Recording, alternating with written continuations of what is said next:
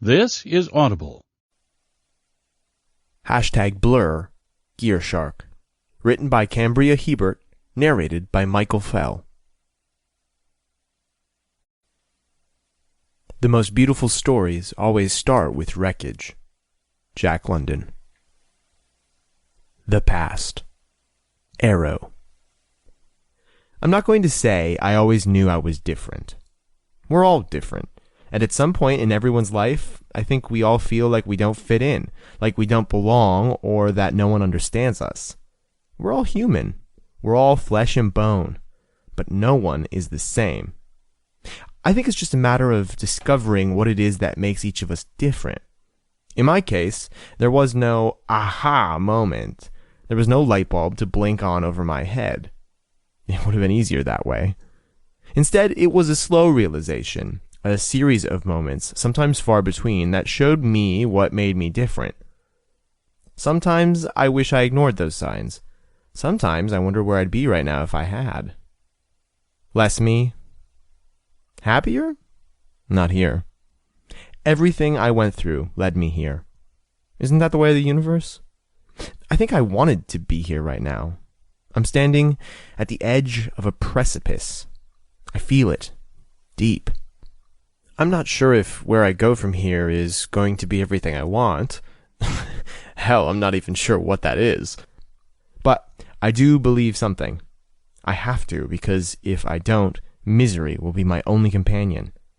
Everything I've gone through, all those far-between moments, the lengthy trips through hell, the abuse, it was for something. Something lost is something gained. It has to be. Things that make you go, WTF? Humans and bananas share half the same DNA. Chapter 1. Arrow. 17-year-old Arrow. A magazine. Everything changed because of a magazine. But really, a series of glossy pages filled with half-naked and provocative images stapled together and hidden between my mattress and box spring really shouldn't have so much power. I guess, if I were honest, I would say the changes had been long coming. Inevitable, undeniable. A magazine couldn't possibly crumble the very foundation on which my life was built. It would take something far more powerful to do that. However, to a 17-year-old who embodied so much innocence and so much youth, well, that kid, he blamed it all on the magazine. My cherry red 2-door BMW slid to a stop in the driveway near the double front entry. It wasn't in its assigned spot. It wasn't even parked straight. I wasn't going to be here long. I left my gym bag behind this morning, and now here I was, rushing home from school so I could grab it, only to head right back. Coach was going to make me run drills for this. He'd probably even put me at goalie, a position he knew I hated because, frankly, I sucked at it. After I ran drills, I could be pelted with the ball over and over again as I tried to stop it from sailing past me into the net. I was going to be dirty and grimy. More so than usual. I'd probably have to hit the showers, so I didn't get the inside of my Beamer jacked up. I didn't usually shower after soccer practice. I waited until I got home. It wasn't because I didn't like to shower in the locker room. It was just the opposite, actually. Maybe you left the bag behind on purpose. Wanted to be late, didn't you? Wanted the punishment so you could get the reward. I pushed away my thoughts, took the stairs 2 at a time, and bounded to my bedroom, which was to the left of the sweeping staircase and at the end of the hallway. I had a corner room. The windows looked out over the private backyard and pool. The door swung open the second my hand hit the knob, and I was momentarily surprised. I thought I'd latched it this morning on my way out. I always did. I wasn't the best housekeeper. Okay, fine, I was a slob. Mom told me almost daily I needed to clean up my stuff. Why bother? I just have to get it back out. I solved the problem by learning to close the door. She didn't have to see the mess, and I didn't have to clean it. A genius. My feet stumbled a little because I was moving with haste, but also because they weren't expecting the door to give the way it did. My eyes flew up as I faltered over the threshold.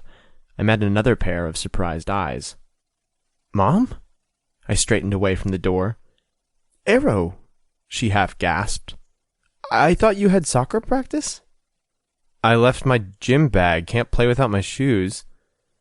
Her gaze strayed across the room to the standard red gym bag with white handles lying haphazardly near my dresser. One of the cleats was poking out of the top, along with a dirty sock. "I hadn't realized," she said, mostly to herself, 'cause clearly she didn't think I'd be home. She was perched on the corner of my unmade bed.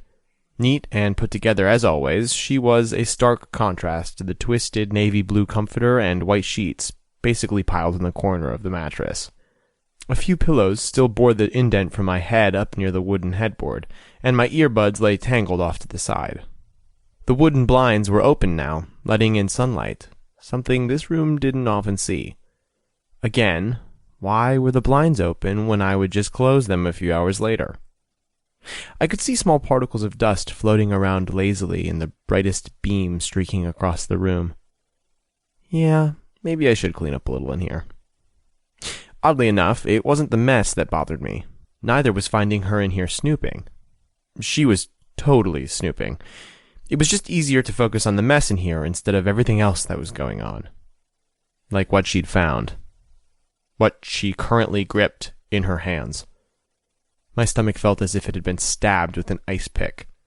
Except the wound was old and aching, not new and fresh. It wasn't a stabbing panic kind of pain. Instead, it was worse. There was a hollow hole carved out inside me, and it never healed. It was doomed to ache and burn, to churn with emptiness and be crowded with scar tissue. Those were the worst kind of wounds, weren't they? The ones that never healed? The ones you knew were chronic and would ache forever. Along with the overwhelming feeling of sickness came one of urgent flight, as if all the oxygen in the room had been sucked out and panic for air clawed inside of my windpipe. Get out! Run! Escape!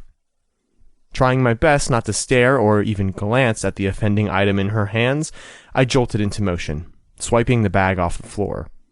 The sock and cleat went flying, and I scrambled after the shoe. The second my hand closed around it, I vaulted up and lunged at the door. I was just going to leave. Pretend this didn't happen. Maybe, hopefully, she would too. I'd seen the questions in her eyes in the past, the way she'd sometimes looked at me like she knew. Mom never said a word. Her questions and suspicions went unvoiced. Today could be the same. I made it partway out the bedroom door, not bothering to pull it around behind me as I rushed. Maybe I should have. Perhaps putting the wood between us would have served as an excuse to not hear what she spoke after me. "You're still my arrow. That will never change." Her words hurt. The stabbing, immediate pain. I knew why now. I understood the difference between the old hollow ache and this new, more piercing kind. The hollow ache felt old because it was. A feeling that was always there, but mostly went ignored. You'd be amazed at what you got used to living with when it became your norm. I'd been expecting this moment. Dreading it.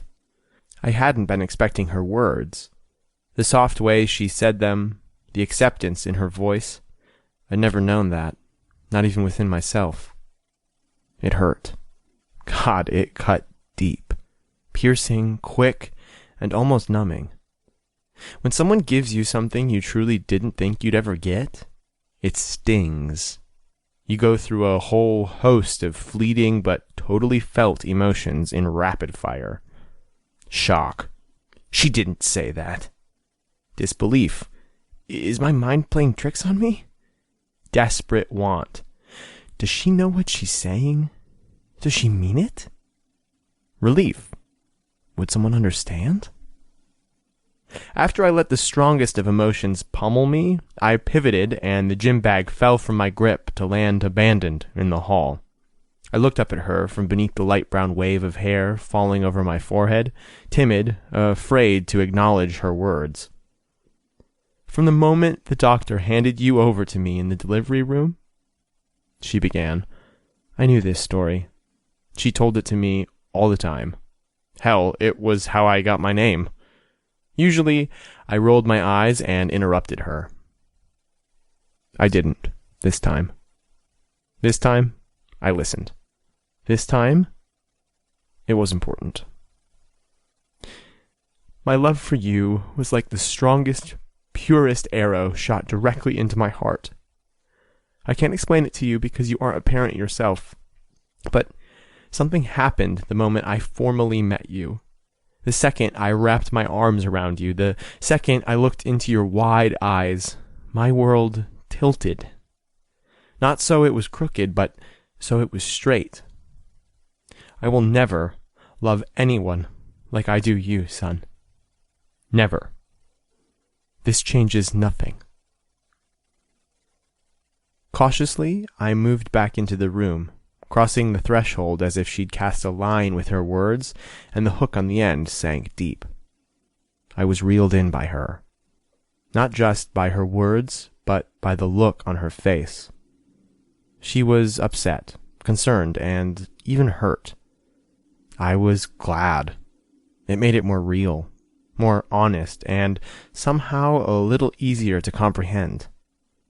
Total acceptance without any kind of doubt would have been a bold-faced lie, and it would have spoken louder than any words she might have spewed. I dropped beside her on the bed, my stance mirroring hers as we both perched on the mattress precariously, as if the bed were unstable and we both might fall. My knees were shaking. My ankles felt weak. I wasn't ready for this. At least, I told myself I wasn't. But here I was. The first chance I was given to perhaps say it, I didn't run. I wanted to, but she made it kind of okay. She made it a little less terrifying, and it made me a little braver. I avoided her gaze. That much I wasn't ready for. I felt hers on me. It bore into me like the sun on the hottest day of summer. Instead, I glanced down at the magazine in her hand. It was basically porn. On the cover was a man with a completely bare chest. His body was defined, but not in a bodybuilder type of way. His shoulders were broad, his chest free of any hair. Water droplets clung to his torso and biceps. His nipples were erect, and in the background was a glass-walled shower. The only thing that covered his body was a towel. If it dropped just 1 inch, it would reveal all of his 1,000 parts. He didn't smile at the camera. Instead, he pouted. His full lips parted in a taunting semi-smile. The interior of the magazine was pretty much the same, with the exception of the towel. They were naked, fully erect. Some of them were having sex, and some were getting blowjobs. It really wasn't all that startling to find porn in your teenage son's room. The startling part was it featured only men. Guy-on-guy action. Gay porn. Usually, I didn't keep it here in this room, for obvious reasons, but not this time. This time I did, and I thought it had been hidden well enough. I knew she suspected, but I didn't think she was ready for the truth. I didn't think she'd go creeping around my room like the fucking FBI. I wasn't going to call her out on it, though. Secretly, maybe I wanted this to happen. Maybe that's why I kept the magazine instead of getting rid of it like all the others. Well, that and it was a hot magazine. I liked the pictures. I liked thinking about what it would be like to be on the receiving end of one of the blowjobs.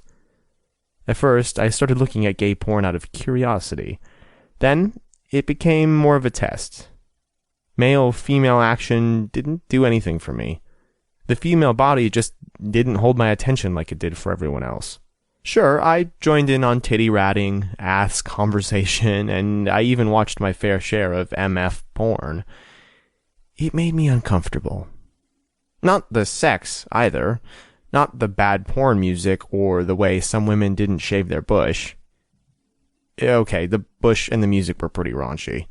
What made me uncomfortable was I was so unaffected by it. beneath my boxers, my cock stayed limp. Watching some dude get off on a woman was almost boring. Then, I started watching just the guy.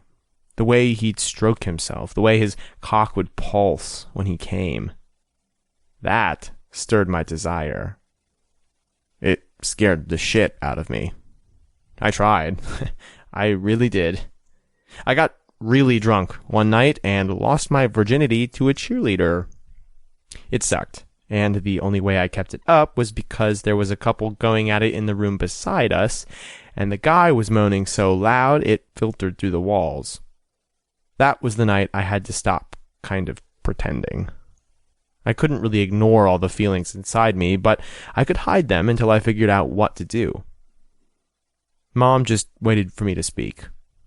She didn't rush me or even try to pry anything out with a barrage of questions. I had no idea what to say. No idea what to feel. Except, suddenly, I wanted to challenge her. What she said. The same way I challenged myself for years. "It's not a phase," I said, looking again at the magazine. "I know that." I lifted my eyes to meet hers. She nodded. Why wasn't she yelling? Why wasn't she grossed out? "I'm gay," I said, and then pressed my lips together. It was the first time I ever said it out loud. The first time I'd ever admitted it to anyone but myself. "I wish you weren't," Mom said honestly. "A mother wants the best life possible for her child. Life is hard enough as it is. This is only going to make it harder on you." I nodded. She was right. She reached out, laid her hand over mine. "Why aren't you more surprised? Why aren't you mad?" I asked. "You never date? You barely even look at girls. I've seen them look at you during your games. When I used to drop you off with your friends, there was never any interest on your part. I guess I just slowly realized, probably like you. You never said anything." "You didn't either," she mused. "I thought you'd hate me." "I will never hate you. I love you."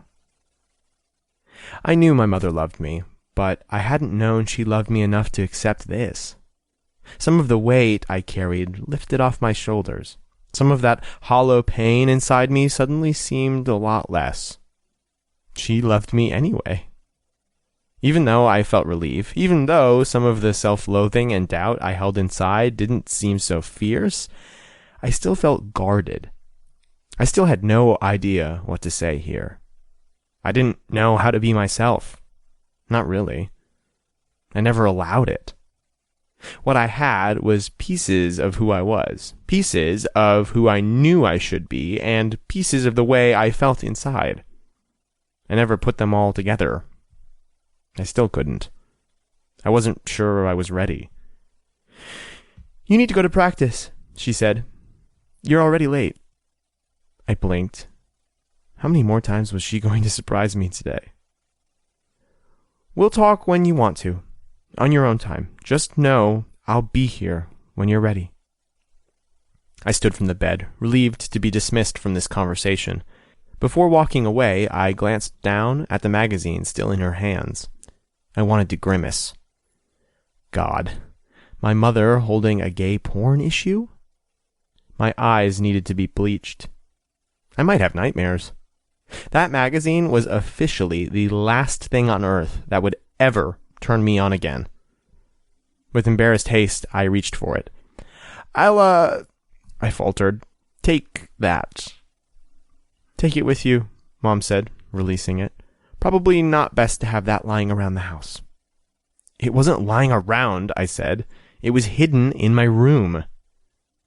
Guess I wasn't totally ready to just let her snooping go. What she did was a total invasion of my space, of the inside of my head. No wonder I wasn't ready to talk yet. I was completely taken off guard. "I was worried about you, Arrow. I just wanted to make sure you were okay."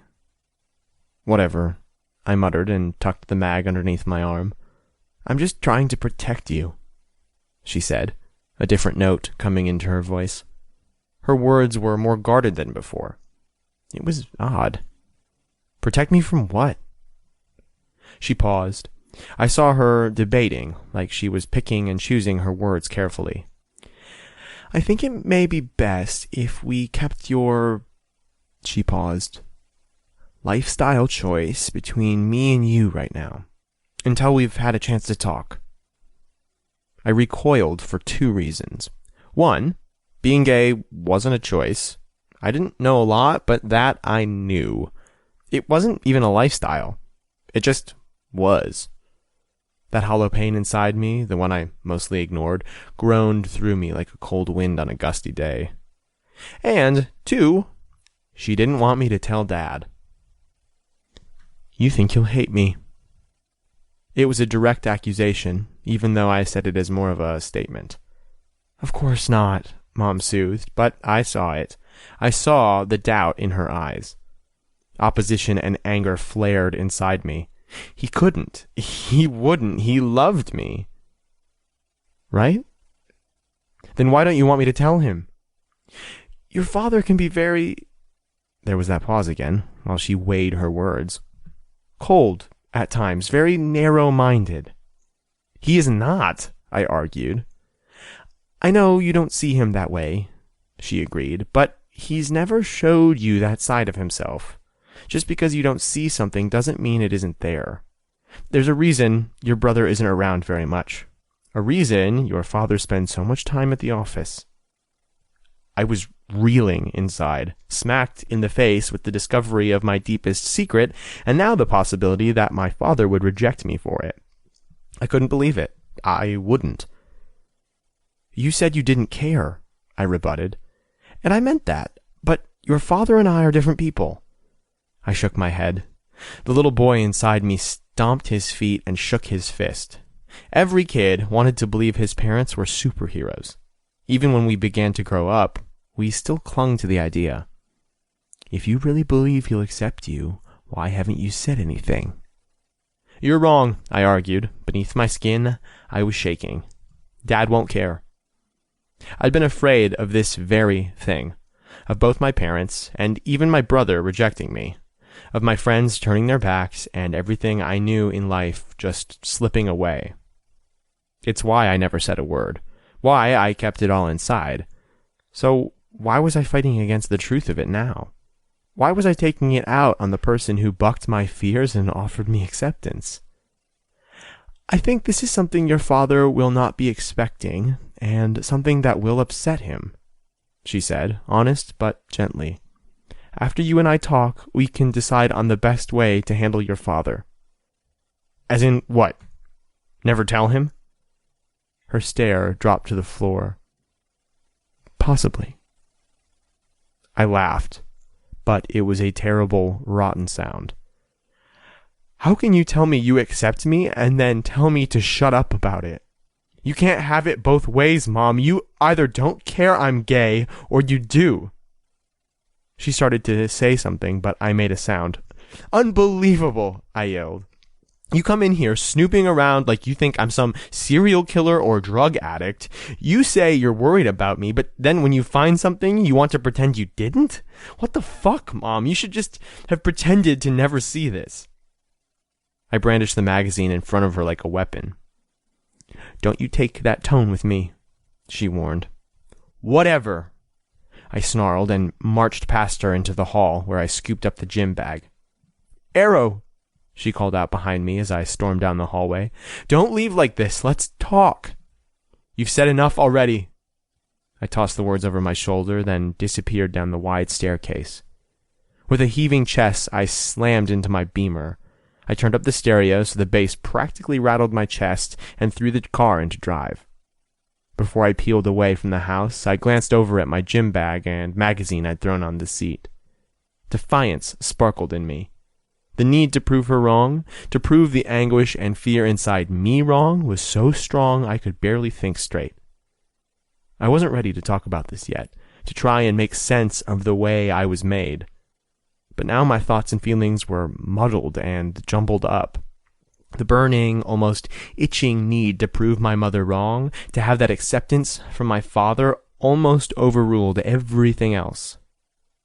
All these years of logic, of careful thought and deliberate silence seemed to fly out the window as I tore down the driveway and the wind ripped at my hair and shirt.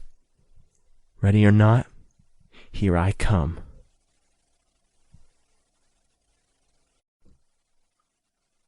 Things that make you go, WTF? In an average day, your hand comes into contact with 15 penises by touching doorknobs. Chapter 2. Arrow. My brother wasn't around much. The older he got, the older I got, the less we saw of each other. He was a few years older than me, my brother from another mother. Like, literally, we had different moms. But we had the same dad. Even though my mom raised him since she and dad got married, Jace was always a little distant, somehow a little more separate from the rest of us. I'd never really thought much about it because I looked up to him no matter what he did. My older brother was cool. He raced cars, lived life on his own terms, something I'd always been scared to do. Maybe that's why I never thought about his distance, because I thought it was just him living life on his own terms. Then I learned the real reason. If only I had listened, it would have been a lesson I might have been spared. Jace would say things sometimes, clues, reinforcements for what my mother tried to warn me about. I thought he was just being his sarcastic asshole self. He and Dad locked horns a lot over the way Jace chose to spend his time. Jace never backed down. I wasn't going to either. I was scared. So scared it made me sick. More than once I swallowed back the puke crawling up the back of my throat. The chunks were hot and burned when I forced them back down as I strode through the parking lot and rode the elevator up the huge chrome and glass office building. I considered turning around, aborting this insanity, but then I remembered what Mom had said, and the anger I felt. I wanted to disbelieve her so badly it was actually ruling over everything else. What a mistake it was. Dad's secretary wasn't at her desk when I stepped off the elevator into the spacious receiving area. I didn't pause as I went right past the large counter and company logo on the wall behind it. I walked down the hallway, which was quiet toward the end where my father's large office sat, formidably. I didn't knock. Why should I? I was his son. I pushed in on the door, but it didn't give. It was locked from the inside. I heard his muffled voice behind the thick wooden doors. Then, more clearly, he called out, "What?" His voice was exasperated and slightly breathless, like he'd been running. "Dad," I called. "I wanted to talk to you." "Just a minute, son," he replied after a brief pause. "I'm wrapping up a meeting." I stepped back from the doors, but didn't bother to go back to the waiting room. I was impatient, nervous, and not thinking clearly. The conversation I'd just had with my mother still burned between my ears. In fact, my ears felt hot, and there was sweat beaded on my brow. After hearing some movement and muffled voices, the large double doors to his office opened, but not widely, just enough so his secretary could slip out. She was young. I didn't know her name because he got new assistants all the time. Her hair was blonde, like my mother's. She had large brown eyes and a huge rack that had to be fake. She cleared her throat when she saw me in the hallway. My stare went right to her face, something that seemed to make her uncomfortable. Her gaze shifted away from me. The red lipstick on her mouth was smeared as if she'd applied it without a mirror or she'd wiped her mouth on a napkin without thinking. I shifted, uncomfortable, but unsure why. "Dylan?" she said. I gave her a silent "what up" gesture with my chin. I hated when people called me Dylan. It was my name, but the older I got, the more it seemed Dylan was someone else. The woman shifted and fussed with her top. The black tail had come out of the waistband of her tight skirt, and I watched her stuff it in quickly. The buttons on her shirt were done up wrong. It afforded me a shot of her lace bra beneath the red silk. A gross feeling wormed around inside me, and I looked away. Quickly, she lifted the folder of papers in her hands to cover her chest. "Go ahead in," she said as she rushed off down the hallway. Without a second thought, I slipped into Dad's office and shut the door behind me. Dad was behind his desk, sitting in the large black leather chair. It was a commanding chair, just like him. Over the wide back was his jacket, draped there as if the chair had gotten cold and he'd chivalrously given up his shirt. The thought was absurd. Chivalrous wasn't a word I would use to describe Sullivan Lorhaven. Ever. The absurdity sort of brought me back a little from the edge of whatever crazed emotions I was teetering on the edge of. I cleared my throat and focused on him. He looked as he always did. Steady, impenetrable, and strong. "Dylan?" he said, surprise in his voice. He waved me further into the room as he spoke. "Come in, son. What brings you by?" "I wanted to talk to you," I said. Once the door was closed, I went across the carpet to one of the chairs in front of the desk. "There's some things I've been thinking about." My voice trailed away, and I cleared my throat.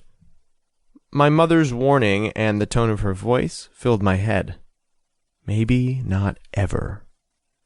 Mom wasn't an unreasonable woman. She proved that by her almost easy acceptance of me coming out to her and the fact she found gay porn in my room. It hit me then, as I was standing here in this giant office that radiated power and money, that maybe I should heed her warning. "I know why you're here," Dad said, cutting off my inner ramblings. "What do you want to talk about?" I felt my eyes widen. You do?" "Of course. You're my son. I know what's been on your mind. It has been for a while." He nodded like he was exactly sure. I relaxed inside. It wasn't a visible change on the outside. In fact, I still sat and behaved the same way. My back was straight, my feet touched the floor, and my hands rested loosely on my thighs. Beneath the exterior, though, relief and smugness whisked away my previous thoughts. The bile rising up my throat settled. Of course he knew, just like Mom had suspected. All this time, I thought I'd been so good at concealing my own inner struggles, my deepest feelings and urges. They'd both seen. Of course they had. Parents knew their sons more than anyone. We were bound by blood, genetics. Genetics were an almost psychic link sometimes, kind of like a secret passkey to the dark web, except it was to the deepest, most inner place inside their offspring. He wasn't mad at all. If anything, it was as if he'd expected this talk. He'd been waiting for it. "I've been nervous to talk to you," I began, and he held up his hand before I could continue. I figured as much, which is why I took the liberty of making a few calls. "What?" I said, a little stunned. "What kind of calls?" "To the head coach at Syracuse University, and also to the dean." "You called Syracuse?" I echoed. I was stumbling, trying to keep up. "You'll be relieved to know the recruiters there have been watching you. The head coach is also interested. He thinks you'll make a great addition to the soccer team." "He does," I said, again sort of hollow because this was so not what I was expecting. "He's talking about college right now? Soccer. My future." That's not what I was here for. Not at all. "And the dean, well, he and I met at a charity event last year. He was also impressed to learn you have applied to his school. I, of course, offered a hefty donation to the school and the sports program upon your admission." I just stared at him. Dad went on. "I know your grades aren't quite as stellar as some of the other students, but you're an athlete. Soccer is #1, and Syracuse has one of the best soccer teams in the college league. I have no doubt your application is being fast-tracked as we speak, and you'll be getting an admissions acceptance in the mail any day now." He thought I was nervous about my college applications, that I was worried I wouldn't get into a top-notch school.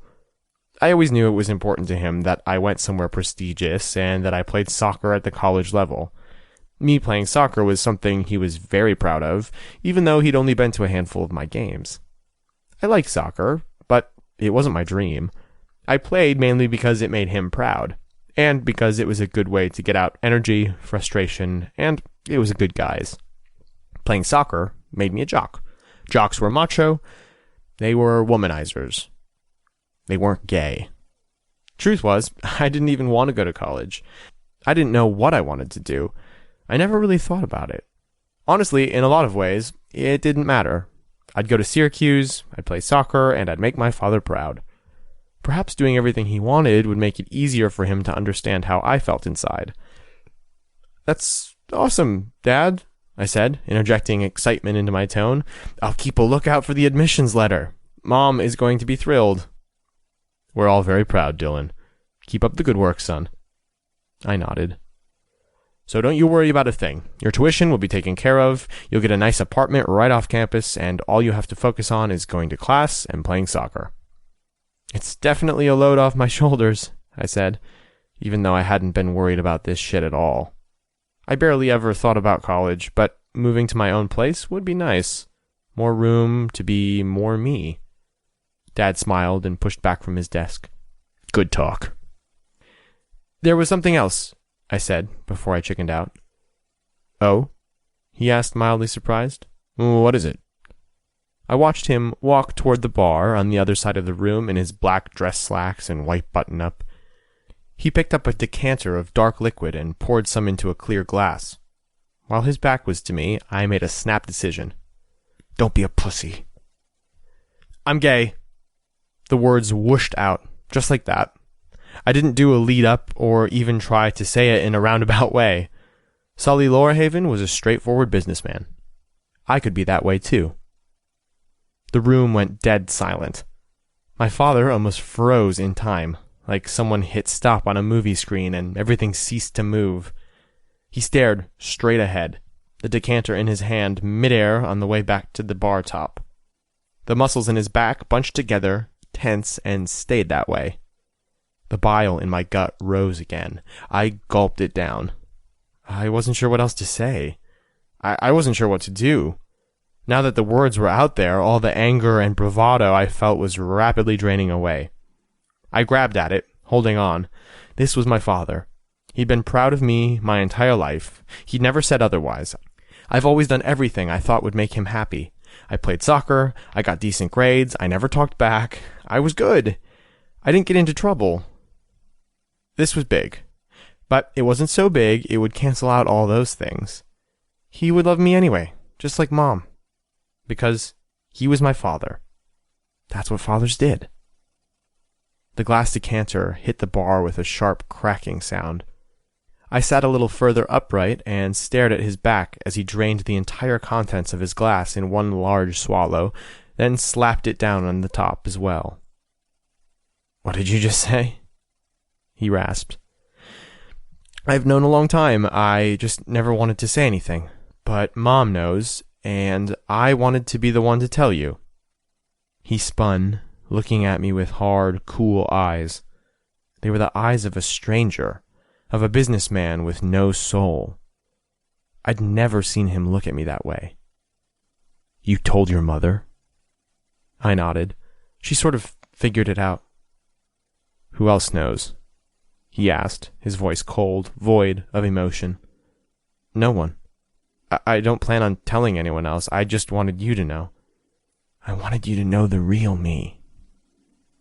He turned his head and looked toward the large windows on the other side of the room. They offered a spectacular view of everything around the office building.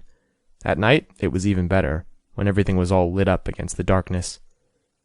He didn't say anything, just stared off. I began to fidget. My stomach cramped. My mother's words, the look in her eyes when she said them, it started to haunt me. I wasn't ready to give this up yet. This was my father, the man who raised me, the man who just moments ago talked to me with almost booming pride about Syracuse. "This doesn't have to change anything," I told him. "I'll still go to Syracuse. I'll play soccer and pick a major. I'll still do everything we planned. Maybe someday I'll come out, but not until I'm ready. Not until—" My words were cut off, but not by his. Not by anything he said or even did. By the bitter, cold draft that blew into the room and brushed around my body like a kiss. The kiss of death. This was the moment my life changed forever. A moment I would forever look back on as the dividing line of then and now. Dylan died that day. Well, maybe he didn't die right then. He got sick, with an incurable disease, and it slowly began to eat away at me until there was no more. The incurable disease wasn't that I was gay. It was him. The man I looked up to. The man I admired. The man I'd spent almost 18 years trying to make proud. After moments of that soul-chilling silence, he turned his head to look at me. He looked through me. You are not gay. You are Dylan Lorhaven, son of Sullivan Lorhaven, a descendant of a long line of strong, powerful men. There is no room for weakness in this family. I'm still me. I'm not weak. I'm just not into girls. His eyes hardened. You are not gay. I forbid it. You forbid it? Whatever silly things you've been telling yourself, stop right now. You are in control of your mind and your body. No son of mine will be flaunting around telling people he's a man lover. It's gross. It's unmanly, and it soils everything our family name stands for. His voice began to rise, and with it so did my shock. Me being gay doesn't ruin the family name, I argued. You are not gay. All at once, he shot forward, stalking with heavy footsteps to my chair, and planted his palms on the arms, caging me in. His face, which had turned a flushed shade of pink, leaned down and pushed close to mine.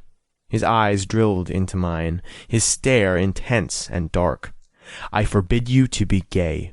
I never want to hear this again. We will never speak of this again. You will date women, only women. You will play soccer, go to college, and when the time comes, you will get married to a woman. What if I don't want to? I challenged. The anger and defiance was coming back. It was beginning to take over the shock of his reaction. My mother was right. She had been right. I never should have told him. He laughed, but it wasn't a pleasant sound. In fact, it was so chilling, goosebumps rose along my arms. You don't have a choice. You are my son, and you will do as I say when I say it. My eyes leveled on his. I sat forward, a bit of challenge in my posture. Or what? In one swift movement, he shoved back and threw out his fist. It came fast and hard. It was so unexpected I had no time to react. His tight fist plowed right into my nose. White, hot pain exploded behind my eye sockets and radiated across my cheekbones. I flew back in the chair. He punched so hard I toppled backward. Me and the chair landed in a heap on the rug. I lay there for 1 second, stunned. Then I dabbed my nose. My fingers came away red. My brain switched off. I went into autopilot. My father, a man who had never lain a hand on me before, just decked me in the face. I scrambled up, dabbed once more at the blood running down over my lips. Your life is in my hands, he spoke, deadly calm. It didn't even faze him to see me bleed. Your college tuition, your car, the roof over your head, and the food you eat, that trust fund with all those zeros, it can disappear. Those are privileges, gifts given by me and my good name. If you want them, you will respect my authority. My son is not a fag, and you will never claim to be one ever again. Do I make myself clear? Is this why Jace left? Is this why he's never around? Are you a giant dick to him, too? I yelled. My voice sounded slightly stuffy, and I knew my nose was swelling. Your brother would agree with me right now. It was another blow. One I allowed to strike. I believed him. I worshipped Jace, looked up to him. Would he also look at me in cold and angry manner if I told him the way I felt inside? I don't think I could take it. Mom said she loved me anyway, I said, defeated. He barked a laugh. Your mother is a weak, stupid woman. I lunged across the room and grabbed him by the neck, his eyes widening in shock. He wasn't expecting such a move. Don't you dare talk about my mother that way, I yelled. That's your wife, my mother, I spat. He allowed my hands to close around his neck and squeeze for long moments before he shoved me off. Don't touch me again, he warned. I stared at him, really looked. I saw the things I'd been blind to before, as if this short but damning conversation had unmasked the truth, like a blindfold I didn't even know I'd been wearing was suddenly pulled free. I saw a lot of things now. It was an ugly, ugly view. His shirt was rumpled, especially where it was tucked in. Part of it was coming out, and his zipper was halfway down. He smelled like perfume, not the kind my mother wore either. The image of his assistant slipping out of his office with smeared lipstick and her clothes askew passed behind my eyes. She was in here blowing you, I said. His eyes flew to mine. You're cheating on Mom with your assistant. Was she under the desk when I knocked, Dad? You're a sick bastard. No. He straightened his tie and rose. I'm a man. A straight, virile man. Men have urges. They like women. They get it wherever they can. You're damn right I'm putting it to my secretary. She loves it. When you walk out of here, she's going to come back in here and finish what she started. What the fuck? I made a sound and lunged at him again. He was ready for me this time, though, and grabbed me and tossed me aside. Be careful, he growled. Mom and Jace were right about him. How had I never seen it before? How had I never known what a colossal douchebag he was? Does Mom know? I keep my affairs to myself, he said, and you will too. I provide a very comfortable life for your mother.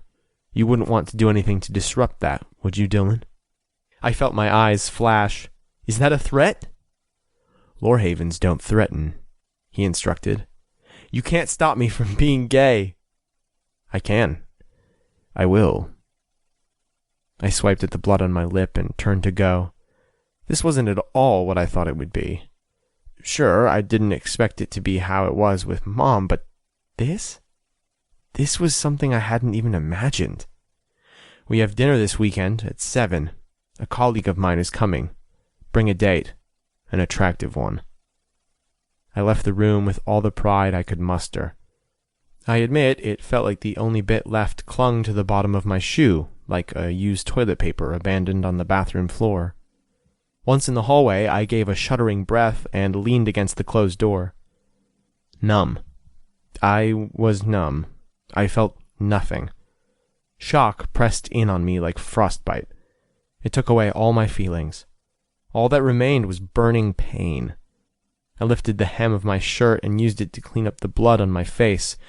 Then I shoved off the door and walked down the hall. It felt like it took 100 years until I stepped into the reception area. The slut secretary who had her lips wrapped around my father's dick was standing behind her desk, acting like an innocent little employee. She made me sick, and the room tilted a little. I shoved it back and strode forward, leaned on the top of the counter, and looked down at her. I stared until she hung up the phone and glanced up at me. Her lips pulled into a pleasant smile. How she could smile at the son of the woman whose husband she was screwing was beyond me.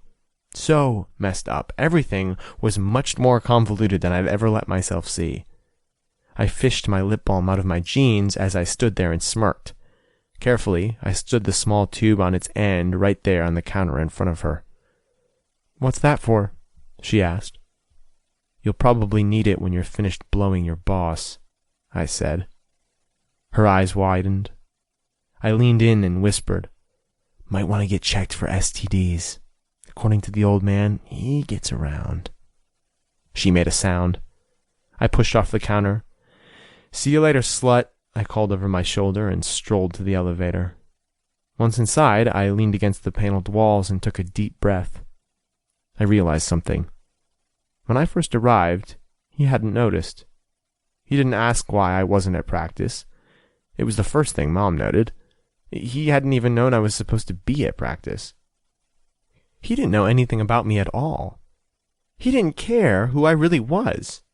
All my father cared about was that I turn out to be the man he wanted me to be. Things that make you go, WTF? Colgate translates into Spanish as go hang yourself. We're thinking the toothpaste isn't too popular in those countries. Chapter 3. Arrow. I didn't bring a date to dinner. The assholes seemed to know I wouldn't, even though I never told him I wasn't. Remember that psychic-type link I said parents must have with their offspring? Yeah, I hated it. I wished I could somehow sever it. I would search for ways until one day I could. Until then, I was stuck. I showed up for dinner in a suit and combed my messy brown hair so it looked groomed and neat. I hadn't brought a date, but there was one there for me, waiting. Sully had made sure of that. It was the daughter of his colleague. She was tall and thin, her dress tight and short, her hair long and sleek. She was pretty, but even if I were straight, she wouldn't be my type. Not that I knew what my type was. But it wasn't her. I thought about throwing a fit and leaving just then, showing him I wasn't going to bend to his rule or be his puppet. The thing was, I didn't want to piss off my father. I played along.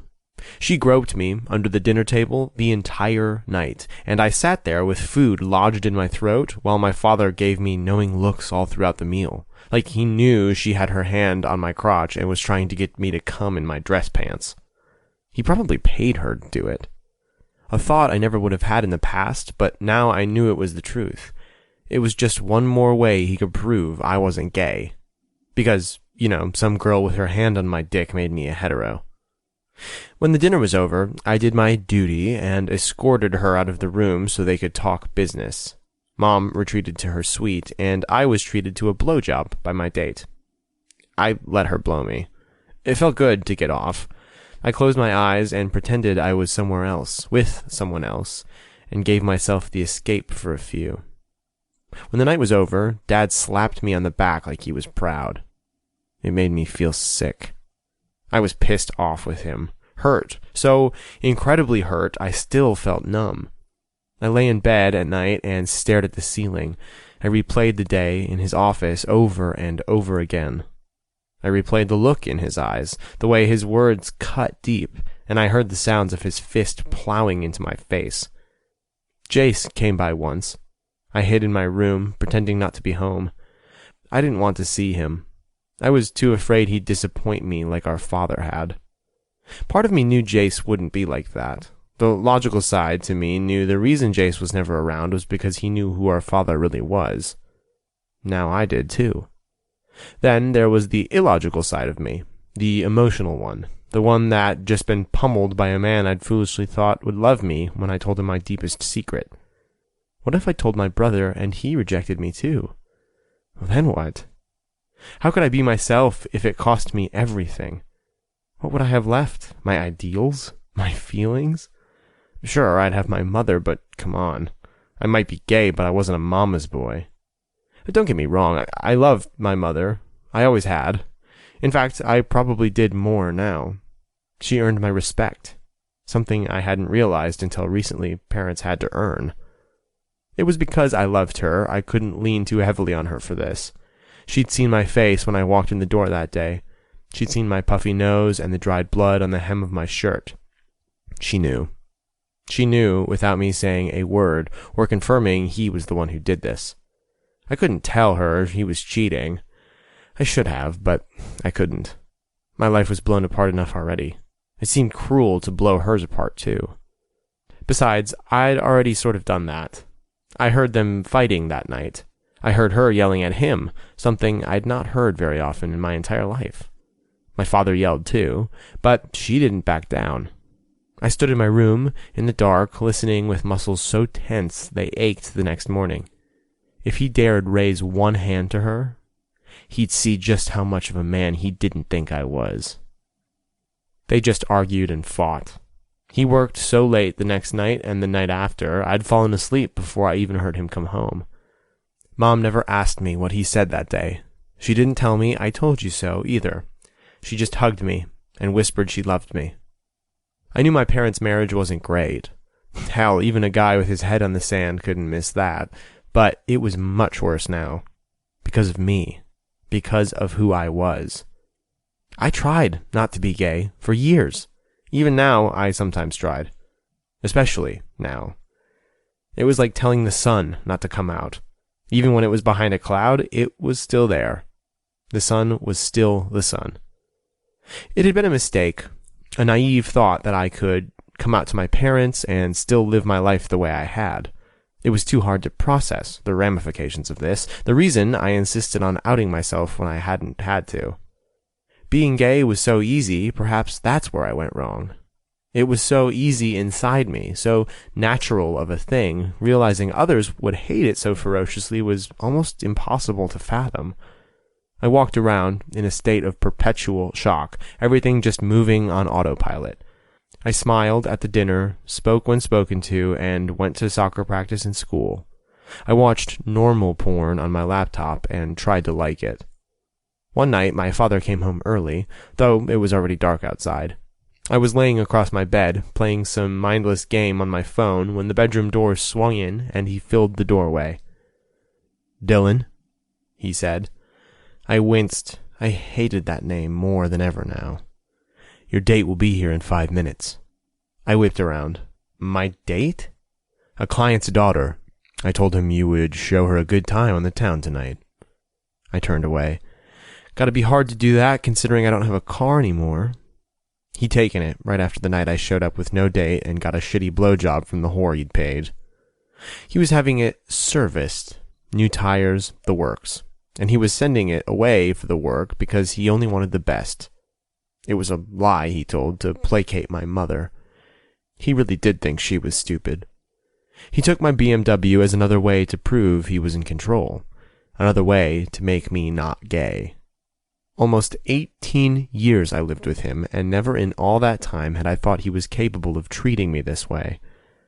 Joke was on me, I guess. But really, what did that say about him? And about me? "You can take the Jag," he said. A set of keys landed on the mattress beside me.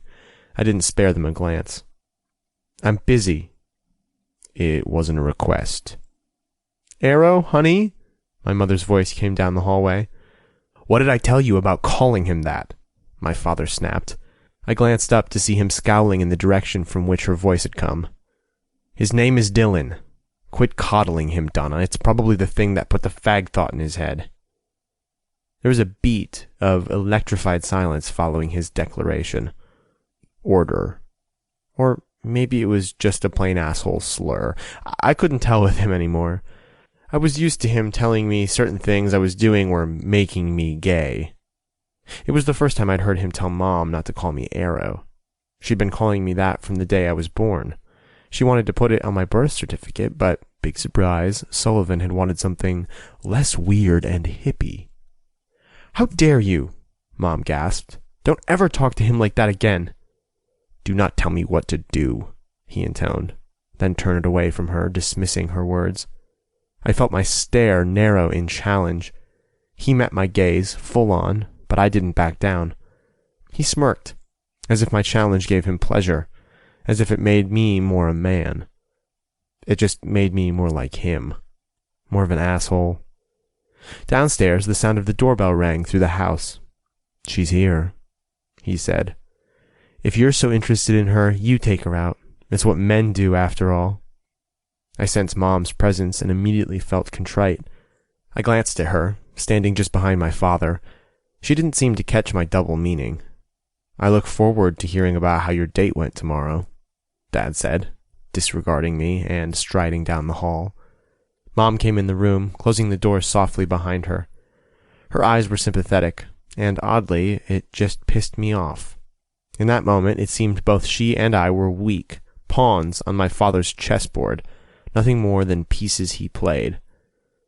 "I know this has been hard, Arrow." She sat on the bed beside me, cupping my jaw with one hand. "Just play along a few more months, then you'll be out on your own." Between us, she held out a large envelope. The seal for Syracuse was in the upper corner. Butterflies hit my stomach. I glanced between her and the envelope. "It just came a little while ago." She smiled. I took it and ripped it open, reading the cover letter on the stack of papers. "I got in," I said, somewhat surprised. She grinned wide and flung her arms around me. "I'm so proud of you." I hugged her back as a sense of accomplishment filled me. It was a nice moment. Until I remembered My father basically bribed the dean with a donation to get me in. He called in a favor with the head coach, too. I had no way of knowing if I got into this college because I earned it or because my father manipulated the situation. I don't want to go here, I said, tossing the papers onto the bed. What? It's what he wants, not me. Her eyes softened. Maybe it could be what you want, too, she said gently. Not because of him, though, but because it's a fresh start. I glanced up. You like soccer, right? I nodded. And New York is just beautiful. You like it there, too. We'll get you a nice apartment where you won't be under his thumb.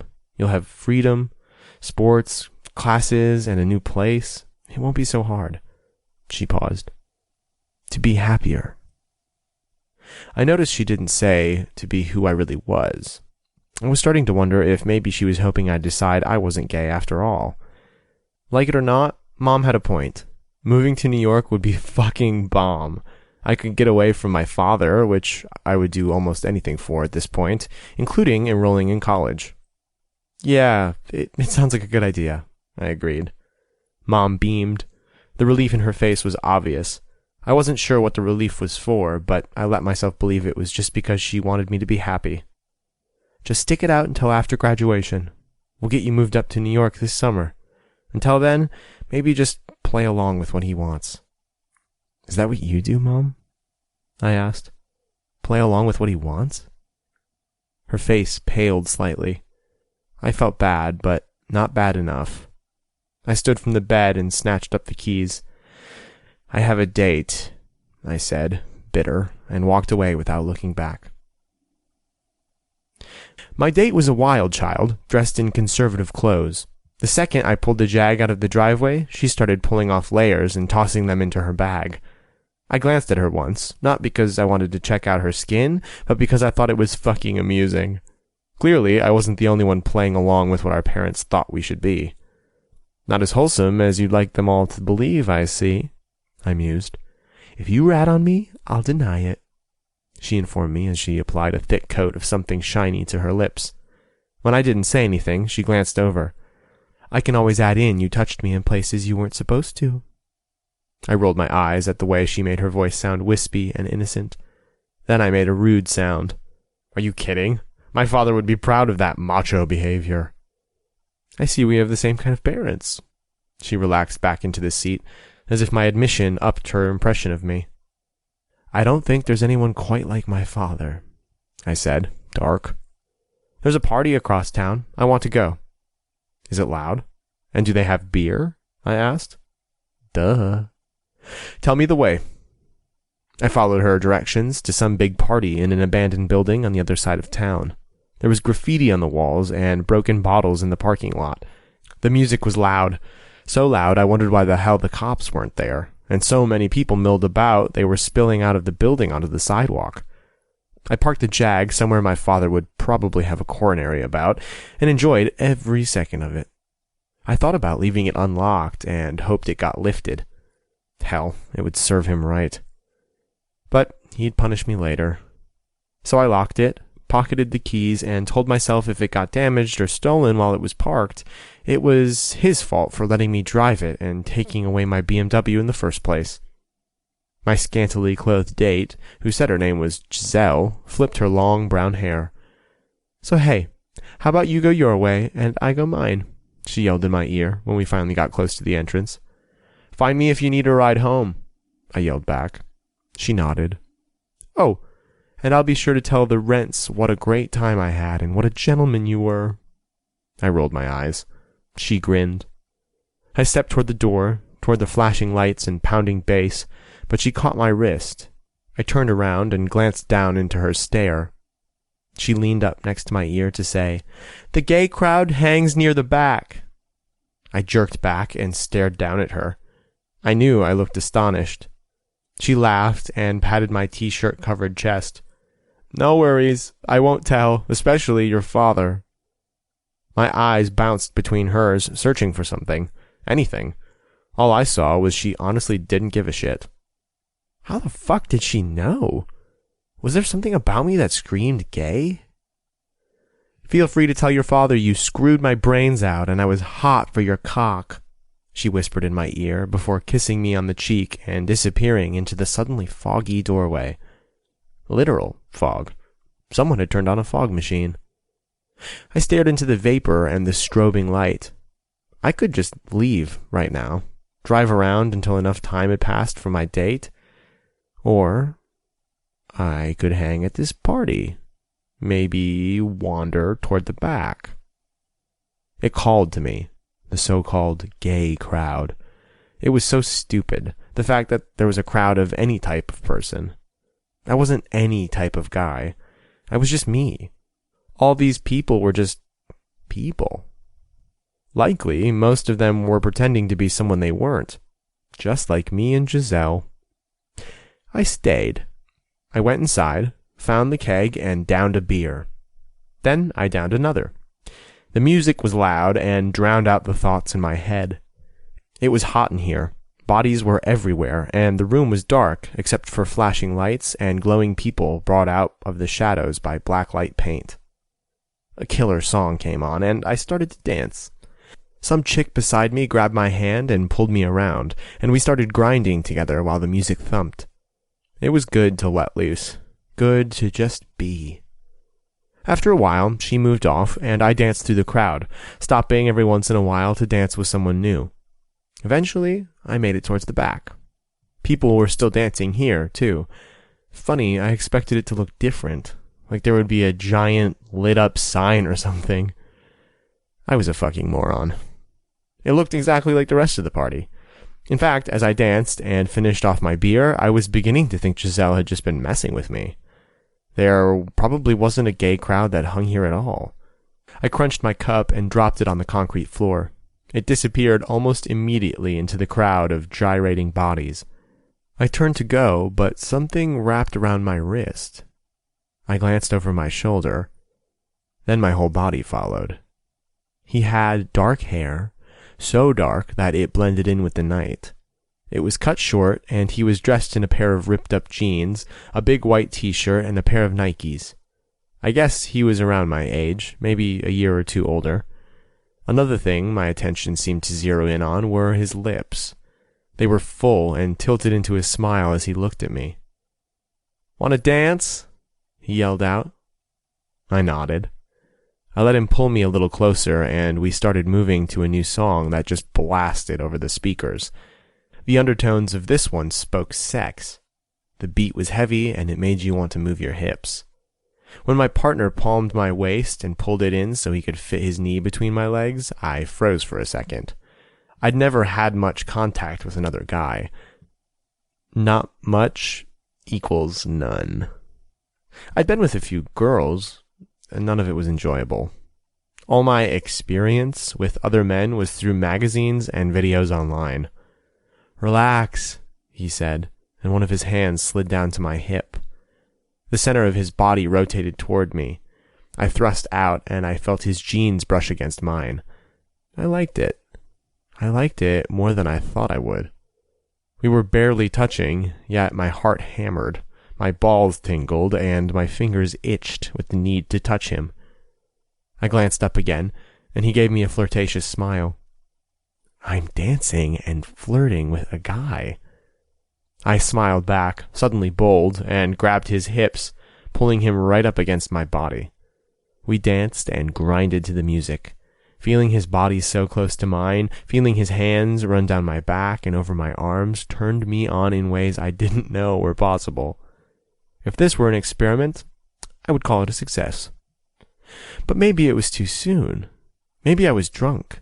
Dancing and somewhat groping a guy I just met wasn't confirmation I was gay. I already know I'm gay. Why do I need to prove it? But I did. Suddenly, there was this overwhelming urge to prove myself once and for all that I was gay, and it didn't matter what my father said.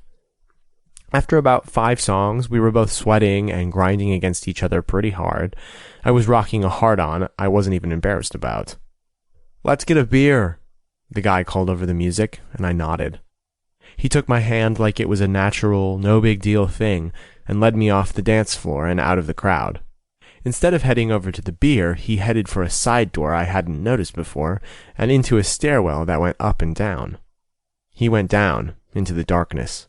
Just one flight below, he stopped on the bottom step and pushed me against the wall. With my back against the cold concrete, he came forward, aligning his body with mine until we touched feet to chest. I grabbed handfuls of his shirt at his side and held on as his lips swooped in. It was the first kiss I'd ever had with a man. It was a lot like kissing a girl, except better. He fit against me in a way no girl could. His mouth seemed braver, his kiss deeper. Our tongues twisted together and he moaned, his hips thrusting forward. Boldly, I reached around and cupped his ass, deepening the kiss as my heart galloped in my chest. He tasted like beer and sweat. His chest was against mine, and I liked the way his weight felt, pinning me against the wall. After several minutes of us making out, he ripped his lips off mine and kissed down my neck. I cupped the back of his head so he wouldn't stop. My body hummed. I felt alive. I felt like me. His fingers brushed the buckle of my jeans. My eyes sprang open in the dark as he sucked my neck. Without any thought, I thrust my hips forward, inviting more. He pulled back, and in seconds my jeans were down around my knees. My boxers molded to my body, my dick was hard and jutted out the fabric so it looked like a tent. The guy, I still didn't know his name, lifted the hem of my shirt and dragged his fingers across my abs. "Definition," he murmured, tracing the lines of the muscle. I was skinny, but I was muscular. It was all the soccer I played. The guy dropped onto his knees, and I spread my legs a little as my dick jumped anxiously beneath the fabric. He was gonna fucking suck me off. Right here, right now. Hell yes. I wanted him to. I'd never wanted a blowjob so badly before. I didn't have to pretend I was somewhere else or with someone else. I didn't have to picture the porn I'd watched online or even stroke myself. All I had to do was feel the air brush over the smooth skin of my cock when it was freed of the confines of my clothing. "Nice rod," the guy said, giving it a stroke. I shuddered, my abs contracting. I made a sound. I was incapable of speaking. My knees were shaking, and so were my hands. I tucked them between my ass and the wall, thrusting out so he would have better access. The first contact of his mouth made me moan. It echoed in the stairwell, but I didn't care. I wasn't going to hold back right now.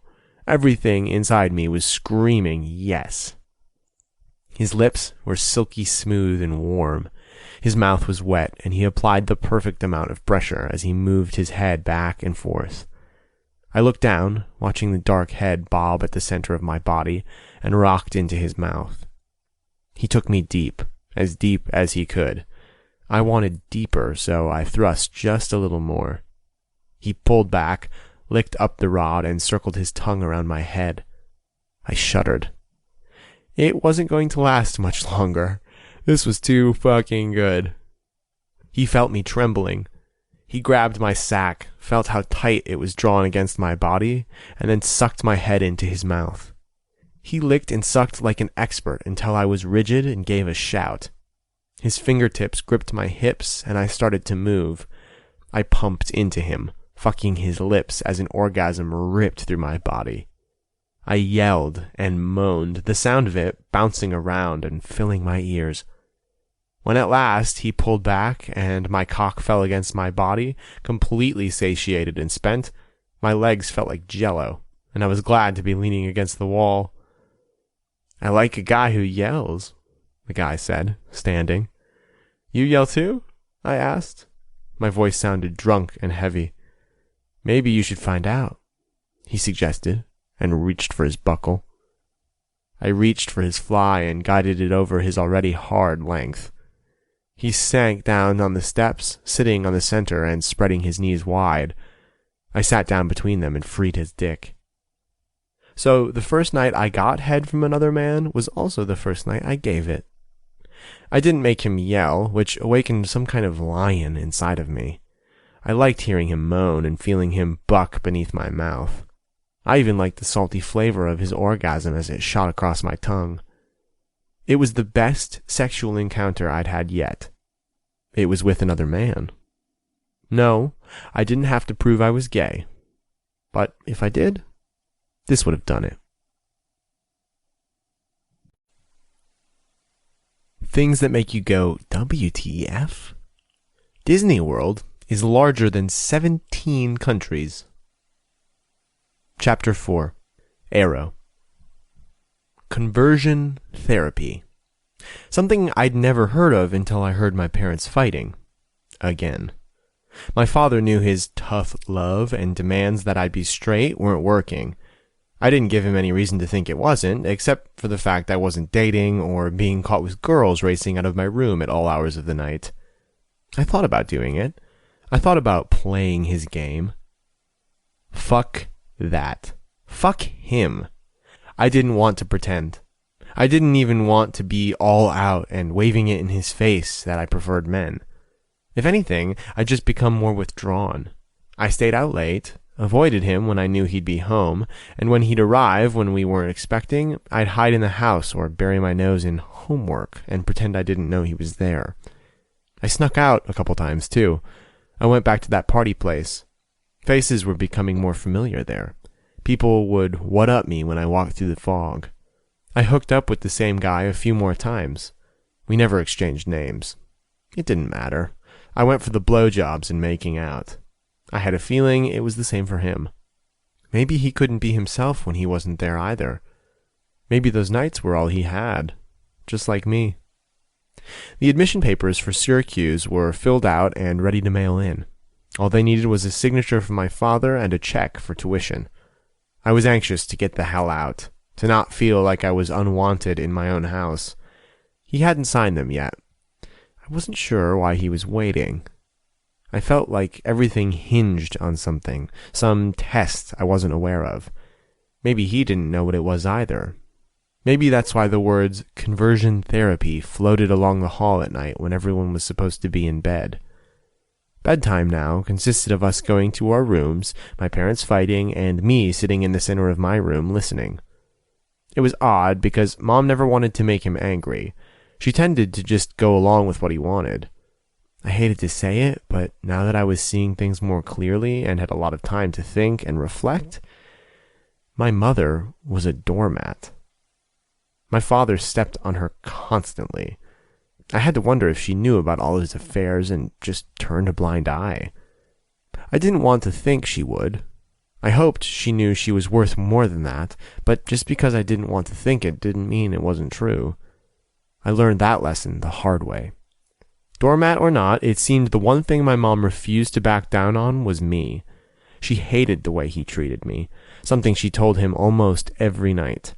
They fought about the name she called me, about the color of my clothes, my car, my dating. They fought about everything. And then the subject of conversion therapy came up. I didn't know what it was. I Googled it. I wished I hadn't. It was basically abuse disguised as therapy to make someone not be homosexual, or anything other than straight. The suicide rate related to something like this was off the charts. The practice involved made me sick, and the examples? Electric shock. Snapping a rubber band on the wrist every time a person got hard at homoerotic images. Institutionalization. Shame. Orgasm reconditioning. I was afraid to look up what the fuck that even was. Forced hetero dating. Hypnosis. The list went on and on. The horror stories on the web were shocking. The fact that parents did this kind of thing to a child they claimed they love was something I didn't think I'd ever understand. That wasn't love. Was it? Dad brought it up. Mom had a fit. They fought about it so long I fell asleep in the center of my bed. The resounding theme about conversion therapy, according to the internet, which of course is law, was it didn't work. So basically, you torture someone who is already confused, and the only thing you manage is to break them. Maybe waiting it out until Syracuse was a bad idea. Maybe it would be better if I just left now. My parents were fighting, tension was high, and the way he looked at me? It would be better if I just left. Maybe I could find Jace.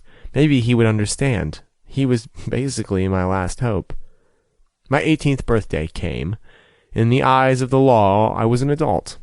In the eyes of the law, I could finally walk out of this house and not be considered a runaway.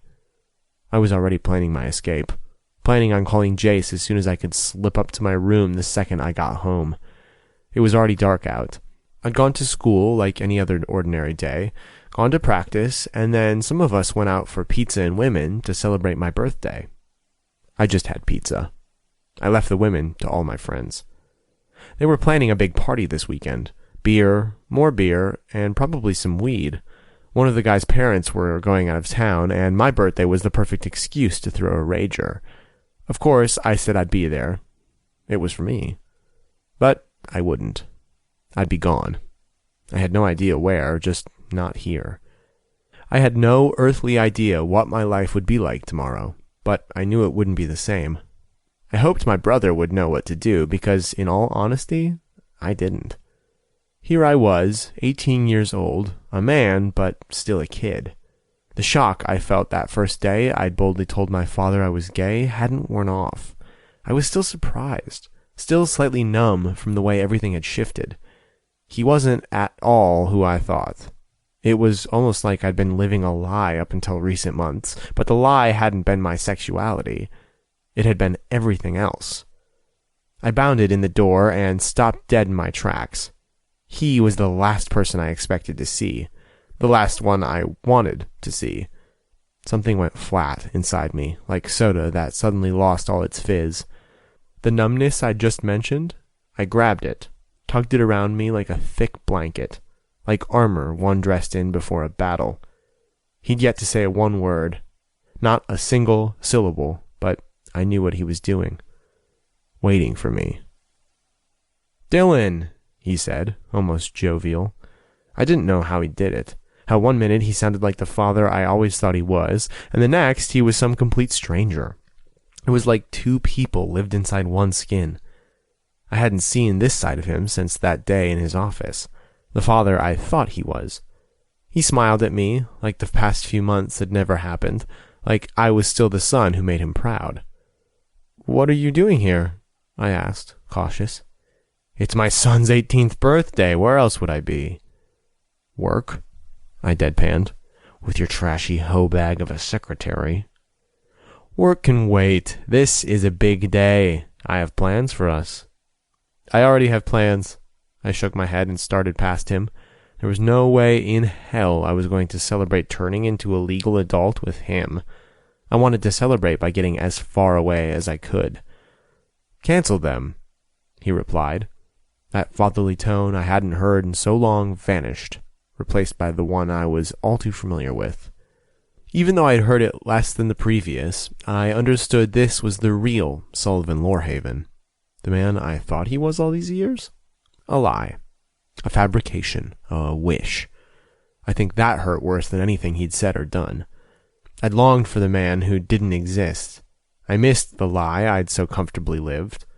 I guess I would understand why my mother always just went with what he wanted, how she kept the peace. She lived a lie too. Sometimes lies were easier than the truth. Why did I open my mouth that day? Why couldn't I just have said nothing at all? A question I'd asked myself 1,000,000 times. I didn't think I'd ever know the answer. My feet reached the bottom of the staircase before he spoke again. "I have your birthday gift." I stopped, looking over my shoulder. "I don't want anything." "I think you want this." He held up a familiar packet of papers, enclosed in a crisp envelope with the address already neatly applied to the front. The admission to Syracuse. My escape. My way out. But it wasn't anymore. Was it? I planned on throwing it all away tonight when I walked out the door. I signed the papers and transferred the money, and wrote out a check for the whole first year's tuition, he said, still holding up the envelope. "All that's left is to mail it." Did he want a thank you?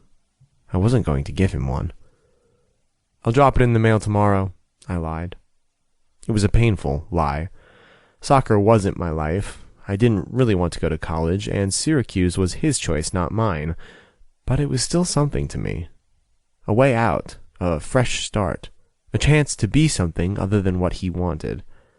"I'll make sure it's mailed," he said, taking it over and dropping it on a nearby table. The centerpiece was a large bouquet of blue and black balloons with 2 silver mylar balloons in the shape of 1 and an 8. They were from my mother. She'd gotten me up early this morning, ushered me into the kitchen where the balloons, a latte from the cafe I loved, and a wrapped gift sat on the table. While I drank my coffee, she made homemade blueberry pancakes, and we talked just like we used to. "I made us a reservation," he said, giving the balloons a distasteful stare. He'd probably blamed those for making me gay, too. "Go change," he said, glancing at my soccer pants, t-shirt, and Letterman jacket. "Put on something nice." "And if I don't?" I challenged. He looked up at the ceiling, slid his hands in the pocket of his dress pants, and waited a few heartbeats before he spoke carefully into the room. "Be smart here, Dylan," he warned. "You're a man now. I'll treat you as one, but I need to see you're ready to be who I raised you to be." "You didn't raise me, Mom did." "Prove to me you're ready to be a man, and everything goes back to the way it was. Your car, your college career, your life." "So, this is a test. A final exam. If I passed, I could go back to that comfortable lie I was living. I could go on like all of this had just been a bad dream. I wouldn't have to move out. I wouldn't have to tell Jace I was gay and risk losing my big brother. My mother could have her world back. I wouldn't hear them fighting anymore. I could go to college, get some distance, and then maybe I could start to make sense of things." My father didn't wait for me to answer. He picked up his keys. The way the metal jangled together made a distinct sound. "I'll pull the car around. Meet me out front. Don't keep me waiting." With that, he was gone. Out into the night, the front door not completely latched. I went up and changed. I put on a pair of navy dress pants, a white button-up shirt, and added a blue striped tie. I had no idea where we were going. Did it really even matter? As I slid into the leather passenger seat, I glanced over, the interior lights lighting up his face. He didn't look at me. He didn't smile. I used to think maybe my old man had a resting bitch face. You know that look where you just always appear pissed off even when you aren't? Sullivan Lorhaven didn't have a resting bitch face. He was just an asshole. And by getting in his car, it felt like I was selling my soul to the devil, succumbing to the pressure to be who he wanted me to be. A moment of panic hit me hard in the chest, and my breath shuddered. I groped for the handle. I wanted to eject myself from this car, from this situation. He hit the gas, and the car accelerated forward. My back hit the seat with the force of the acceleration. He'd known what I was about to do. He wasn't about to allow it. I was in his clutches, and it appeared it was where I was going to stay. The last place on earth I would have expected. That's where I was. Brought here by my father, the last person on this earth who should have brought me here. I could just consider this another one of those unexpected blows robbing me of pieces. Pieces of who I thought I was, of who I always believed myself to be. How ironic, really. How very humbling to realize that in the desire to be accepted for who I was, to become more of the man I felt like on the inside, was actually the very thing that took more away. Did that make sense? In my convoluted mind, it did. There was a cost to everything, wasn't there? A cost to being a person, to being accepted. Maybe acceptance wasn't something any of us had. Perhaps it had been nothing but a juvenile pipe dream, something my innocence thought I deserved. Perhaps acceptance was just a perception, an overall herd of people who acted the same, who portrayed something they weren't in order to appear like everyone else. Who decided what that something was? Who declared what it was that made each of us acceptable? The thing was, we all wanted to be accepted. I hadn't realized how much pretending was required. And so, here I was, sitting in the passenger seat of my father's Jaguar, staring through the windshield at a place I never imagined I'd be. Clearly, I needed to expand my perception of the potential of those around me. This shit just got weirder by the day. Seriously? I said, glancing at the neon sign in the window. A strip club? What kind of father took his son to a strip club? He shut off the engine and pocketed the keys. You're a man now. It's time you enjoyed the privileges that come with it. So it was a privilege by age or by dick that I was able to come watch women shake their skin? I'm pretty sure you have to be 21 to get into this place, I said. It was my last effort at getting out of this. It was fucking gross. Who the hell went to a titty bar with their dad? I called ahead. We have a private room. Money. That's all it took to break the rules. It's all it took for him to get what he wanted. What do you want? Not to be here. Happy birthday, son. He clapped me on the shoulder. The second we approached the solid black door, it opened, and a large bouncer stepped out and held it open. He nodded at us on the way in, and I felt his eyes bore into the back of my head. The inside was just what TVs and movies portrayed. Oh, and porn flicks, too. Yep, this joint looked like the perfect setting for some bad porno. There was a huge stage with a runway that stretched out into the center of the tables. A silver pole ran from floor to the ceiling at the end, with two more further back on the stage. The lights were dim, all of them focused on the stage and the girl. She was naked. Completely. The men all hollered and whistled as she worked the pole, spinning around and spreading her legs wide, showing everyone exactly what she had between them. Her tits were fake. They literally looked like globes positioned under her skin. Dollar bills floated onto the platform as she gyrated, and sexy music pumped through the air. It smelled like smoke and alcohol with a hint of sex. As far as I knew, most strip clubs were for only stripping. Usually you weren't allowed to touch the dancers. Maybe it only smelled like sex in here because the women were all naked and the men were turned on. I wasn't. Not in the least. In fact, as I looked at her on stage, I couldn't help but feel kind of sorry for her. I wondered what led her here. What kind of life she must live to be willing to let perverts ogle at her on a nightly basis. Her long legs wrapped around the pole. She leaned backwards so her head was below her feet, and she was totally on display upside down.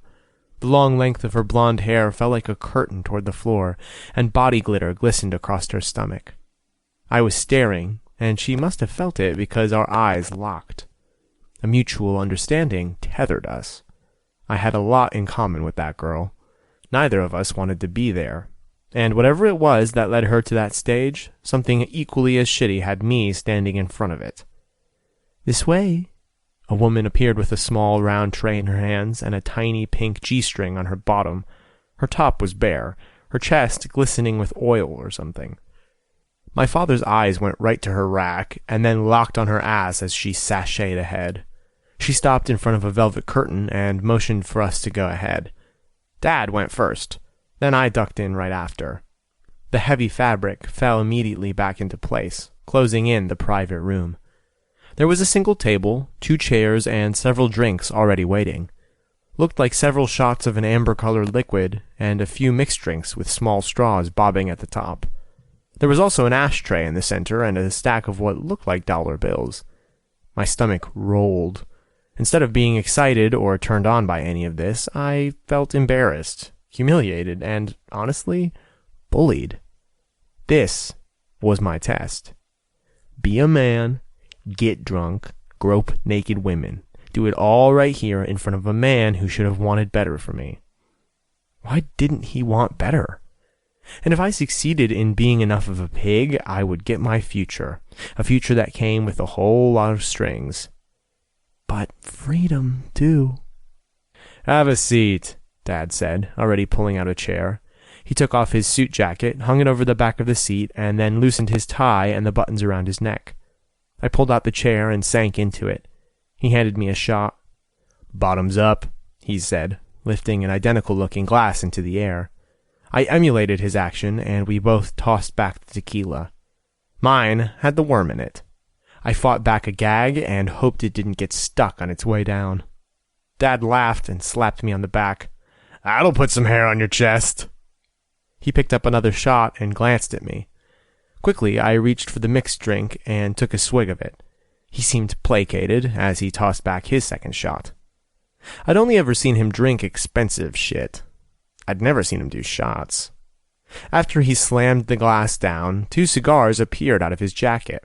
One for me and one for him. We lit them up, and the distinct scent of tobacco filled the room. "Drink up, enjoy," Dad instructed, settling back in the seat and motioning to someone I didn't see. I took another drink because, frankly, being drunk for this seemed like a pretty fucking brilliant idea.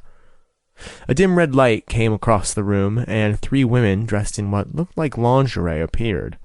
One of them already had her chest completely bared, like her bra was missing all the fabric that actually offered some modesty. Instead, all she had was the band that wrapped around her ribcage and the lacy straps around her shoulders. Her panties were also lace, and her thigh-highs were white. Both her nipples were erect, and I wondered if she'd been fondling them before she entered the room. The other girl was wearing a tiny see-through dress, a pair of thongs, and nothing else. The third stripper had on leather chaps, leather crotchless panties, and a black leather vest that showed a lot of cleavage. Her heels were probably 5 inches high, and she carried a long black feather in her hand. Music started playing through speakers I couldn't see, and the women converged on the table. Their hands were everywhere, in my hair, on my shirt. Fingers trailed across my lips, dipped into my ears, and slid beneath the collar of my shirt to scrape their nails over my chest. I reclined in the seat, forced my body into a lazy, relaxed position, and stared at one of the women's chests as she straddled my legs. My father made a grunting sound, and I glanced over. He had one hand wrapped around a boob, and the other was stuffing a wad of dollar bills in the tiny string that held up her panties. He was taking his sweet time with the money, too, shoving it between her legs way farther than it needed to go.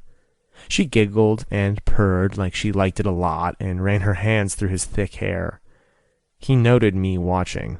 Our eyes locked. The look he gave me was a direct order, a challenge. I was supposed to act like him, to be like him. My eyes tore away from his, and my palm slapped onto the table as I grabbed some money. I went into autopilot, shoving the dollars wherever I could. At one point, I leaned forward and shoved my face between her tits, and she laughed and gyrated against my face. "Lap dances," my father called out a little while later, and leaned back in his chair with the cigar between his lips. The girl with the no-bra crooked a finger at me in the center of the room. I stood, dragged the chair with me, and when it was in the center of the room, I sank into it. She basically dry-humped me in the seat. I grabbed her tits, and when she rubbed them across my lips, I licked them. I grabbed her ass and squeezed, and I tilted my hips up when she dry-humped my lap. In truth, my stomach was churning. The shot and half a drink did nothing to make this enjoyable. It did nothing to distort what I was doing or seeing. The sound of my father grunting had me looking around the woman. The girl with the see-through nightie was in his lap. His hands were on her hips as she ground down on top of him. His head was bobbing as he sucked at her chest. I started to get up. This was just too much.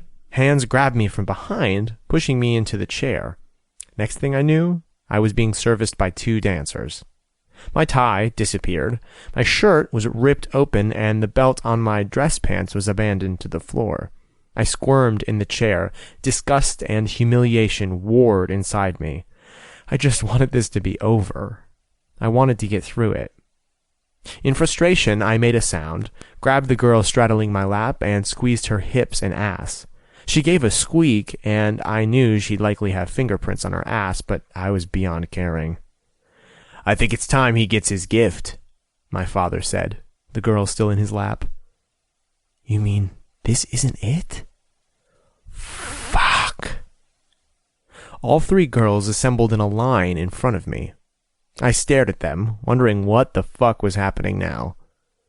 "Pick one," my father all but demanded. I gave him a look. "Pick one or I'll choose one for you." My temper flared. All my shock and numbness was starting to boil. "You." I flung a hand at the girl in leather. She looked the roughest of the 3. It was who he'd wanted me to pick. A test within the test. Exactly who I would have chosen, he mused. Have fun. She grabbed my hand and pulled me through a curtain in the back. The room here was much smaller, like a small box. There was a small bed with a mountain of pillows and a chair in the center of the room. The light in here was red, giving everything a warm cast. She shoved me down in the chair and then straddled my lap. Her hips began to rotate, and then her lips descended upon mine. I kissed her back while she rocked in my lap, until my heart felt like it was going to explode and my fingers shook with anger. Abruptly, I grabbed her by the face and pulled her back. Holding her jaw, I stared up at her. How much did he pay you to have sex with me? 10,000. Wow. It was impressive and insulting all at once. I'm not going to have sex with you, I declared. Would you want to have sex with your father in the next room? I'm here to get paid, she replied, rocking in my lap again, and started kissing my neck. Her hand was large, her nails long as she held my head back so she could scrape her teeth down my throat. Yeah, well, I won't tell him we didn't actually do it. You'll still get your paycheck. She sat up, her eyes mildly surprised. She didn't climb off me, though. Instead, she ripped open the leather vest and flung it away.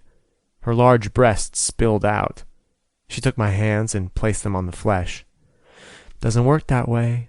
Not tonight, she said, grinding some more and pushing her tits into my hands. Why's that? There's a camera behind me. No sex, no money. Are you fucking kidding me? I gasped. She smirked, unbuttoned my pants, and shoved her fingers into the waistband of my boxers. You got one fucked up relationship with your father. I've seen a lot of crazy shit in here, but a father wanting to watch his son have sex? That's a first. He's watching? She didn't answer. Instead, she slid between my legs, landed on her knees, and pulled my pants and boxers down to bare my totally soft dick. She looked at it and then glanced up at me.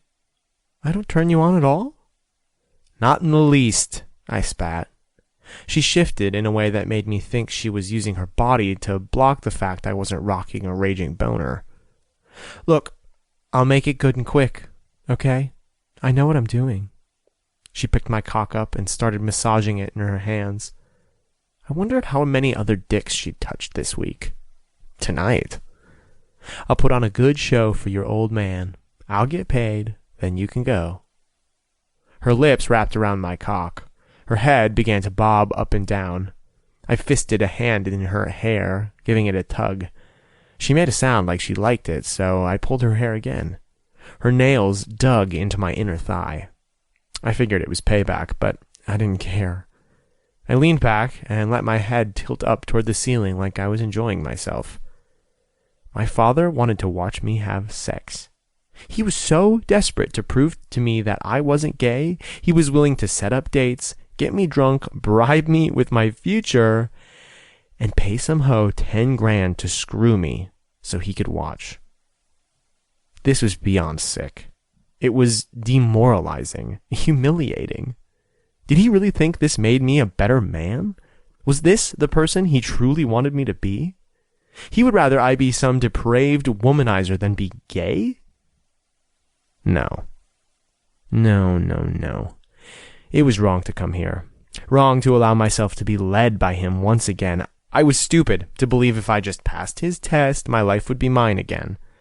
It wouldn't. Not ever again. There would always be another test. Another stripper. Another blowjob. Someday he'd expect a wife. Grandkids he'd never actually want to see. He expected me to be absolutely fucking miserable, just so he could look good. Get off of me, I growled and shoved the woman off. She stumbled and fell back onto her ass as I stood. Quickly, I tucked my junk into my pants and fastened the buttons. My shirt was still hanging open, the tie on the floor. Inside my chest, my heart raced, my stomach lurched, and the numbness, it lifted, like the fog on a rainy Sunday morning. I'd rather be someone he hated than someone I didn't recognize when I looked in the mirror every day.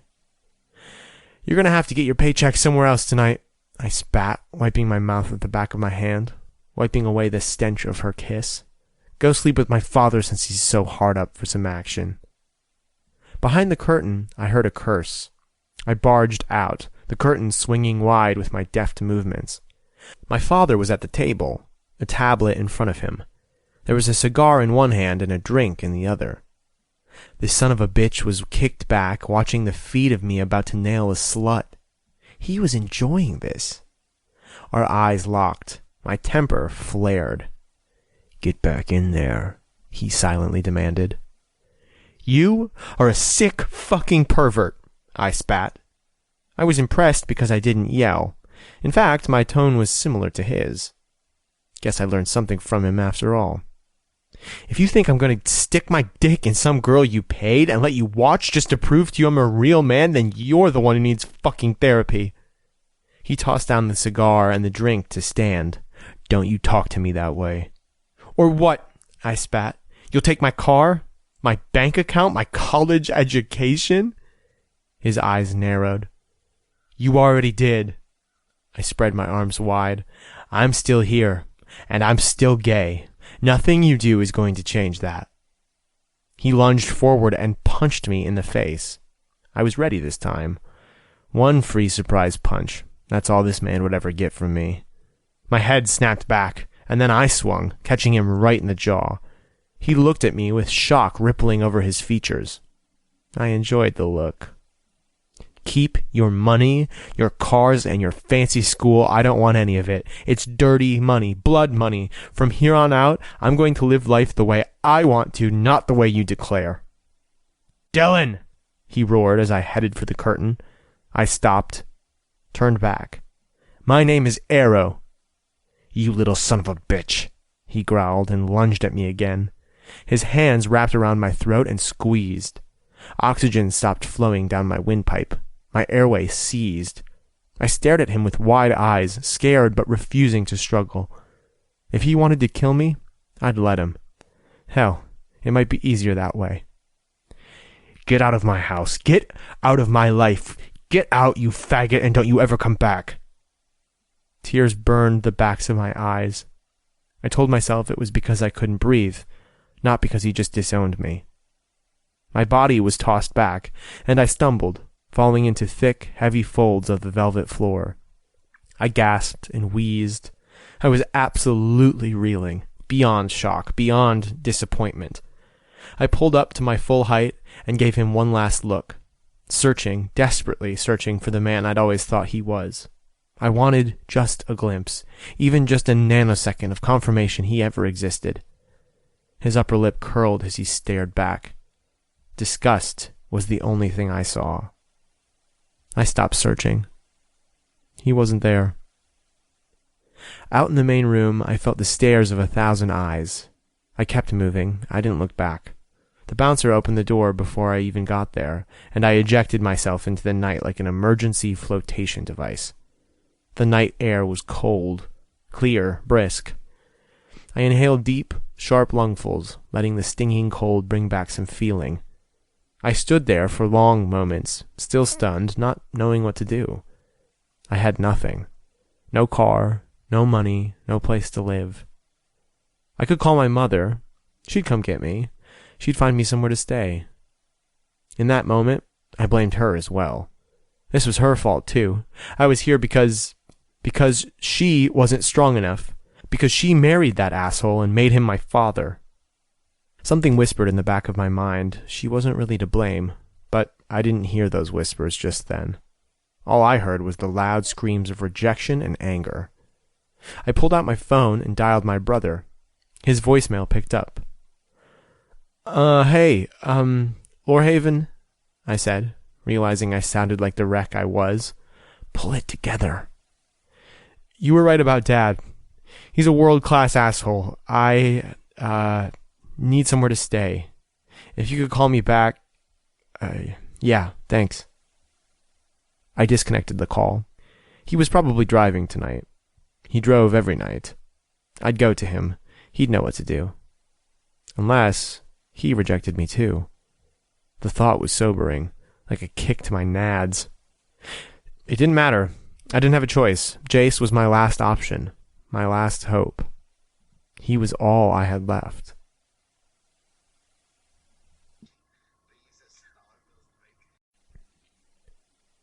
Things that make you go, WTF?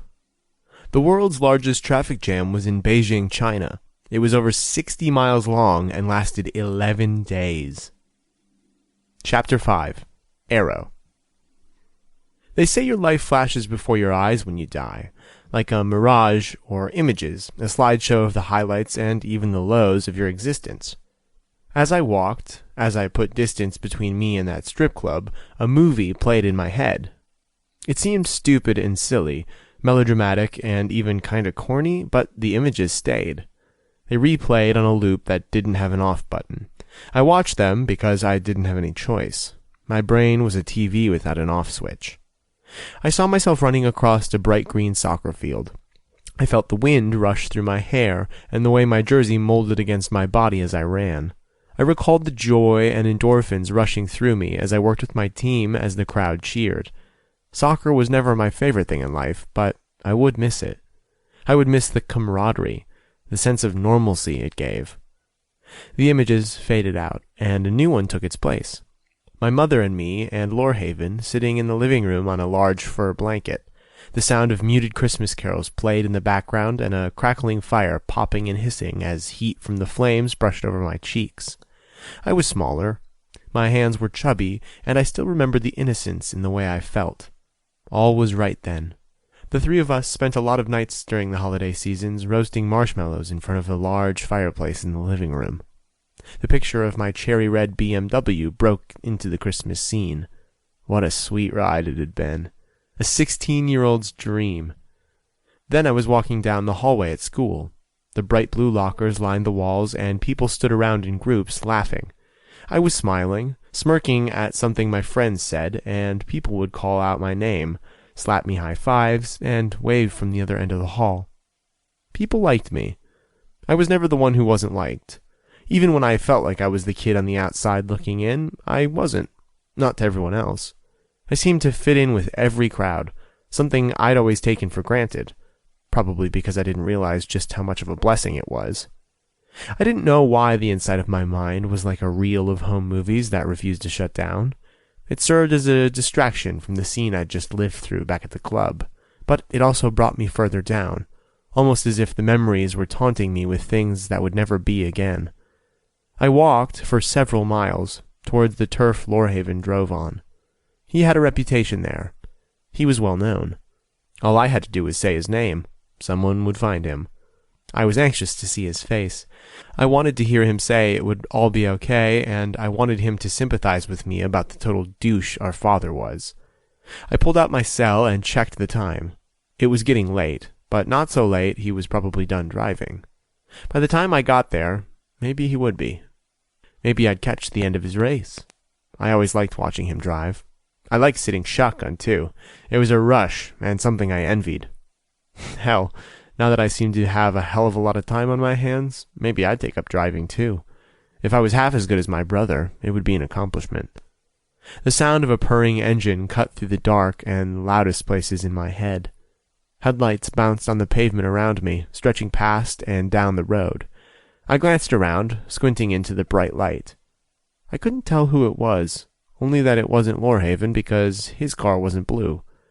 I expected them to drive right by. Instead, the car downshifted and slowed so it was right beside me.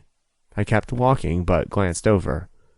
The Mazda's dark-tinted window rolled down, and the passenger looked out at me. "Yo!" "Hey, man," I said, still walking. "You lost?" "No," I said. Going to meet my brother." "Oh, yeah? Who's your brother?" I glanced over again. "Lorhaven." I heard some voices inside the car, but not what they were saying. Between the engine and the music they had thumping, it was impossible. The car stopped. The door popped open. "Get in!" My steps faltered. "What?" "Get in, we'll give you a ride." "You know where he is?" I asked. "Won't be hard to find him. There's a big race not far from here." So they did know him. Enough to know he was a driver. "Cool, thanks," I said, accepting the ride and sliding into the back seat. There were 4 guys in the car, 2 in the front and 2 in the back. It was a tight fit, but I managed to squish in next to the window. Once I was in, the car tore down the street, and I felt eyes on me. I glanced over to the guys beside me. There was something familiar about them, something I couldn't quite place. "Hey, thanks for the lift," I called up to the driver. He glanced over his shoulder at me. He was a bigger guy with a black beanie on his head. He looked familiar too. "So you're Lorhaven's brother? Like no shit?" the driver said. "No shit," I replied, still feeling the stare of one of the guys in the back seat. I glanced at him again. "That guy is a piece of work," the passenger up front said. "You know him?" I asked, gruff. I didn't take too kindly to people insulting my brother, and that sounded like an indirect insult. "Hey, aren't you that guy from the parties over in the Bleecker building?" the guy in the back said. It dawned on me where I'd seen him before. In the crowd at the parties I started going to after my date with Giselle.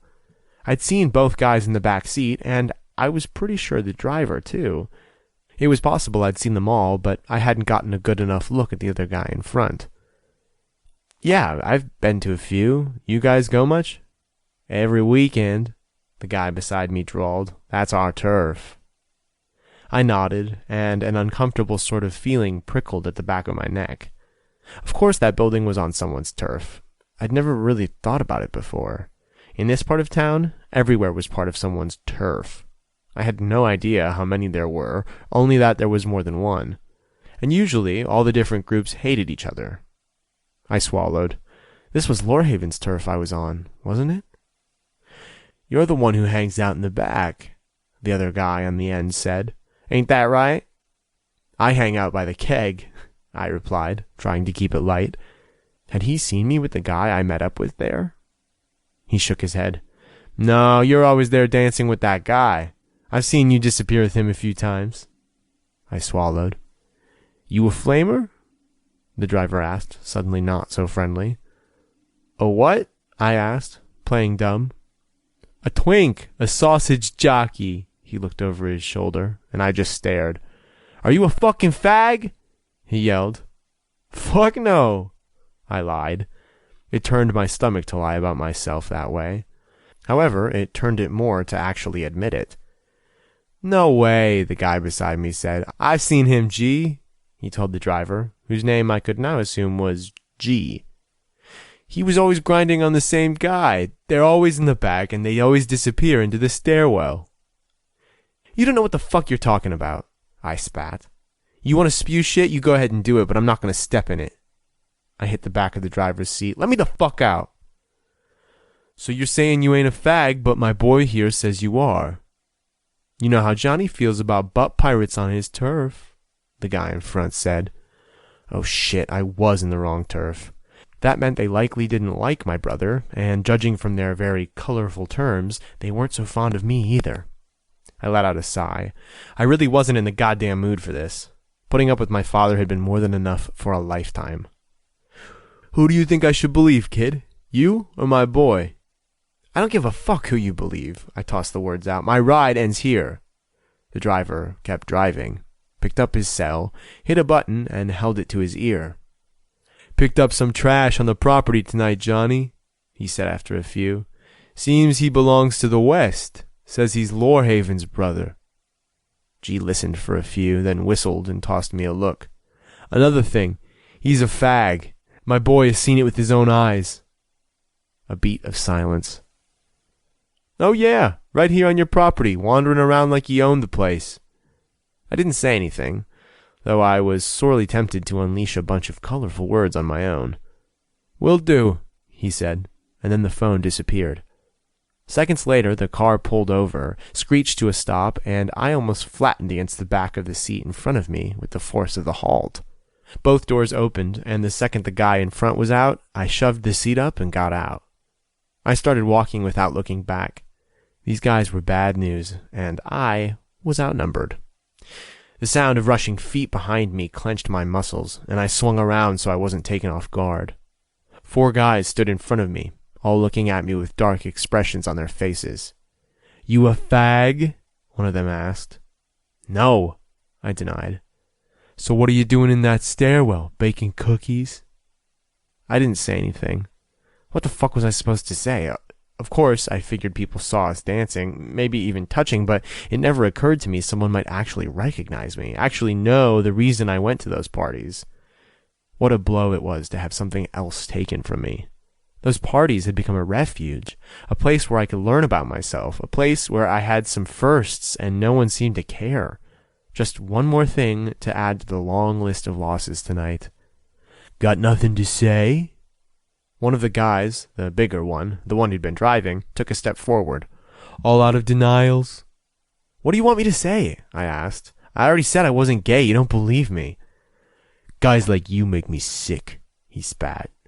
"You're a fucking abomination to everything the male gender stands for. What the fuck is the point of having a dick if you don't know what to do with it?" "Don't worry," I said, having heard enough. "Your dick doesn't hold my interest. I prefer ones with size." One of his buddies made a sound. His eyes about fell out of his head. "What the fuck did you just say?" "I said the only reason guys like you worry about other guys' dicks is because the one you got is lacking." The rude sound he let loose floated behind him when he lurched forward. He threw a punch, but I dodged it, and when he spun to throw another, I lifted my leg and kneed him in the face like he was a soccer ball, and I was aiming for a goal. His nose gushed blood, and he made a sound of distress. He straightened, dabbed it with his hand, and then looked at me with fury in his eyes. "Hold him!" he roared. The next thing I knew, I was being pinned by two guys who were bigger than me, older than me, and were a lot more experienced in street fighting. They dragged me into a nearby alley that was dark, damp, and smelled like foul trash from the giant dumpster nearby. I fought and struggled. I kicked and squirmed. I got in a couple kicks, but then the third guy grabbed my legs, and I was physically lifted off the ground and carried the rest of the way. The second my shoes hit the pavement, the fist caught me in the nose.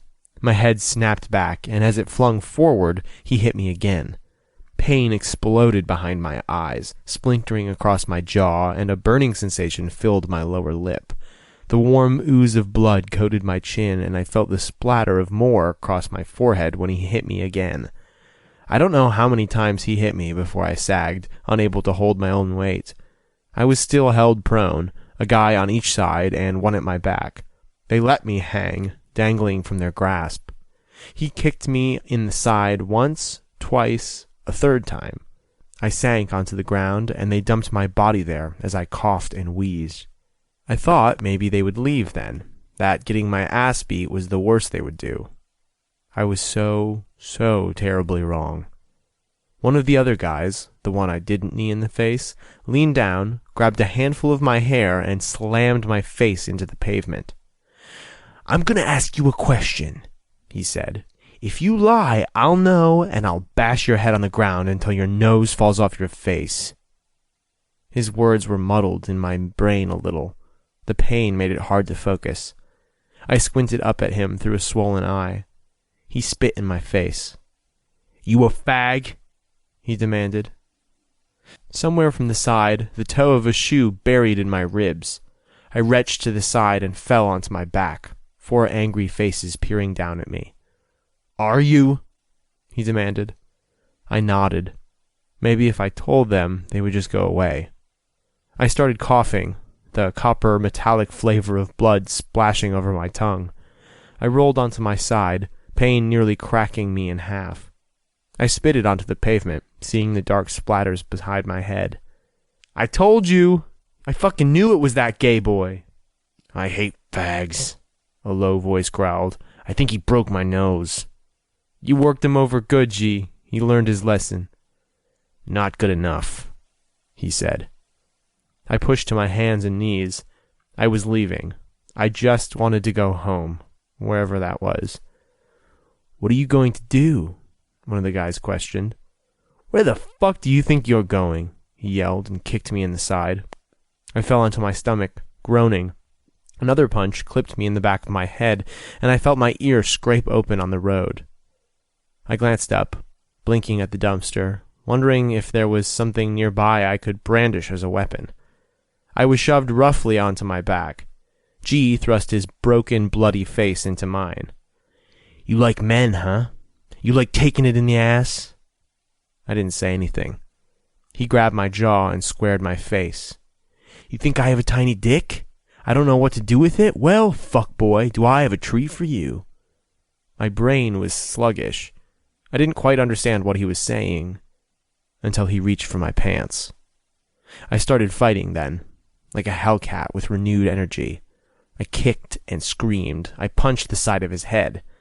He cursed and came back, unbuttoning my pants. His fist buried in my stomach, and all the air whooshed out of me. As I hunched in on myself in the fetal position there in the dark alley, he stood over me.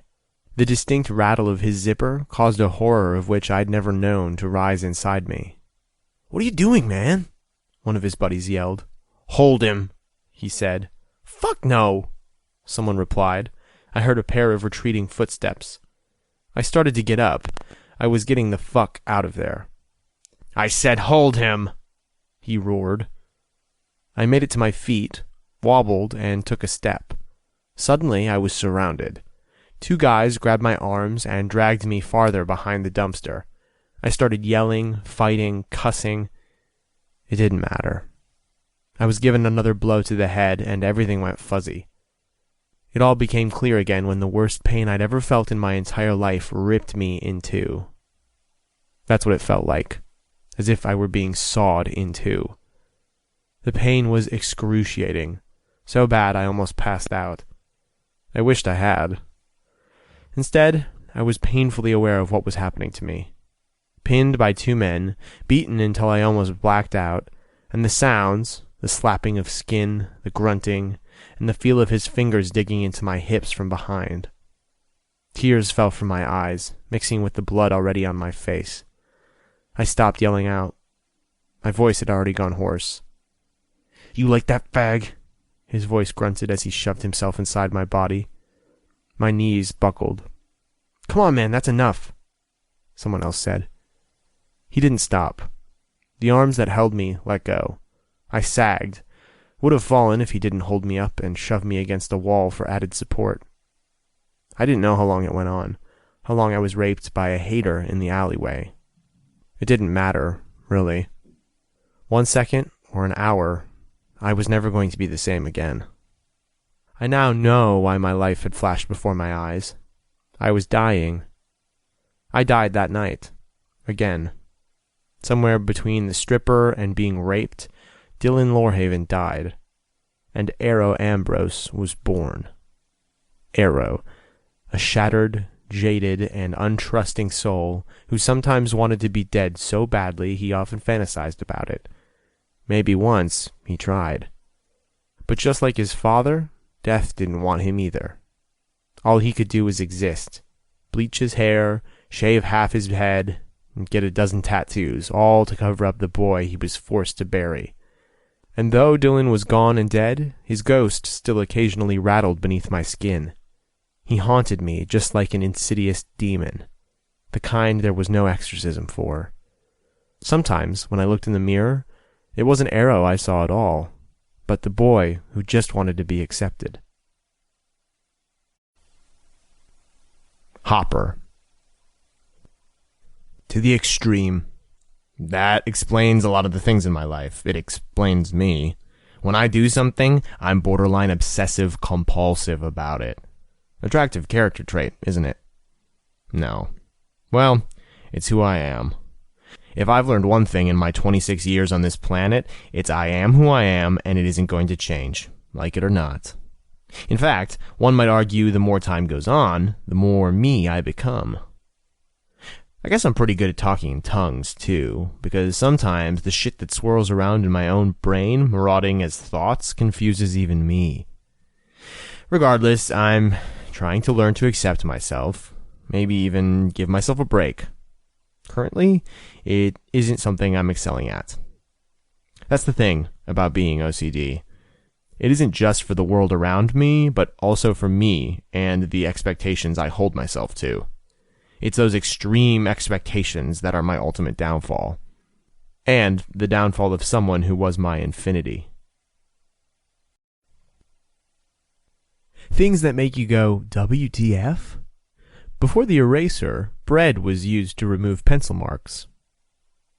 Chapter 6. Hopper. 5 years ago. Complacency gets you nowhere. Actually, no. You know where it gets you? The same place you've always been.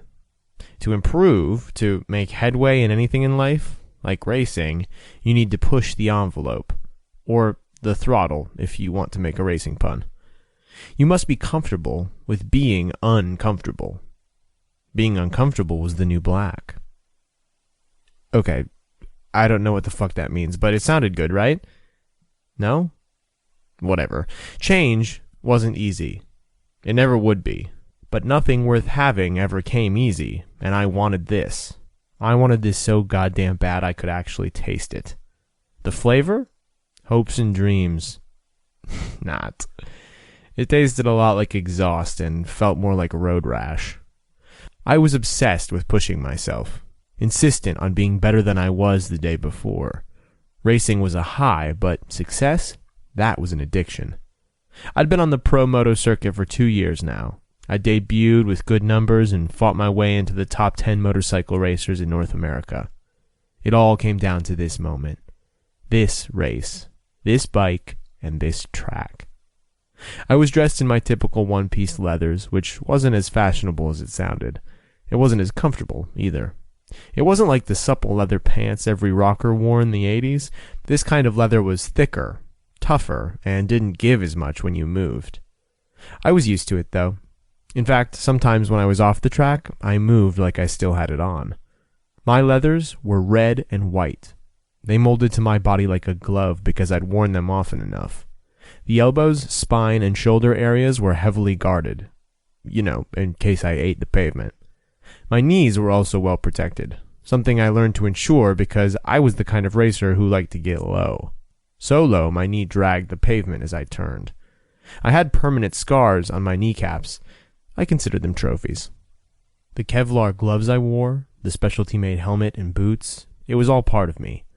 It kept me safe, but it also helped me stay in the zone, like the way a uniform gave someone an air of authority. Except leather was more badass. In my humble opinion, of course. My body folded over my Ducati exactly as it should, and my legs vibrated with the purr of the engine. I drove at such a high speed, everything around me was blurry. It didn't focus on it anyway. All I saw were my markers. Markers were reference points drivers used to keep their driving in check, to keep the track from swallowing them whole.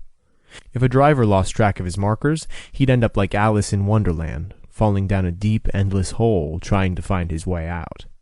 I used markers for everything. When to brake, when to open the throttle, when to turn. They were my map on the course. I was pushing myself today, as I did every race, but more so today. It was a calculated risk on my part, really, one that most drivers would probably save for a day when everything they wanted wasn't riding on their success. It was just me and one other driver on this track. We were battling it out, man to man, bike to bike.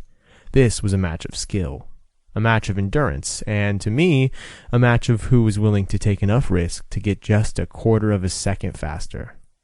Because winning by even a fraction of a second was still winning. "Back off just a little," the familiar voice in my ear instructed. My next marker was coming, a final turn in the course, and then hopefully I would be able to punch it right through to the finish line. If I could push it now, I'd have the advantage around that curve. "Jay, back off," the voice growled again. I heard impatience and a sense of anxiety in his tone. I backed off, just a smidge. If he was getting worried, then I was pushing it too hard. I wanted this win. I needed it, but I didn't want it at the expense of everything else. I took the turn, leaning so far to the side I was practically parallel to the ground. I let my knee kiss the pavement for brief moments, and when my marker came up, I punched it a little early. It took a lot of strength to keep the bike in a solid line, but I managed, and once I straightened completely, the engine revved, the loud sound of acceleration piercing the air and vibrating my thighs. I shot over the line. The other racer was right beside me. We both kept going, driving all the way through without hesitation. I let up a little and glanced over. He was already peeling away.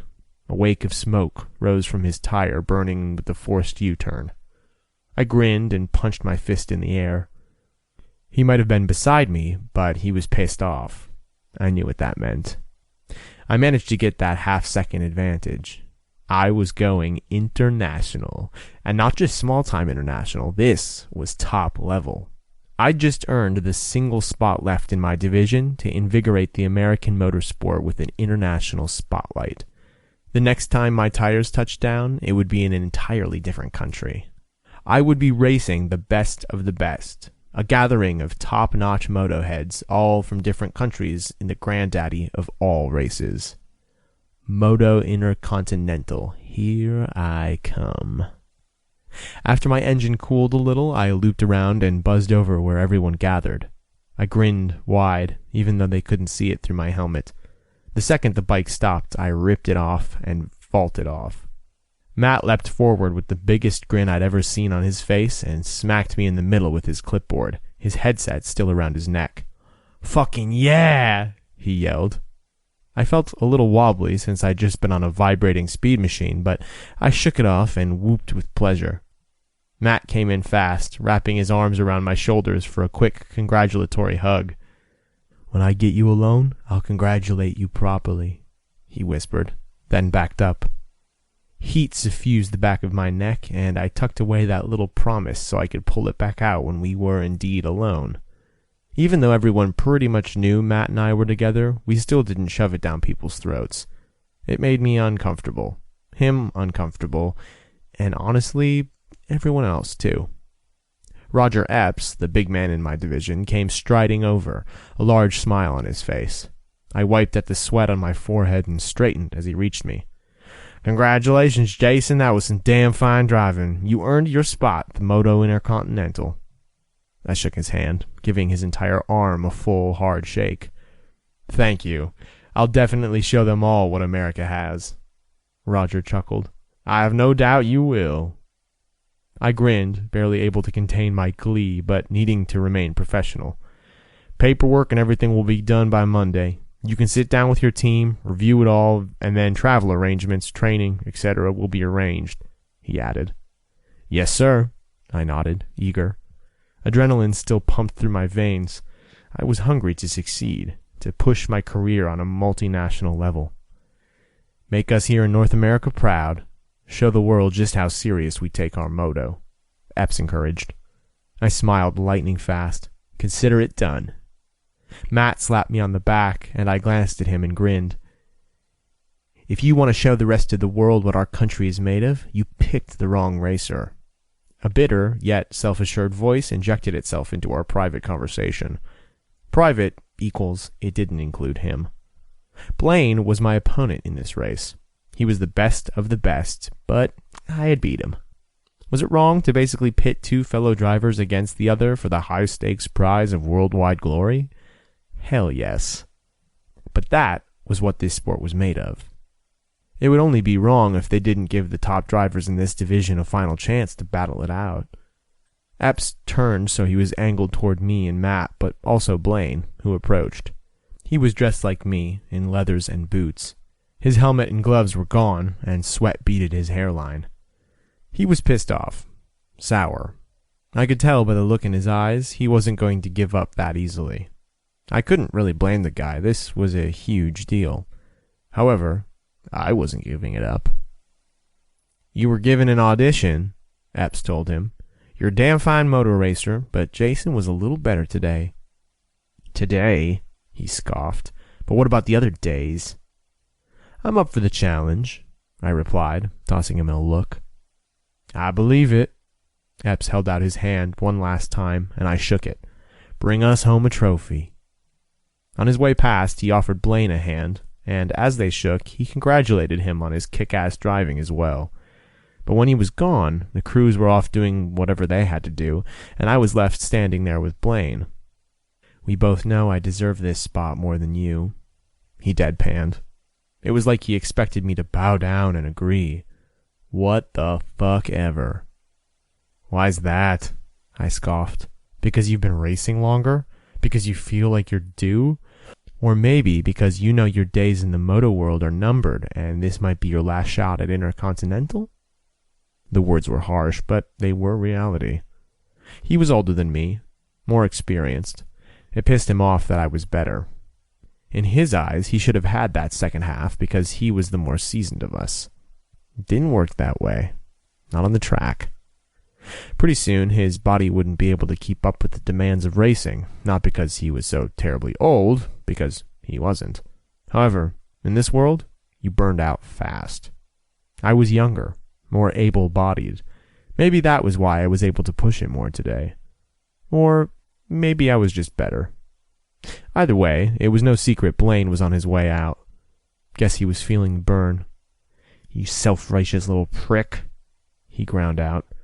Blaine lunged at me, barreling into my body like a truck. I stumbled but didn't go down. Matt shouted and was at my back instantly. His body steadied mine, and I stood back up, planting my feet into the pavement. With a hard shove, I delivered Blaine back into his own personal space. "Cool down," I insisted. "That should be my name on that paperwork. My plane ticket's being booked. I don't know how you pulled it off today or what you did to your bike."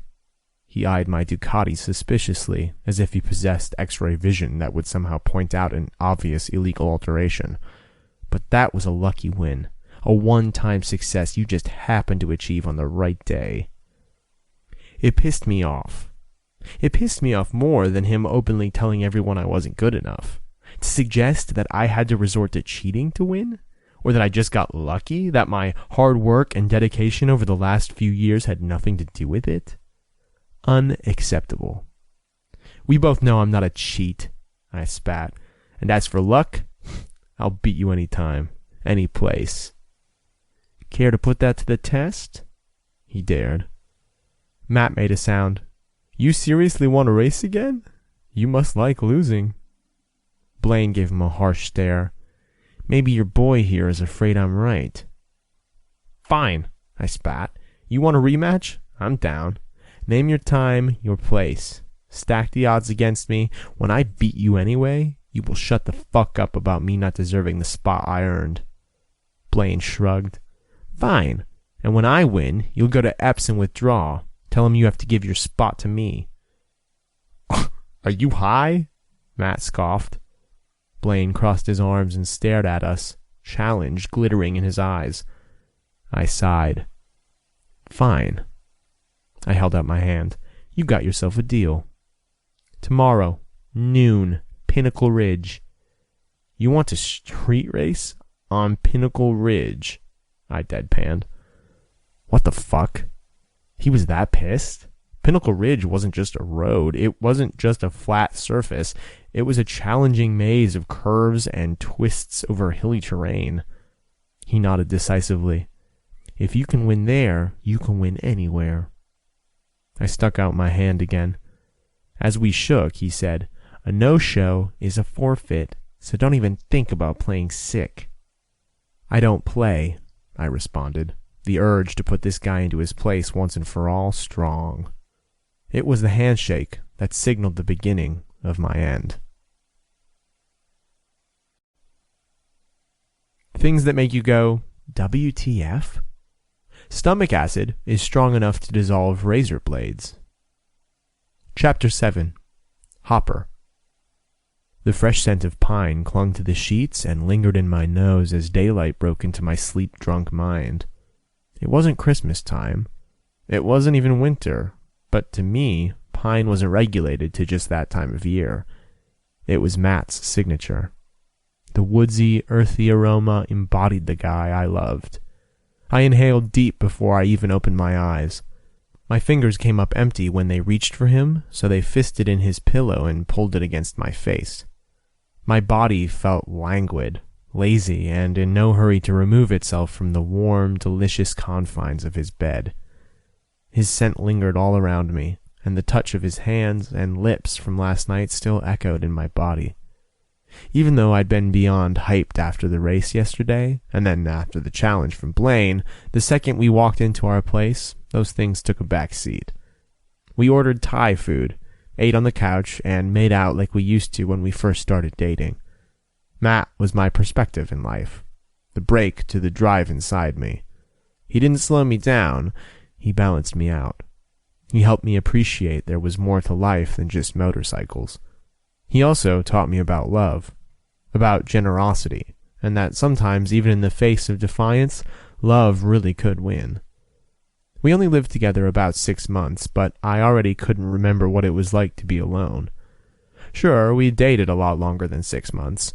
The first year, no one knew about us at all. But then we came out, not as a couple, but one at a time when each of us was ready. Eventually, people would pair us naturally. I'd get asked if maybe I was into him. I told myself it wasn't because people saw a shit ton of chemistry between us. It was just because when you're gay, it wasn't always easy to meet someone. But still, the chemistry between us was pretty fiery. We just kept it private, sort of like a secret only the pair of us knew. The sound of water falling interrupted my thoughts, and I glanced out the window, thinking first about rain. Rain wasn't a stranger here in the Seattle climate, but today I couldn't have the rain. I wanted this challenge over and done with. I had better things to do. Rain wasn't falling. There were no wet streaks on the window. It was the shower. I stretched and thought about going to join Matt beneath the spray. Just as I was about to move, it shut off and I heard the shower door open and close. I rolled so I had the best view of the bathroom door, so when he opened it I would be greeted with his sexy body. Matt appeared, rubbing a towel over his head, completely naked. My skin heated just looking at him, and I made sure my eyes ate their fill. "Like something you see?" Matt asked, tossing the towel on the floor and climbing onto the bed. I rolled over so he could come over me. Water droplets from his hair fell on my forehead as he gazed down. "I like everything I see," I replied, staring into his eyes. His teeth caught my lower lip and tugged. As he sucked, I reached around behind him to cup his ass. My morning wood was like a spear between us, and he rocked against it as I squeezed his ass and made out with his lips. He pulled back when I started to pant, then drove beneath the blankets and finished me off. I admit it didn't take very long because all his humping had brought me to the edge. After he swallowed me down, Matt slid up my body once more, and his tongue delved between my lips. I tasted myself on him, and I smiled. "Your turn," I murmured against his mouth. He made a sound. "I'm gonna have to wait. We have a race to get to." I groaned and seriously considered blowing it off, and my fingertips caressed the base of his spine. He smiled like he knew exactly what I was contemplating and pressed his forehead to mine. "I'll make you some French toast," he bribed. He made stellar French toast. Actually, everything he made was bomb, which was a definite bonus, because the extent of my kitchen know-how was how to open a beer. I raked a hand through his soft brown hair and smiled. "I could eat." He laughed. "What else is new?" "Nothing, because I still love you," I replied. The sides of his mouth turned up. "I still love you too." Matt sat up, his long, lean torso towering above me as his legs straddled my hips. The pad of his finger met my chest, and he traced a symbol over my skin. "For always," I vowed. He nodded. "Infinity." We stared at each other a moment longer, but then he was slipping into a pair of boxers and running his hand through his still damp hair. "Meet you in the kitchen?" "Clothing optional?" I yelled after him. His chuckle floated in from the hall. "Sure, but if you actually want to make it out of the house this morning, I would suggest pants." Pants were totally overrated. Even so, after I tossed the blankets back, I picked up a pair of shorts and tugged them on. Staying in all day had a definite appeal, but that would have to wait until tomorrow. Today was my race with Blaine, our final showdown. Hopefully after I smoked him this last time, he'd move on with himself and leave me the fuck alone. Things that make you go, WTF? Male giraffes drink female giraffes' urine to know ideal mating time. Chapter 8. Hopper. Show up early. Be energetic with your competitive nature, especially if you're the one who was challenged. Sometimes winning started with the mind. The mind was a very powerful thing, and if channeled properly, it could be an even more powerful weapon. I was scheduled to race at noon, so we planned to be the first at Pinnacle Ridge. I planned to be dressed in my leathers, helmet on, and ass on the bike when Blaine pulled up. It would throw him off. It would give him even a nanosecond of doubt that he wasn't as sure to win as he expected. Why? Because losers didn't show up early. They didn't sit at the starting line, waiting for their humiliation. Blaine issued the challenge, but I was the one who would rule it. We pulled up an hour early, the road kicking up a cloud of dust when Matt pressed the brakes and parked on the side. Pinnacle Ridge was paved, but it was done so long ago some of the gravel was loose from the road repairs that were less than professional. The landscaping at the road's edges was unkempt, mostly because this ridge, while known by all the locals, wasn't used excessively. It wasn't a main road or even a shortcut to anywhere in town. Mostly used by people who lived up on the hill and the peaks, which, by the way, had views that would give a man a hard-on. Or by the postal workers and other locals. And of course, this was a hot spot for racing, even though it was forbidden. This wasn't exactly a safe road to race on. The blind spots, the hills and sharp curves. There was even a drop-off on one side that plummeted down to where the road wound below. Large pine trees, maple, and other mature landscape grew in tune with the road, almost like it shielded it from too much commercialism. It was actually a pretty cool place. People had been known to walk it as well, and I knew from experience there were a lot of four-wheeler trails that branched off away from the road and into the woods that separated this ridge from the nearby neighborhood. It was a tepid morning, nothing unexpected for the outskirts of Seattle. It didn't really get hot here, even in the summer. It rained a lot, but today was clear and bright, almost like the moto gods in the sky blessed this clash of racers. Matt cut the engine, and his palm curved around the back of my neck. My head swiveled in his direction, and we locked eyes. His eyes were deep and dark. Some people called them secret eyes because they seemed so dark they had to be hiding something. I knew better, but I could see the reasoning behind the term.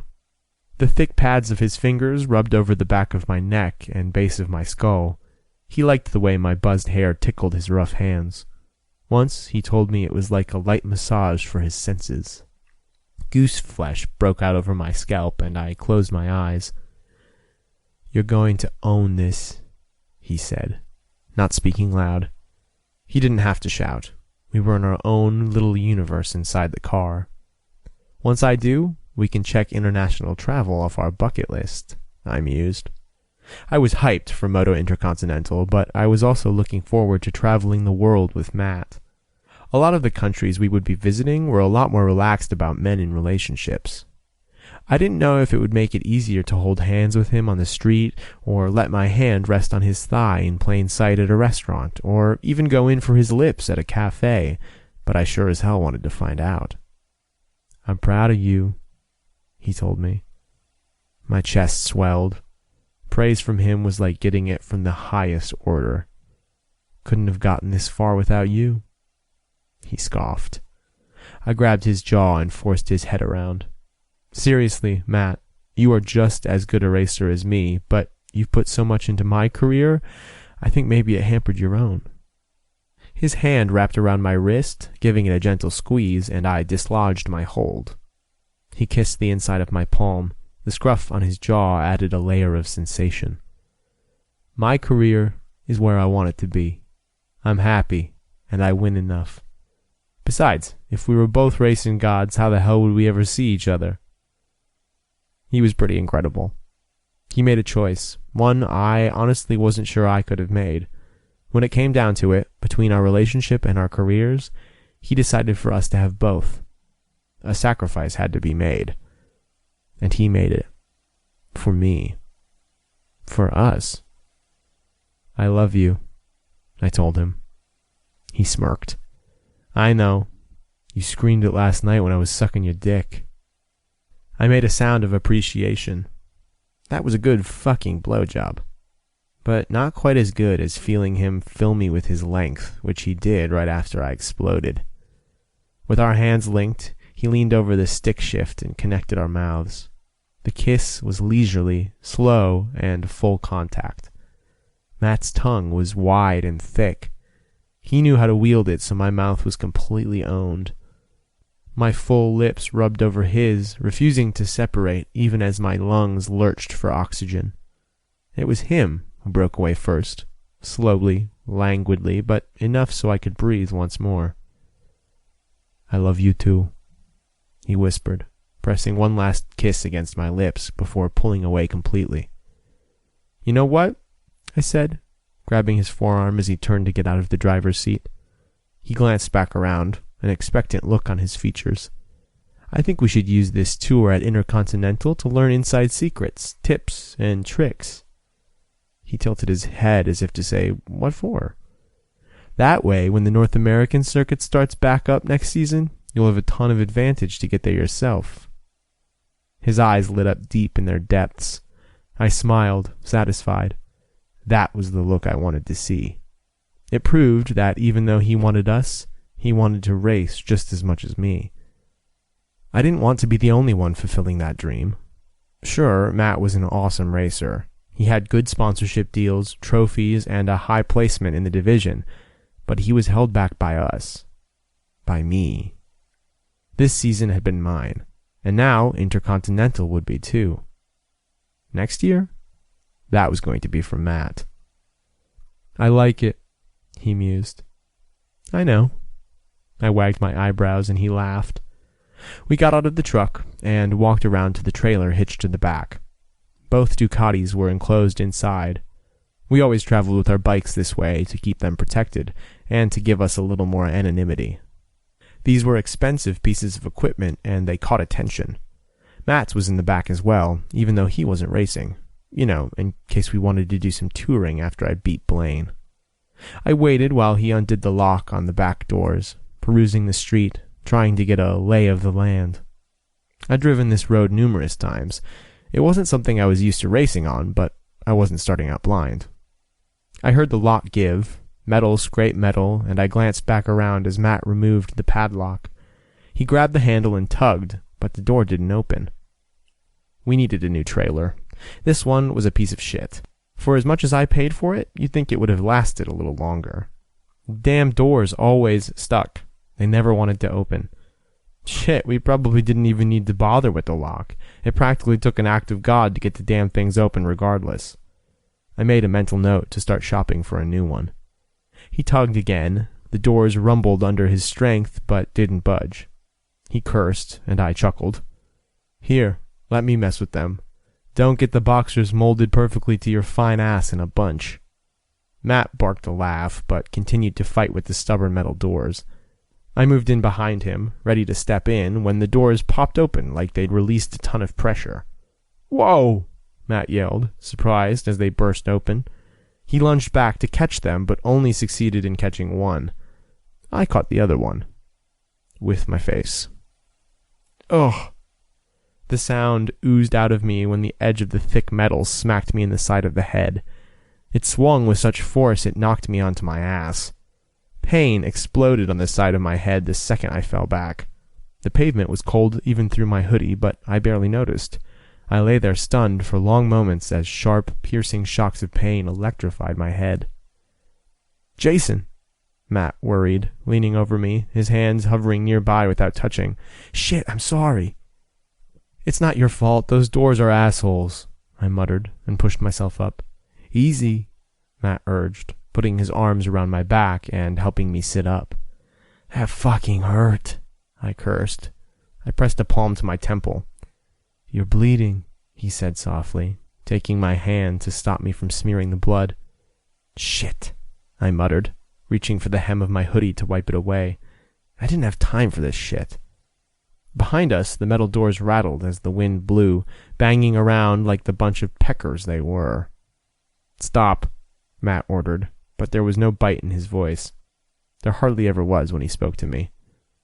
I'd probably do a double take and think he needed an exorcism if he ever yelled at me. "I got this," he grinned and ripped his own hoodie off his body. There was a flash of his solid abs when he moved, before the t-shirt, with a black peace sign in the center, fell back into place. His hoodie was light gray with the motocross symbol on it. Gingerly, he blotted at the cut. There was more blood than I originally realized. I felt it trickle down my head, near my eye. "It got you good," he murmured, still blotting and wiping at the wound. "I think you might need stitches." "No," I growled. "I don't have time for that." "Well, the bleeding says otherwise," Matt refuted. "I'm fine." I grumped and moved to get up. I swayed a little, feeling woozy. Refusing to let it get to me, I pushed on. Matt wrapped his arms around me and lifted, helping me up. His arm stayed around me while he held the hoodie to my head. "You don't look so good, Jay." I said I'm fine. I tried to push him away so I could stand on my own. He dropped his arm but kept the other against my head. My stomach rolled and I blinked. Sucking in a sharp breath between my lips, I swayed again. "You could have a concussion," Matt noted, lifting the hoodie to look. He grunted. "Still bleeding." He pressed the shirt back down. "I have a race to win." "You can't get on a bike, man. You know it, and I know it." "I know if I don't, I'll forfeit that damn race and I'll lose Intercontinental." We locked eyes. His jaw hardened. He knew it as well as I did. I couldn't back down from this. What we had wasn't a legal agreement, but I gave my word. My word was more binding than any document that would hold up in court. "Yeah," he snapped. "I know." I pressed my head a little further into the hoodie, willing the bleeding to stop and my world to right itself. Matt brought up his other hand, pulling me against him. His hug was hard and full. "I'll drive for you." I jerked back. "What? No." It wasn't that I thought he couldn't win. He could. I knew it. It was that this was my challenge, my reputation on the line. I was the one who accepted the dare, and I was the one who needed to finish it. "You aren't driving, Jason," Matt said, his tone firm. My eyes flashed up to his. Was that some steel I heard? The corner of his mouth kicked up. "Don't make me get all alpha on you." I grinned. "You get alpha on me? You know I'm capable of it. I just don't because I love you." "You can't drive for me, Matt." He glanced towards the trailer. "Sure I can. We're about the same size. With your leathers, helmet, and the rest of your gear on, plus me sitting on your bike, no one will even question the driver isn't you." He was right, but I didn't like it. "Blaine is an asshole," I bitched. "No shit. That's nothing new. I've raced with him plenty of times." He had, and I knew he could handle this, but I wanted to be the one to do it. I wanted to earn every single victory I got. Matt's hand fell to my shoulder and squeezed. "I know, but I'm not letting you drive, Jay. Your eyes are foggy looking and your head is still fucking bleeding." I sighed. "Fuck." Matt's lips pressed against my forehead and he chuckled. "After I win, you're going to the hospital and getting stitches, maybe a CT scan." I gave him a hell no look, and he grinned. "Hold this," he ordered. I pressed my hand over his hoodie. "Good thing we got here early. It'll give me time to suit up so no one sees us playing old switcheroo." I made a rude sound, but my voice was fond. "You've probably been saving that in your back pocket, just waiting for a time to bring it out and say it." "It's a good saying." He tossed a smile over his shoulder before disappearing inside the trailer where all my gear was. I stood in the doorway. The doors were tied open now, so no one else got hammered, and I watched with a brooding stare as he suited up in my red and white leathers. When he was almost done, I moved to unlatch the binds holding up the bike, but a wave of dizziness pressed in on me. "Hey," Matt murmured, wrapping his arms around me from behind and gently pulling me away.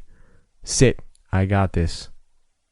I sat in the trailer as he did all the heavy lifting, moved the bike out into the sunshine, and slid my helmet over his head.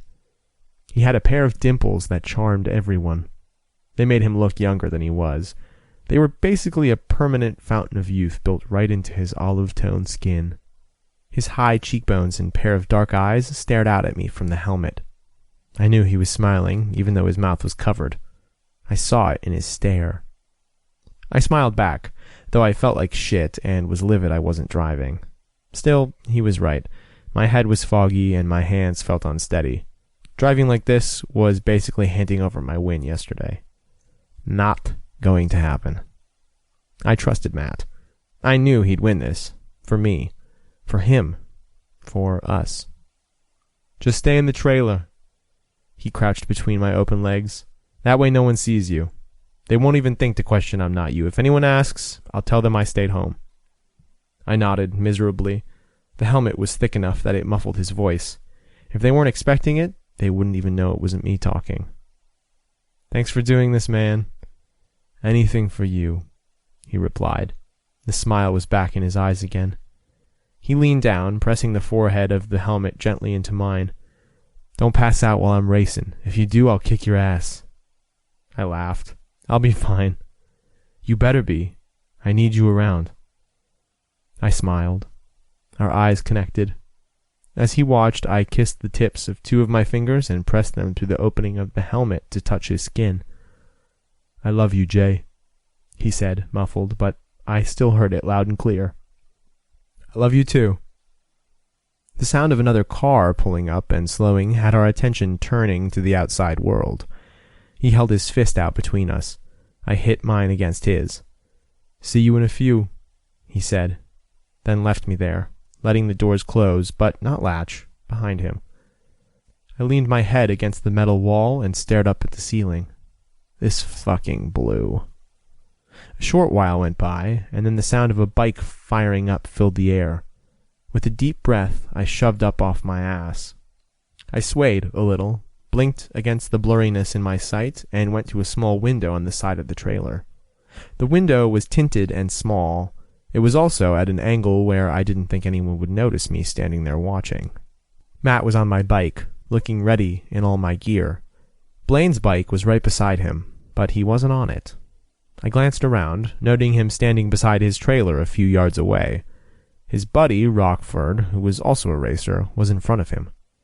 They were talking, and it appeared somewhat intense. Obviously, there was no way to know what they were saying, but when I tried to concentrate on Blaine's moving lips, all I got was extra shooting pain in my head. I pressed the hoodie harder against the gash and observed them. I couldn't tell if they were arguing or just having a heated conversation.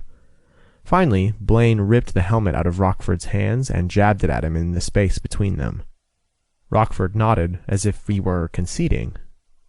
He jammed the helmet on and went to his bike, starting it up, and not much later they both signaled each other and took off. I watched Matt until I couldn't see him anymore, but I stayed at the window, not feeling inclined to move. My stomach rolled still, and the arm holding the hoodie in place was beginning to get tired. I pulled it down, looked at the deep red stains on the fabric, and shook my head. Of all the stupid shit to happen right now. They hadn't been gone barely long enough to worry, but I was anxious. I should have been the one out there. I should have been the one whipping over the road and rubbing my knee on the pavement. I hoped Matt was enjoying himself, and that Blaine wasn't riding his ass too hard. An uncomfortable feeling wormed inside of me, and I knew it was something apart from the shit going on with my head. Call it intuition, maybe, or maybe just a bad omen. I glanced back out the window, and my suspicions only intensified. Rockford was moving around the back of their trailer. The doors were propped open, so I couldn't see what he was doing. Of course, that trailer didn't have loose piece of shit doors. A few minutes later, his bike came down a ramp. When he appeared around the side of the door, pushing the bike beside him, he was completely dressed in leathers. And a helmet. What the fuck? Why would he be dressed to race? This was a man-to-man rematch. There was no need for other drivers. He gazed off in the direction Matt and Blaine had gone, and then checked a thick watch on his wrist. It was almost as if he were expected to be somewhere, or he was timing something. They weren't planning on what it looked like they were planning, were they? I thought about yesterday, about the look in Blaine's eyes when he lunged at me. I'd hit a nerve when I boldly spoke aloud that his racing days were likely numbered.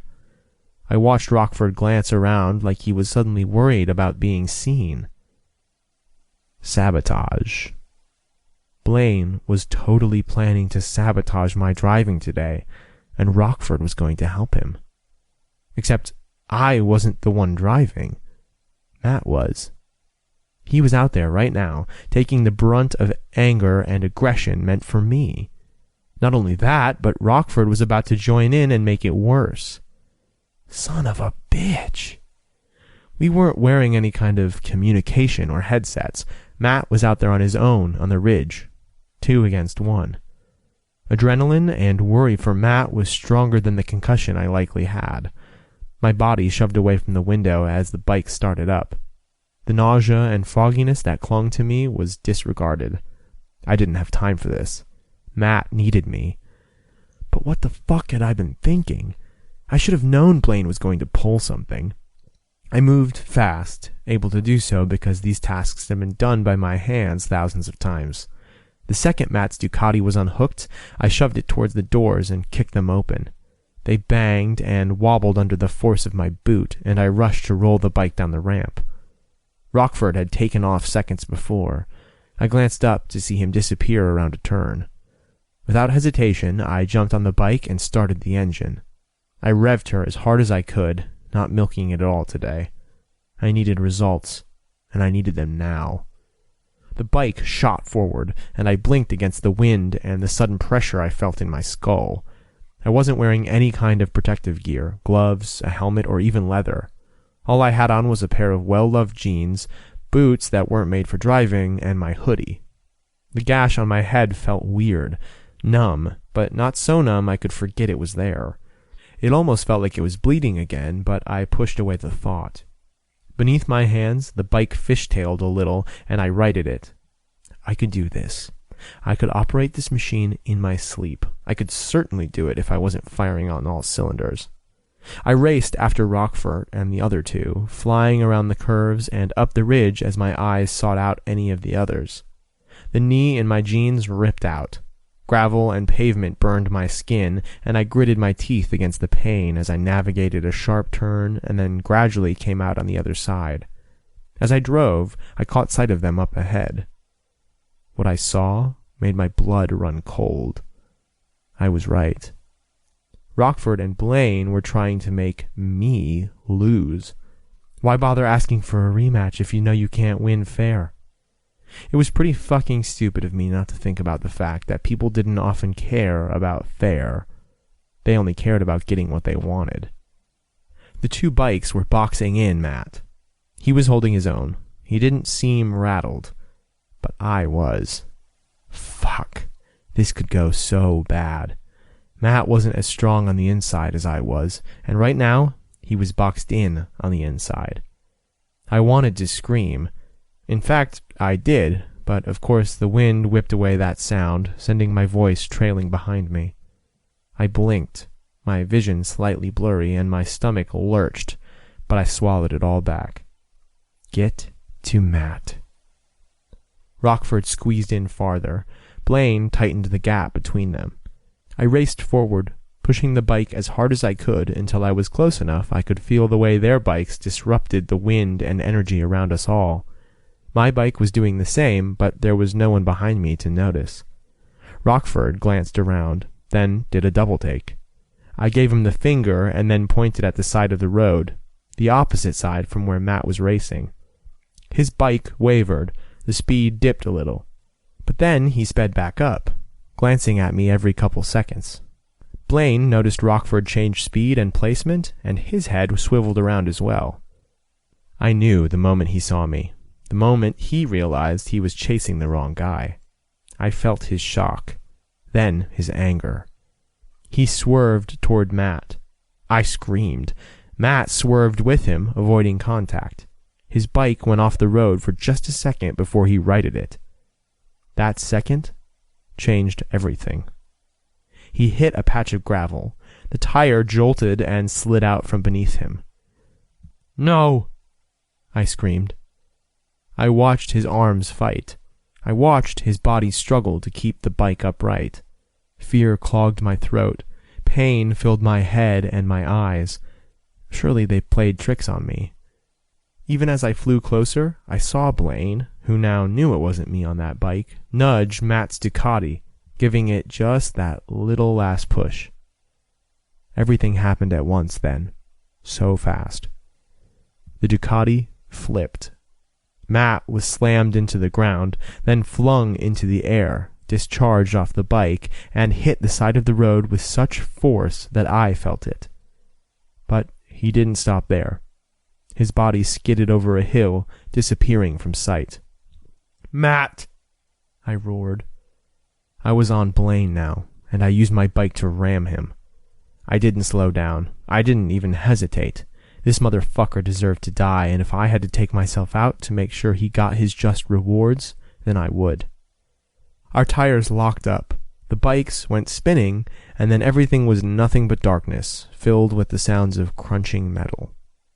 I came to, I don't know how much later, severe pain radiating throughout my entire body. My fingers dug into the dirt where I lay, and I shoved my head up, blinking through the dirt and wetness, seeking out Matt. I saw him, yards away, off to the side, just over the hill. He was lying still, not moving, not calling for help.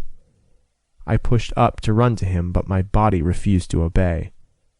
"Matt!" I called out. My voice was weak and my throat scratched, but I yelled anyway.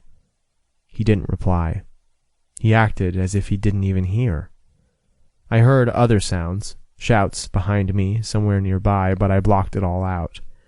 I gave one last valiant attempt to rush to Matt's side, but there would be no rushing today. My body failed me, refusing to walk. I clenched my hands and flexed my fingers. They still worked, so I used them. I pulled myself in a half-crawl, half-drag toward Matt, the entire time trying to remain focused and call his name. It seemed it took forever to get to him. The entire time I prayed to God he was going to be okay. "Please, please, God," I begged. "Don't let the death that was meant for me claim him. He is too good for death." I reached him, my hand closing around his boot. "Maddie," I sobbed. "I'm here. Oh, fuck, I'm sorry." He still didn't reply, so I crawled up his body, partly sprawled over his chest. The helmet was shattered. Blood covered what I could see of his face. "Matt," I tried again, gripping the helmet with barely any strength. I tugged and pulled, but I couldn't get it off. A sob broke in my chest, and the sound catapulted out of my throat like a high keen or a howl at full moon. I shook his shoulders, grabbed his hand, and hit his chest. "Wake up!" I demanded. But he didn't. "Call 911!" I yelled, but I don't know who I spoke to. "Hang in there," I told him, all my energy seeping away, leaving me feeling strangely void. Wetness leaked out of my eyes as my head fell onto his chest. I tried to hang on to consciousness. I struggled to stay there in the moment with Matt. "Everything's going to be fine," I told him. But everything wasn't fine. I knew it deep inside me.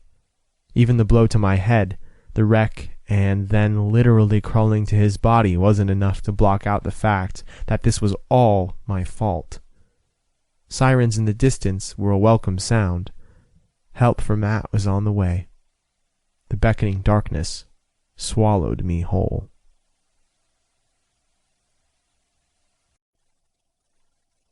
Things that make you go, WTF? Crows recognize human faces and hold grudges against the ones they do not like. Chapter 9. Hopper. We all know we don't have enough time. It's common knowledge, so common it's often overlooked. Kind of like the heat in the dead of summer in the South. It's easy to forget how brutal the humidity is, how intense the sun can be when we're able to close the door to it and revel in air conditioning. Or sit in a restaurant, impervious to the heat, sipping a cold beer with a frosty-to-the-touch mug. The thing with heat is, with time, there are always reminders. Like when you first climb into your car after exiting an efficiently cooled place and nearly melting off half your skin. Or when you tell yourself tomorrow, then tomorrow never comes. Infinity is just an illusion. something we tell ourselves we have because truly realizing just how fragile time is would be close to crippling. The silence around me was absolute. So soundless, there was this static energy about it that almost fooled me into thinking I wasn't actually waking. But I was. Slowly my eyelids fluttered. Pricks of light filtered beneath the dark curtains of my vision. I blinked against the bright haziness, trying to get everything to come into focus. Urgency. I could feel it in the way my heart rate accelerated despite the fact my body was at rest. Imperative terror, the kind that gripped your chest and made it hard to think, rose inside me. My body bolted upright, lips parting to grasp for air. Besides my hips, my hands fisted into the fabric nearby as I tried to make sense of my surroundings and everything my mind and body were trying to tell me. It was so much, so fast. The annoying sound of beeping barely registered, only enough to make me wish it would stop because I had more important things to think about. The walls were white. The window was large and boasted drawn generic blinds. This wasn't my apartment, my bed, my home. This room was empty, except for me, this bed, and a few other no-nonsense pieces of furniture I couldn't care less about. I tugged at the covers, trying to get free because there was somewhere I had to be. Someone who needed me. Matt. Just the whisper of his name in the back of my consciousness alarmed me. My breathing became desperate, coming in short gasps, almost as if I were hyperventilating, but not quite. "Sir?" A woman in a pair of scrubs rushed into the room. "Jason, you're doing just fine." She hurried over to my side as I struggled with the blankets and tried to calm me by putting a hand to the center of my chest, gently pushing me back. The beeping silenced. I realized it was coming from the machine beside the bed. There was also an IV stand. I followed the cord all the way to where it stuck out of the back of my hand, the needle concealed by about 3 pounds of medical tape. "Where is he?" I gasped, struggling against her hold. "Where's Matt?" I was confused, my mind muddled. I searched desperately for answers I needed, begging the knowledge to burst through the fog. "You were in a serious accident. You have serious injuries. You need to lie back and rest. You don't want to rip out any stitches." I grabbed her arm, my eyes fastened on her face. "Matt!" I implored. Suddenly, everything around me turned inward. I heard metal scraping over the ground, parts scattering, and a sick engine sputtering out as the smell of burning rubber filled my senses. The sight of a tire that spun, even though it was no longer on the road, completed the horrible memory. "Sir," the nurse said again, calling me back. "Matt!" I hollered, sounding raspy and old. "Where the hell is Matt?" The beeping of the machine started up again, but I blocked it out. The vision of a prone body, a body I knew as well as my own, lying near the wreckage, stole over me. I let out a strangled sound. His helmet was shattered, his leg awkwardly bent, and there was blood. Too much blood. "I'm so terribly sorry," the nurse began. My voice broke. A sob caught in the back of my throat. "No." Her voice was gentle and swift. "Your friend that was also in the accident, he didn't make it." "No." I kneeled, finally collapsing against the pillow. I rolled onto my side. Pain seared me everywhere, and a breath hissed between my teeth. Visions of the man I loved in various states of our relationship flashed through my mind. Smiling, laughing, wet in the shower. He was gone. All those visions were now memories. Memories of what would never be again. "Are you in pain?" The nurse hovered. "I need to get the doctor." I was crying. I felt the wetness on my cheeks. Utter despair tightened my chest. After a second of hesitation, the nurse laid her hand on my shoulder. Hers wasn't the touch I drew comfort from. Hers wasn't the hand that knew me. "I'm so sorry for your loss," she whispered. She bustled from the room, saying something about a doctor. I heard the door close behind her. The silence that pressed on me when I first awoke, it was back. I was alone in this room. Matt was dead. Because of me. I killed the one person I loved most in this world. Solitude was now my permanent and only companion. It was more than I deserved.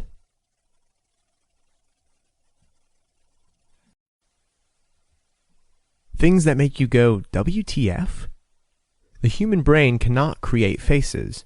When you dream, if you see someone you don't know, you've seen that person before, even if it's just in passing at a store. Chapter 10. Hopper. I went to the morgue to identify the body. He wasn't just a body. He wasn't just lifeless flesh, broken and torn in an unfortunate accident that just needed to be labeled correctly. My feet were bare. They slapped along the cold, hard hospital corridor as I walked unsteadily toward the wing where Matt's shell lay. The IV stand I leaned on had a squeaky, crooked wheel that echoed around us as we went. I was dressed in a hospital gown, one I didn't even bother to make sure was closed. The cold air in the hall brushed against the small of my back and the backs of my thighs as we walked, but it didn't matter. My bare feet, unclothed state, even the pain radiating in my body was of no importance. He was gone. I was here. Left behind. Living, but dead. My heart still beat, my lungs still took in air, but it was all details now, because life as I knew it was shattered. I limped, leaned a little farther against the pole as I trudged on. They'd wanted to wait. The nurses, the doctors, the police, even my managers. Waiting wouldn't make it any easier. I wanted to see Matt. The thought of him lying on some sterile, cold table beneath a scratchy white sheet surrounded by other lifeless bodies made me so incredibly sad. And so incredibly angry. He deserved better than this. How could a man with so much life inside him be drained and reduced to this in only fleeting moments? A swinging door was held open for me. I pushed inside a square room with a single table that looked like a slab of steel. The white sheet was exactly as I imagined, exactly as it was portrayed on movies and TV. The coroner was standing nearby. A white lab coat covered his body, a pair of blue latex gloves on his hands. My stomach lurched and churned. I knew I wouldn't throw up. There was nothing inside me. Absolutely nothing. I stopped beside the body, near his head. The coroner moved up, grabbed the edge of the sheets, and glanced at me. I nodded once, then fixed my eyes downward. Matt's face and upper body was revealed to me. He was still, eerily so. His lips were blue, his skin was white, and the dark hair that always fell over his forehead was shoved back off his face. I wanted to reach out and ruffle it, to put it back in its rightful place. Maybe then he wouldn't appear so inert. There was no fixing his hair, putting it back to the way it should be, because it was matted and stiff with dried blood. I stared at him. I stared so long my legs fell asleep, and my hand trembled with weakness where I gripped the pole at my side. All the injuries he incurred from the race that should have killed me marred his body, making him appear even more garish. It was unsettling to see so much violence on such a still being. "Can you give us confirmation?" the coroner asked, his voice low. I glanced up, then immediately back down. "Is this Matthew Lewis?" he pressed. "Matt." My voice scratched out. He liked to be called Matt. I felt, rather than saw, the coroner motion to someone, and then he began raising the sheet. My arm shot out and gripped his, squeezing so hard my fingers ached. I was weak, far weaker than I'd ever been. Weak in body, weak in spirit, weak in mind. He didn't even wince at the way I grabbed him, even though I gave it everything I had. "No," I begged, "not yet." "You should go back to bed." The nurse spoke softly from the door. "I am never going to see him again," I raged. "This is the last moment I will ever have with him. I don't give a damn about bed."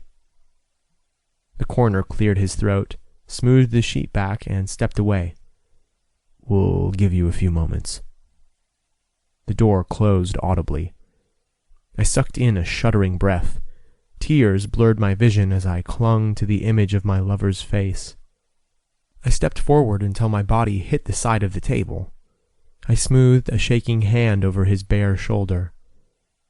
I knew he wasn't there. Not really. But this was all I had left.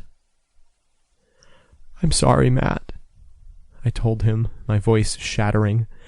"I'm so fucking sorry." It didn't matter that he was broken, bloody, and just an empty shell. He was still everything to me. I leaned forward, wrapped my arms around his cold, stiff shoulders, and pressed my face into the side of his neck.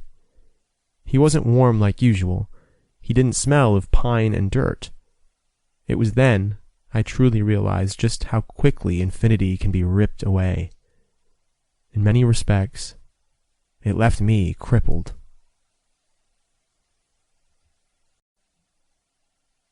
Things that make you go, WTF?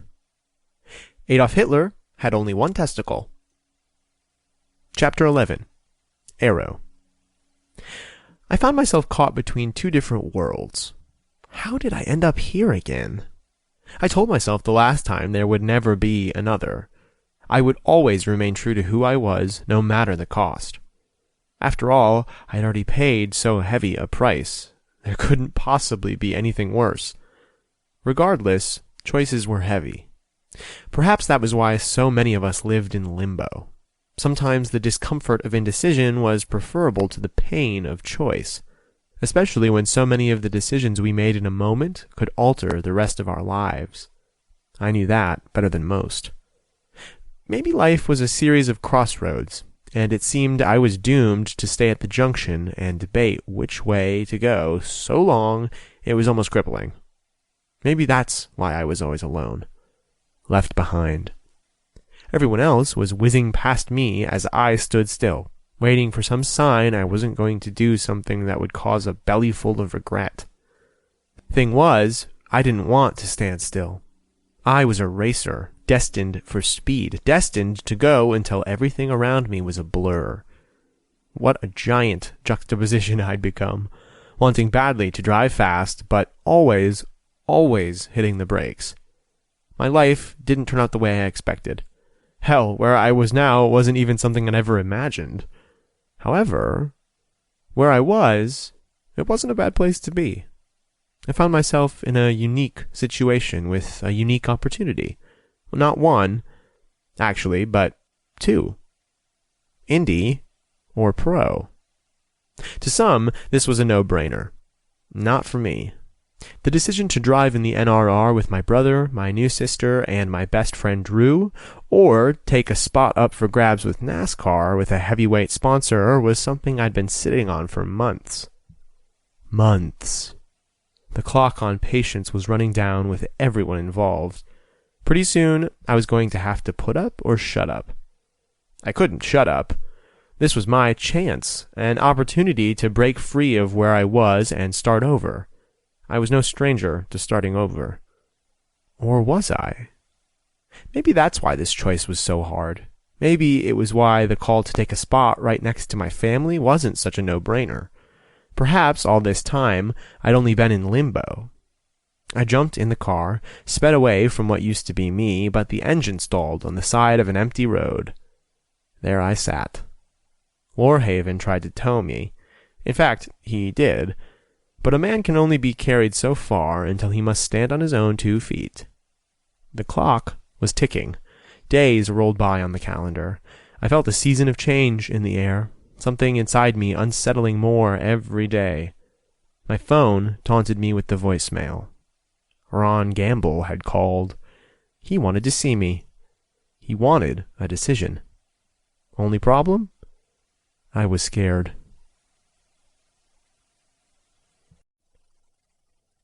Things that make you go, WTF? Your earlobes line up with your nipples. Chapter 12. Hopper. I couldn't sleep. I had an early morning meeting, but that wasn't why. Insomnia was my best friend, sometimes my only companion. When sleep eluded me, I wasn't the type to lie in bed and stare at the ceiling. Instead, I got up, got dressed, and left. Throughout the years, I'd become a connoisseur of the night, more familiar with downtown in the midnight and early hours than I was at any other time. I liked darkness. It shrouded a lot of things. It was also quiet, which lent itself to lots of thoughts. I avoided it as much as possible, but you couldn't run from what was in your own head very easily. It always came out one way or another. The thump of my black boots echoed off the pavement as I walked across the newly dampened street.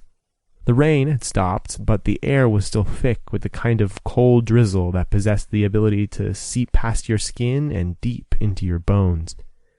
The red neon coffee sign hanging off the building cast a red glow on nearby puddles and neon stripes over the rusty red brick. My leather jacket was broken in, a little shabby, but it was thick and kept out the worst bite in the air.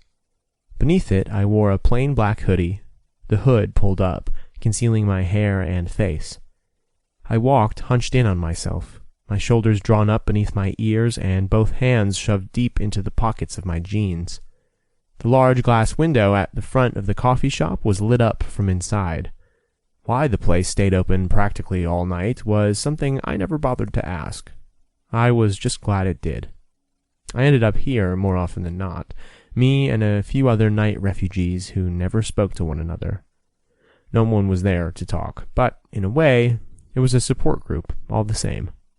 After all, whatever had these people downtown in a coffee shop in the middle of the night probably wasn't good. The deep scent of strong coffee hit me the second the door opened. Next, a brush of warmth against my cheeks. I pulled my hands out of my pockets and pulled off the hood concealing my head. At the same time, I nodded to the woman behind the counter and took up my customary seat near the window in the corner. Here, I could look out on the street, stare out into the night, but it was harder to look back at me because of my position. A white mug filled with black brew appeared in front of me. Steam wafted upward towards my lips. "Thanks," I said, gruff. She dropped a few packs of creamer on the brown tabletop beside the cup and shuffled away. Her feet never seemed to leave the ground. I don't know why she always left the creamer packs. I never used them. Not once. Sometimes I thought it was her way of acknowledging that anonymity I wore like a cloak. As if she'd never seen me before. I'd never sat in this corner booth, and she had no idea how I took my coffee. Or maybe she was lazy, and didn't want to take the chance I'd asked for it the one time she didn't bring it over. It was probably that. Surely she didn't spend that much time thinking about the guy who sat in the corner and never spoke. The brew was scalding to the touch when I wrapped a single hand around the body of the mug, tucking a few fingers beneath the thick, white handle. The coffee was always fresh here, always hot. A detail that was never lost on me. It bespoke of unspoken care, like the woman behind the counter was thoughtful enough to make sure the beverage was digestible. This brought back my previous musing about the creamer and the real reason she always brought it. This was how I spent most of my nights, those hours when the previous day died and the new day had yet to be born, pondering creamer and the actions of a woman I didn't know. I drank cup after cup of near-boiling coffee, maintaining a permanent burn on my tongue. Those quiet, dark hours were lonely and sometimes threatened to swallow me whole. Regret seared worse than any coffee ever could, and some nights I sat there and longed for the break sleep offered but never granted. That was my punishment, though. No peace, no break from the reality or the life I created. Instead, I wandered the night like a ghost doomed to never cross over, haunted with unfinished business. My empty mug made a hollow sound when I placed it one last time against the table. The caffeine I consumed never affected me, never made me wired. Sometimes I thought it calmed me down. With steady hands, I fished into the pocket of my faded jeans, pulled out some cash, and tossed it by the cup and unused creamer. Everyone else still sat in their designated seats, sort of like they were all part of the mannequin challenge, but no one was taking a picture. The night air was brisk and bit at my cheeks. The sound of an engine a few streets over rumbled through the night, and the low whistling sound of the wind brushed against my ears. I pulled my hood back up and shuffled off down the street. The sun would soon be up. Another day gone. A new day arrived. I would pound the pavement tonight, barely notice the window displays or passing cars.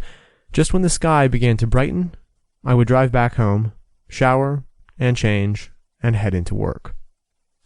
My head was down when a familiar sound cut through the night.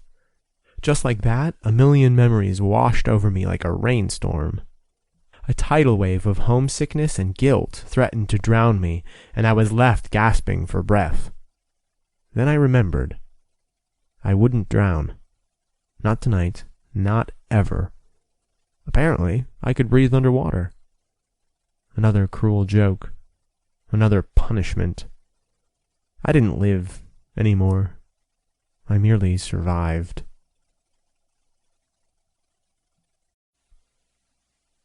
Things that make you go, WTF? O.J. Simpson was considered to be the Terminator, but the director said he couldn't picture him as a killer because he was too nice.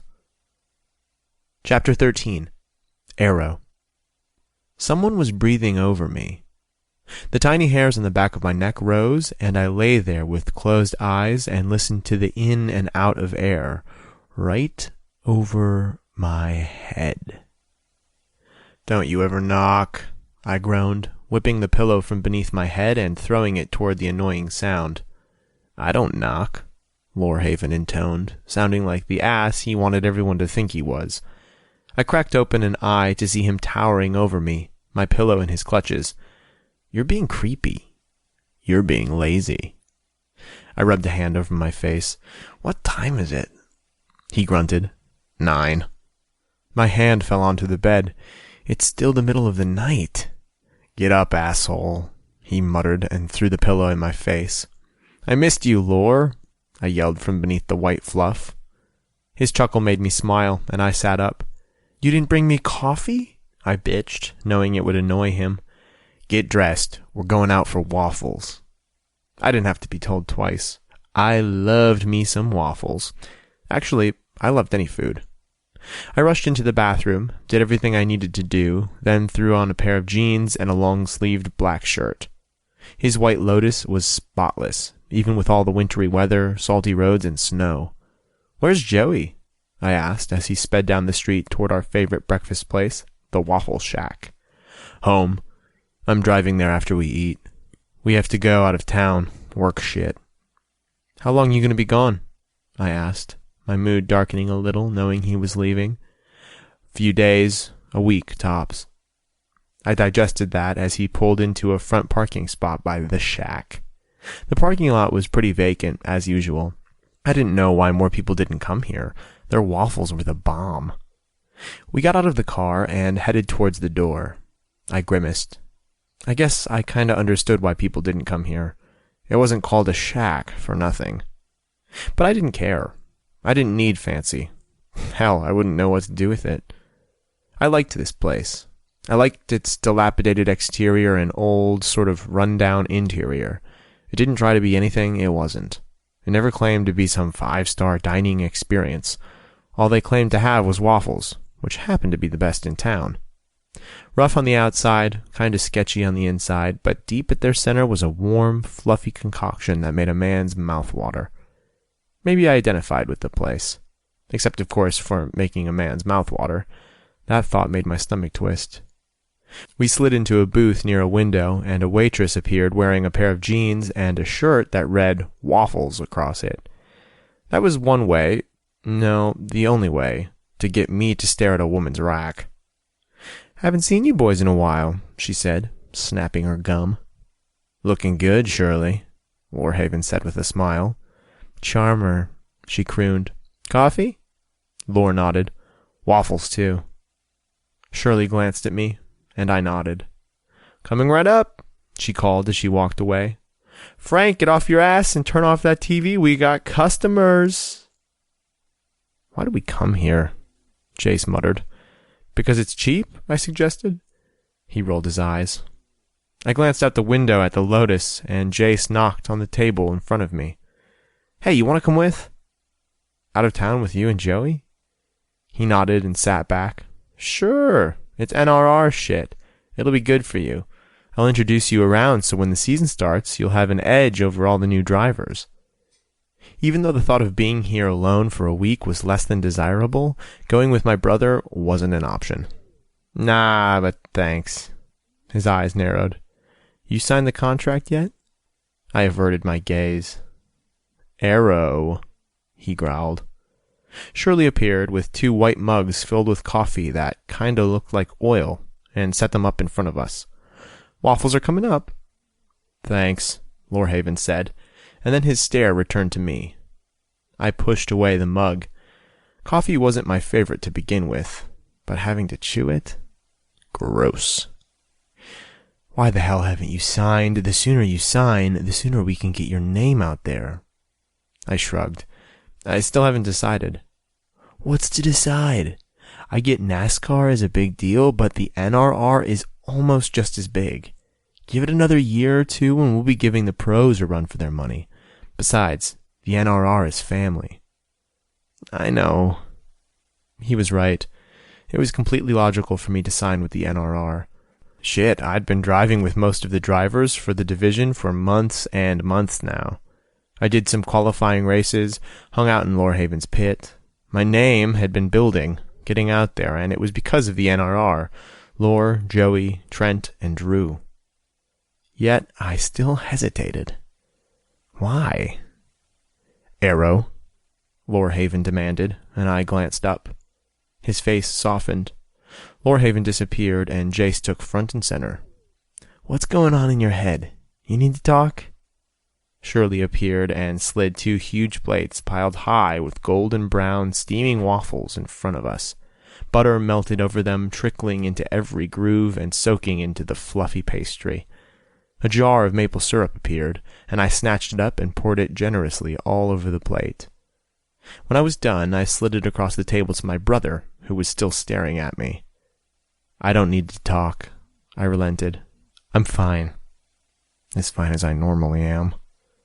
It's just a big decision, and when I make it, a lot of shit is going to change." "I know," he said. "I understand it's hard. I'm not trying to push you." I gave him a look. He chuckled. "Well, maybe I am, but only because I want what's best for you. This is a huge opportunity for you, a chance to start all over, make a name for yourself." "Yeah," I agreed. "I know. I just don't want to see you not make a decision because you're scared. I don't want you to look back and regret this. Those contracts won't wait forever." "You're right," I muttered, and stabbed the side of the waffle with my fork. "I'm gonna make a decision." "This week," Jace pressed. "When I get back, we'll drive down to Gamble's and you can sign." I nodded. "I'll decide this week, I promise." Lorhaven grinned. "Fuck yeah." 1 week. I had 1 week to make a decision that would likely affect the rest of my life. I wasn't good at making decisions, but really, I already knew what everyone wanted me to do. It wasn't as if a single week was going to change anything. "Eat your waffles," Jace said as he dug in.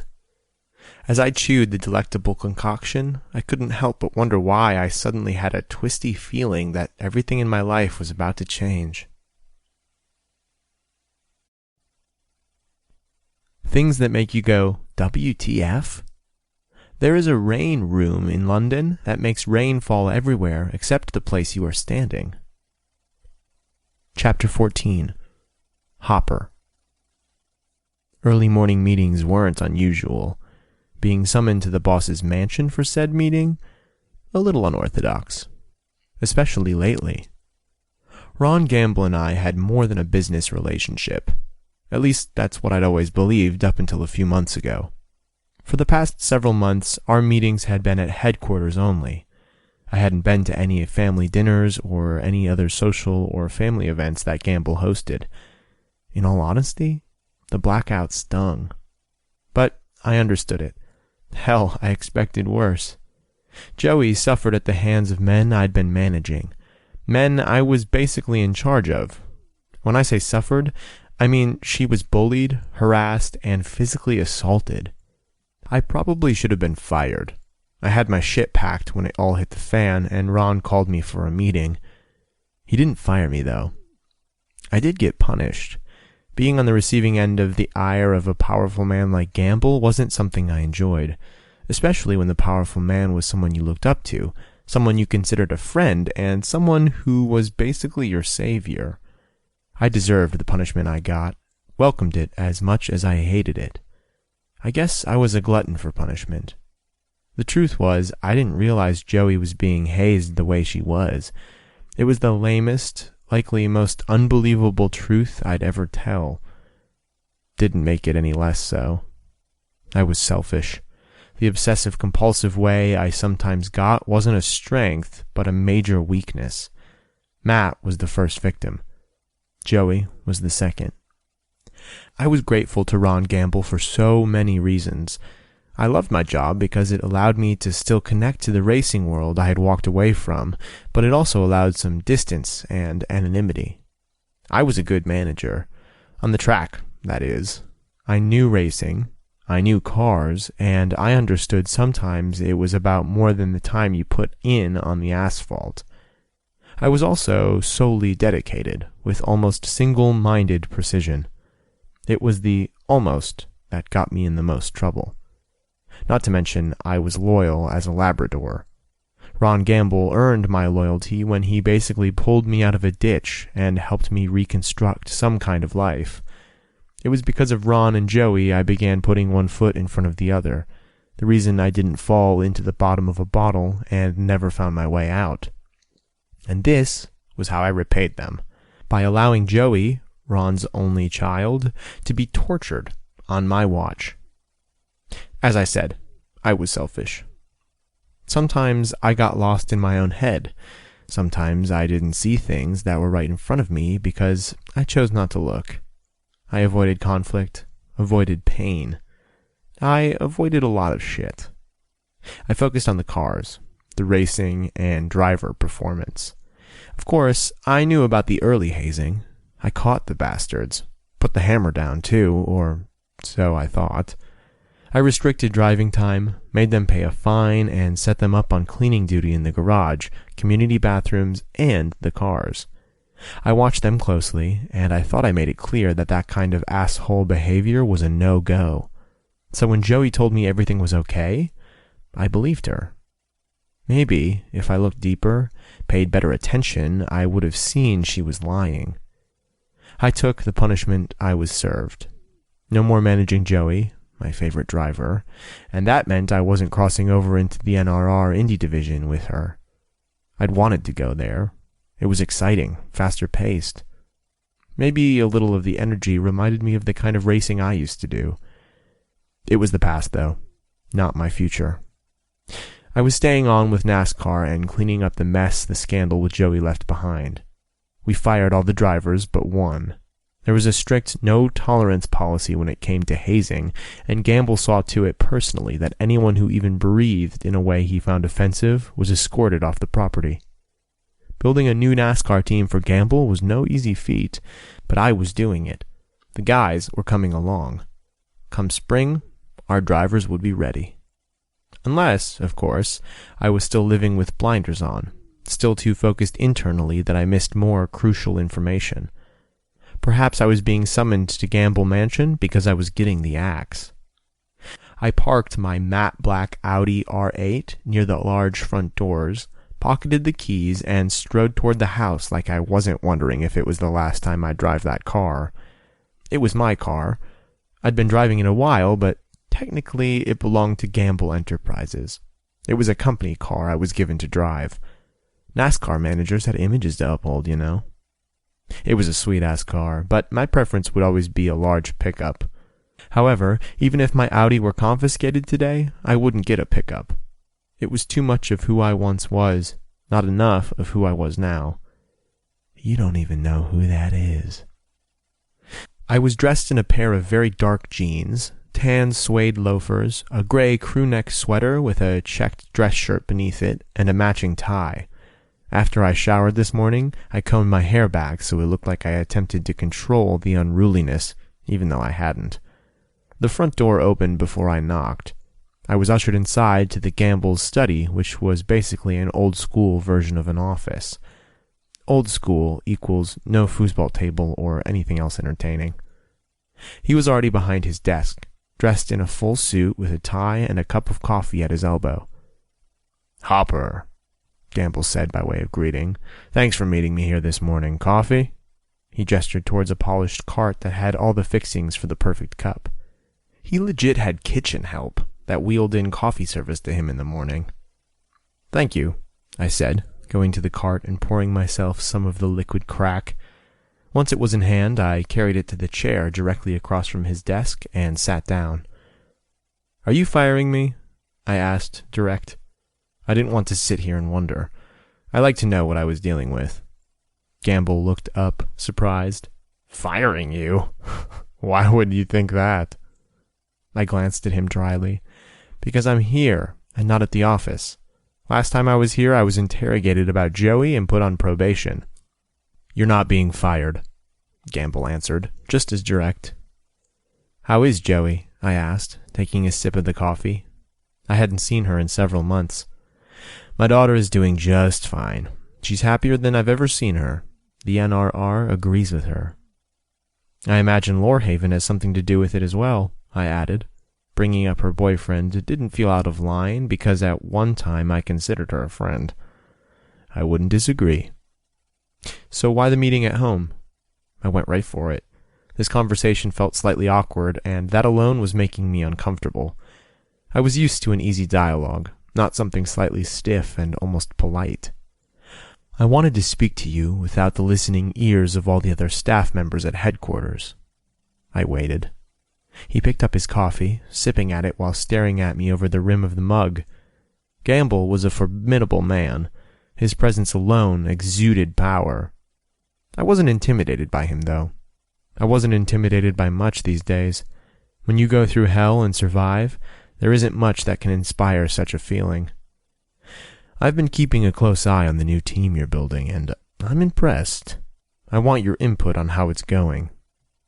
He called me here for a report? The staff could have heard this. "It's going well," I said, going into a few details about the drivers, the cars, and getting ready for this spring. "And how are they all getting along? Any issues?" "None," I said, decisive. "I've made it abundantly clear no form of bullying, hazing, or discrimination will be tolerated. Plus, the fact that they were all hired to replace those who didn't heed that warning carries a heavy weight." I paused, clearing my throat. "I've been making sure to pay closer attention. I'm focused on what's going on around me, instead of what's going on inside me. At least, I think I am." Sometimes when you wake up to reality, it's a sharp slap in the face. Here you'd been going along, living life, and thinking you were handling everything, then bam! You realize you'd been living in some fog, and all the things you thought you knew, you didn't know at all. Except, even waking up from the fog wasn't enough to shake it completely. It was still a daily fight, still something I had to remind myself to be careful of. My insomnia was worse lately. The fog was relentless. The more I fought it during the day, the thicker it became at night. Gamble nodded, as if he'd expected everything I'd said. "I'm glad to hear it, because there's something I want you to do." "Which is?" "You're aware I'm recruiting Aero Ambrose, Lorhaven's brother, to drive for me?" Something in my stomach dipped. My attention sharpened tenfold. Not much had the ability to blow away the relentless fog over my brain, but he did. It was something I didn't like to acknowledge. In fact, I never did, except, of course, internally, when just the mention of his name, or the sight of him yards away, made it impossible to ignore. Yes, I hedged, wondering where this was going. Pretty rare for you to offer someone a spot of their choosing on either your NRR team or your NASCAR team. Gamble made a sound. So, imagine my surprise when I can't get the kid on the phone. I felt my eyebrows shoot up. He's not answering your calls? He's yet to return the couple I've made. Interesting. It's been several months since he first auditioned for me. As you know, he's been racing in a few minor races, building his name, getting more experience. He's also driven in a few NRR classifiers. He's a good driver. He'll only get better, I agreed.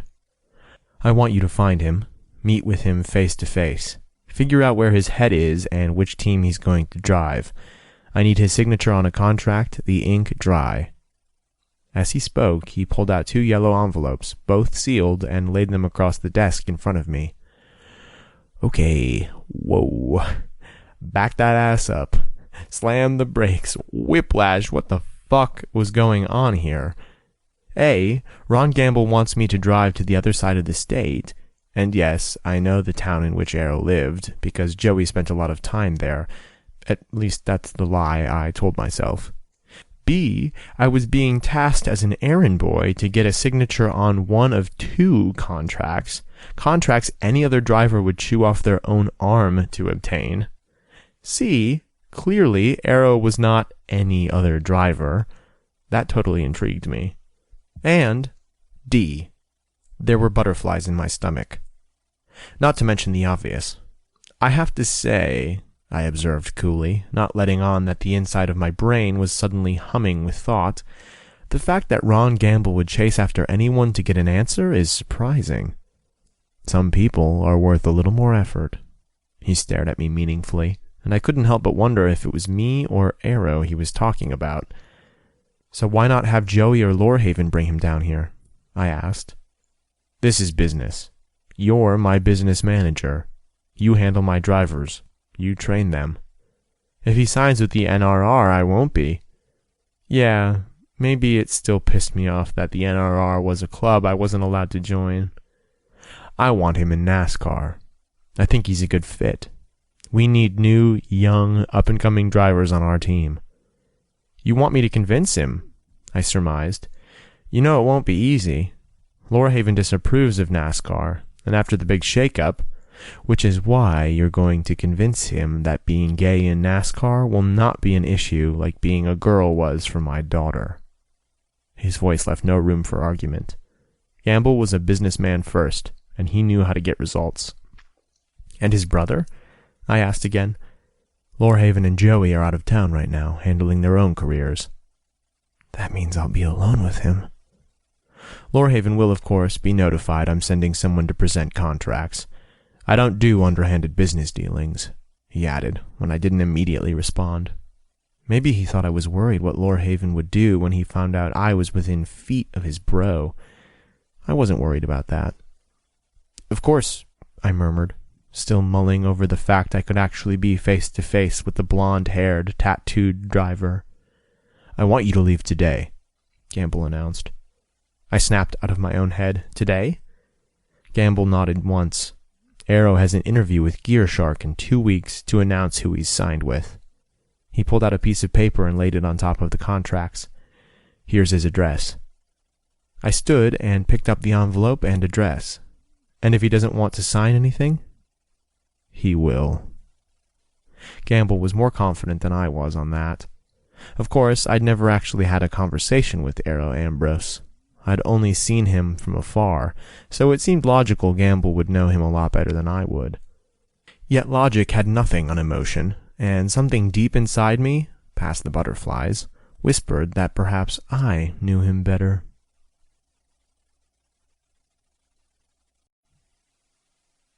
Things that make you go, WTF? The first successful full-face transplant occurred in 2010. Chapter 15. Arrow. Darkness claimed the sky early. Winter was known for short days and long, cold spells. It felt late, likely because the sky said it was, though it wasn't much past 5.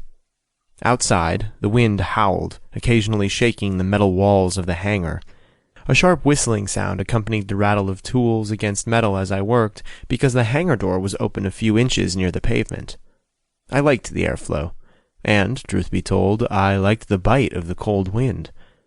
Because I had the door open enough for the cold to slip in, I also had a large space heater on. I liked to chill in the air, but I didn't want to freeze. It was a quiet machine, and it put out a pretty strong blast of heat, more than the one I originally had, which was a small box that sounded like a broken-down engine, and I had to stand within 2 feet in order to get any of the warmth it provided. The second Lor saw the thing, he gave me a lecture and smacked me in the back of the head. After he sped off in his Corvette, which he later totaled, protecting me, he came back with his fancy heater and demanded I use it instead. I had a lot once. It taught me a valuable lesson. I didn't need much. In fact, I preferred not having a lot attached to my name. That way, there would never be any kind of pain if I lost it. It was easier to walk away when you didn't have a lot to drag behind you. The Camaro was my prized possession, a car. I'd only recently come to think of it as mine. Lorhaven bought it for me, and though I drove it from almost day one, it had been hard to accept the fact that he intended it as a gift. We had a lot of cars in this airstrip, an entire hangar full of them, and a couple others in a few other hangars. I worked on them all. Cars were my hobby, my salvation. In some ways, they represented my revenge. Revenge that had yet to be exacted, though. The truth was, revenge took a lot of energy, and I was wary. I heard something once that didn't apply to me. Not really. Yet, I adopted it, and it was a phrase that sometimes echoed in the back of my mind. The usage principle. When your energy stores are limited, you have to use them wisely. It may not always be on things you want most, but instead on the things you need the most. Like survival. For a few years, that's all I did. Survived. The wind shuttered the slightly open door, and I refocused on what I was doing beneath the hood of my black vintage Camaro. It was a classic, full of muscle, and needed a lot of babying under the hood. There was a light bulb with a plastic cage around it clipped to the underside of the propped open hood, acting as a spotlight on the engine as I worked. Beside me was a rolling tool chest with greasy fingerprints all over the top and metal parts lying there at the ready. My phone was docked in a set of speakers, rock music competing with the wind. My nose was cold, and my fingers, but I kept working, bent over the engine. My jeans were loose, halfway falling down, and over my black t-shirt I wore an oversized black zip-up hoodie. I didn't know how long I'd been working. Long enough my fingers were covered in grease, but something in the air around me changed. I cocked my head to the side, pausing in the middle of what I was doing to listen. The sound of wobbling metal, wind, and music pressed in. I straightened, tossed down the tools, and then lowered the volume of the music so it was almost silent. The sound of an engine purring replaced the music, and then the not-too-far-away blare of a horn, and not just 1 or 2 quick beeps. Long, deliberate ones. Suspicion bunched in the muscles in the back of my neck, but I hit the button to lift the large hangar door. As it opened, light from inside spilled out across the pavement, and cold wintry air rushed in. From the doorway, my eyes went right to the bright spot in the darkness. There was a car at the gate. The driver must have seen me. His headlights flickered once, then twice. I didn't recognize the car, but I was curiously drawn to it. No one ever just dropped by here, except for Lorhaven, Joey, Trent, and Drew. They didn't count anyway. Instantly, my stomach cramped. I thought about some of the missed calls on my phone, even went as far as glancing back at the device where it was still docked. Was it my father? Lorhaven told me he wanted to talk to me. I was pretty sure a few missed calls were from him. Would he just show up like this? Yes. Yes, he would. He probably thought of this airstrip as his property, even though it was Lor who owned the title. The lights flickered again. A gust of wind whipped through the long strands of my hair. I tugged the hood over my head and tucked my hands deep into the pockets. There was no hurry in my pace. Whoever this was could wait. Showing up unannounced like this, in the dark? They were lucky I wasn't greeting them with a crowbar or a gun. As I drew closer, I made out the Audi, which was matte black. I'd seen it before around Gamble Speedway. "It's not your father." The realization moved some of the dread from my stomach, but it didn't necessarily make me feel better. At the large security fence, I stopped and threaded my fingers through the chain link and looked out.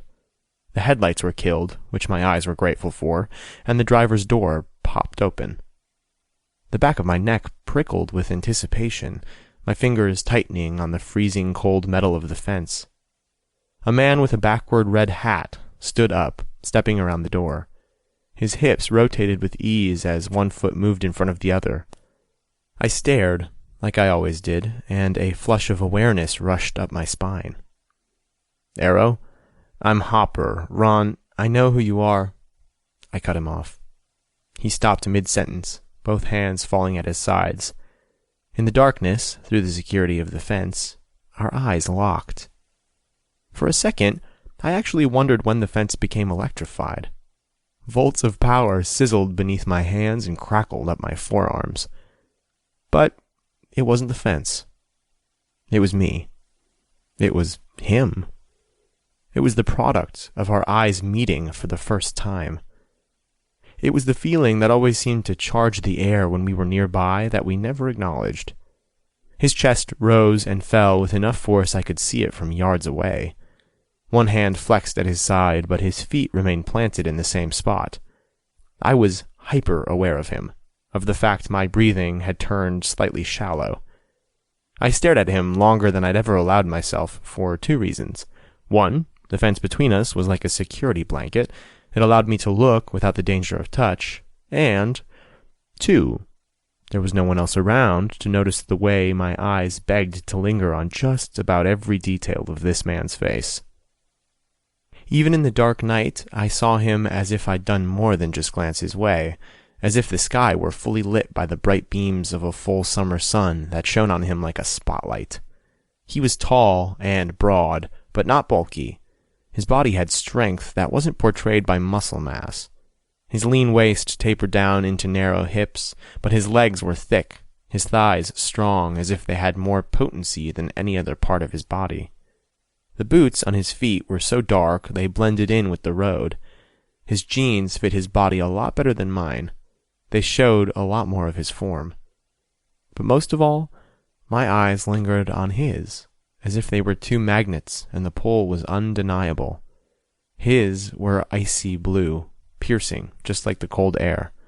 They cut right through me, holding me hostage even as I squirmed to run away. Alarm bells rang in the back of my mind. An uneasy feeling blossomed in my gut, but I didn't tear my gaze away. Looking from danger was a mistake. Looking away gave it a distinct advantage. Instead, I took in the dark shadow on his jaw, his mouth, and the way it was relaxed, yet I knew he wasn't. The red hat turned backwards slashed over his forehead, seeming to frame the rest of his facial features. I like the way he looks. His face, his body, and even the invisible vibes that floated around him attracted me. I wished it didn't, but wishing something didn't make it true. "What are you doing here?" I asked, still gripping the fence with my fingers, but straightening to my full height. "Gamble sent me. You haven't been returning his phone calls." I digested that. Didn't have a reply. "This where you live?" he asked, those icy eyes sweeping around behind me across the airstrip. I nodded once. "What's it going to be, Arrow?"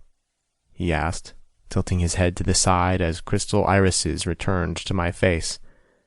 "You going to let me in?" A simple, seemingly innocent question, charged with so much meaning. I stared at him longer without saying a word. Waiting didn't seem to bother him. In fact, he acted as if he'd expected as much. "You have no idea." His eyes locked on mine. "Try me." My hands dropped from the fence. I stepped back, then once more. My fingers stung from the cold, so I tucked them in my pockets. A lot of things blew in with the winter winds at night. Thoughts, memories, regrets, sometimes snow. But the wind had never blown in a man before. A man who challenged me and scared me at the same time. In that moment, I felt I'd been playing a giant game of hide-and-seek. I was hiding, all this time, just waiting for someone to find me. The way Hopper watched me right now, I felt unspoken words drift through my chest. "Ready or not, here I come." I began walking backward. My eyes never left the man watching, waiting. Distance intruded. The only reaction he gave was to flex his hands. Still walking backward, my steps curved, veering right towards a small booth. I reached inside and hit a button. The definitive sound of a lock unlatching and the sight of a red light on the gate changing to green. Slowly, the gate began to roll open as I stood there and stared. Hopper retreated into the matte black Audi and pulled through the second there was enough space. He didn't stop to offer me a ride the short distance back to my hangar. I wouldn't have taken it anyway. Instead, I stood and watched the gate close. When the lock was fully engaged, I started toward the hangar, toward the man I least expected to see tonight, or ever. Toward the man I wasn't supposed to like. I didn't.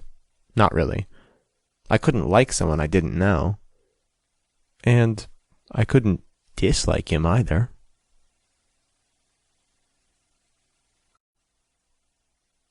Things that make you go, WTF? Ketchup was sold as medicine in the 1830s. Hashtag Drew approves. Chapter 16. Hopper. We were like two sharks circling, drawn by the scent of blood. Whose blood? I wasn't yet sure. I watched him for months the way a predator eyes potential game.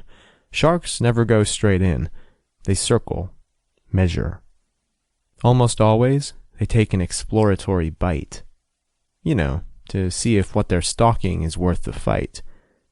Arrow was going to be a fight. No, not a fight. Not a battle. A war. Everything about him was so contained, right down to the fence he literally lived behind. It made me wonder, was the fence to keep him in or to keep people out? What would he be like uncontained? How would freedom look on him? I'd known deep down this moment was coming, even though I avoided it. Eventually, we'd come face to face. Eventually, I wouldn't be able to ignore the gravitational pull. I wasn't sure I was ready, if I'd ever be. Now I knew he watched me, too. Sure, I guess I'd known he'd noticed me. When I would glance his way at races, his eyes would quickly skirt away. Just now was different, though. Just now, he didn't hide the fact that he saw me. I felt it. All I could do was stand there and let him study me. Maybe that made me the prey. His stare was heavy, like it weighed 1,000 pounds, or saw 1,000 lives. He seemed too young to be so old. However, his age was undeniable. I wasn't talking about the year on his birth certificate or the number of years that marked his life.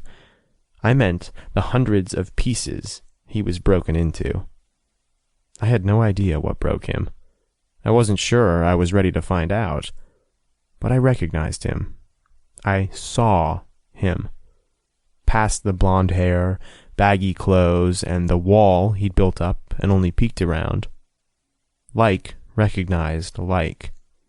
We were strangers, but intimately so, in the most basic way. What was his favorite color, food, and how did he take his coffee? Did he sleep on the left side or the right? What was the scent unique only to him? I didn't know anything about Arrow, but I knew him completely. Never, in my 26 years, did I react to someone this way. It scared me. It excited me. It brought on a tidal wave of guilt. Before I could totally get myself together, Arrow appeared. The dark clothes he wore concealed him as he approached. 1 minute, I was alone, and the next, he was crowding all the space around me. "Nice car," he remarked as he passed the Audi, his knuckles rapped against the hood. "Handles well?" "It's a smooth ride," I agreed, watching him. The jeans he wore were baggy. If I had to guess, they weren't pulled up, either. Strangely, I didn't mind the fact. It made me wonder what kind of underwear I'd see if he lifted his oversized shirt. The shoes on his feet were high tops, all white, and looked a little funny because his jeans were tight around his calves and ankles. He was thin, but not to the point he looked skinny, but almost like he just needed to fill out so his big feet would match the rest of him. Arrow stepped into the garage and pushed the hood off his head. Very blonde strands of hair appeared, which he reached up to shove over to one side. He almost had a baby face, with smooth skin and no trace of facial hair. What kept him from looking like jailbait was his bone structure.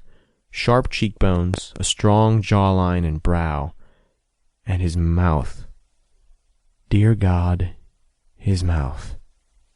I want to suck on those lips. He had a permanent pout, the perfect amount of flesh to latch onto and press against my own. He glanced at me where I stood beside his Camaro, and I didn't bother to hide the fact I was checking him out. He'd just done the same. He glanced away, moving past and beneath the hood, where he picked up a tool and leaned down to do whatever it was he'd been doing before I showed up. I didn't jump right into business, and suddenly business was the very last thing on my mind. I was in his space, closer than ever. I glanced around, wandered to the tool setup, and checked it out. There were awards and car titles on the metal walls, vintage car parts, and shelves of oil. Music played in the background, a song I had on my playlist as well. I was nervous, an emotion I wasn't familiar with. I felt I was seeing inside his world, a place not many people got to visit. I'd basically challenged him to let me in, and when the lock on the gate slid open, I'd found victory. After I glanced around the tools, I turned toward where he worked. I moved up to the side of the Camaro and stared down at him. Arrow paused for a brief second, just barely tilting his head toward me, then resumed working. I watched him. I couldn't not. He wasn't my type. Not in the least. But I had a sinking feeling no one else would ever be again. An image of Matt swam through my head, and I closed my eyes, clinging to it for a few seconds. A wash of calm loneliness moved over me. Once I felt slightly less rocked, I reopened my eyes. Arrow was watching me, the tool in his hand suspended over the engine. The chocolate color of his eyes seemed bottomless. That calm peace I'd searched for was pulled out from beneath me like a rug. I shoved my hands deep into the pockets of my jeans. "You okay?" Arrow asked. The sound of his voice made my fingers curl into my palms.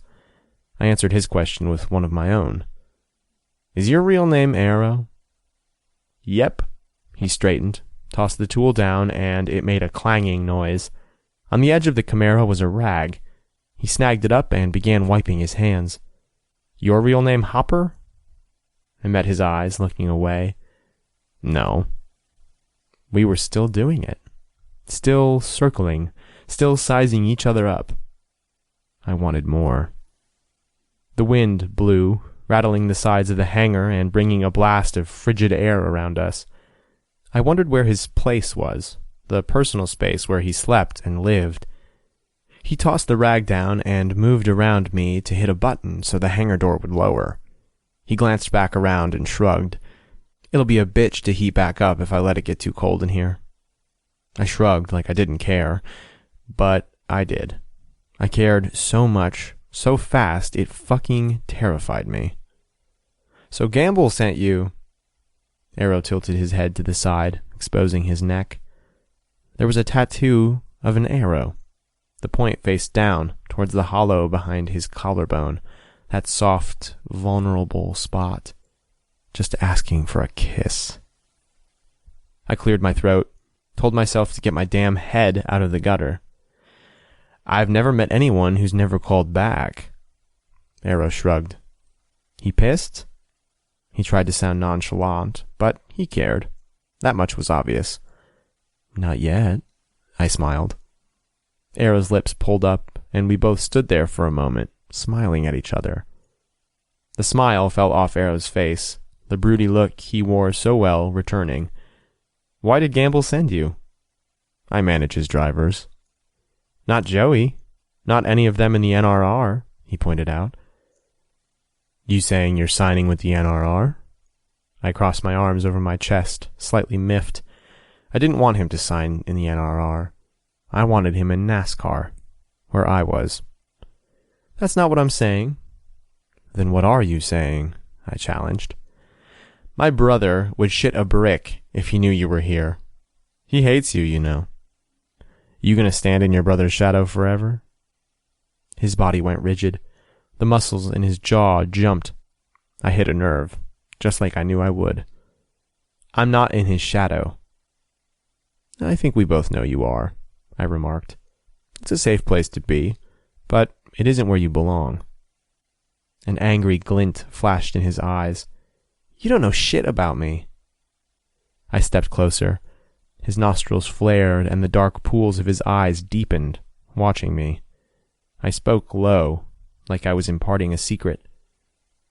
You know that isn't true, and it scares the piss out of you, doesn't it?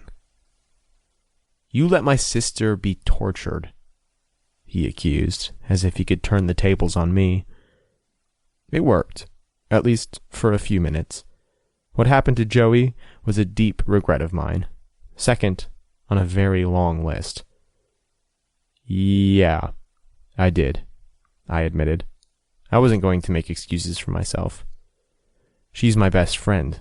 Well, she was. The shit she went through shouldn't have happened. I'll live with it forever. He expected a fight, and I didn't step up. Arrow's eyes softened. She's not mad at you, you know. That surprised me. She's not? We'd barely spoken since the shake-up. I honestly thought ours was one more lost relationship in my life. Nah, I hear her and Lore sometimes. He's still pretty pissed, and that pisses her off. Arrow smiled ruefully, like he enjoyed watching his big brother have his ass handed to him by a girl. I made a sound between a groan and a laugh. That was Joey. She never backed down. I felt him watching me, studying all my movements and facial expressions. She likes you. I rubbed a hand over my face and took a breath. I didn't realize that was something I wanted to hear until he said it.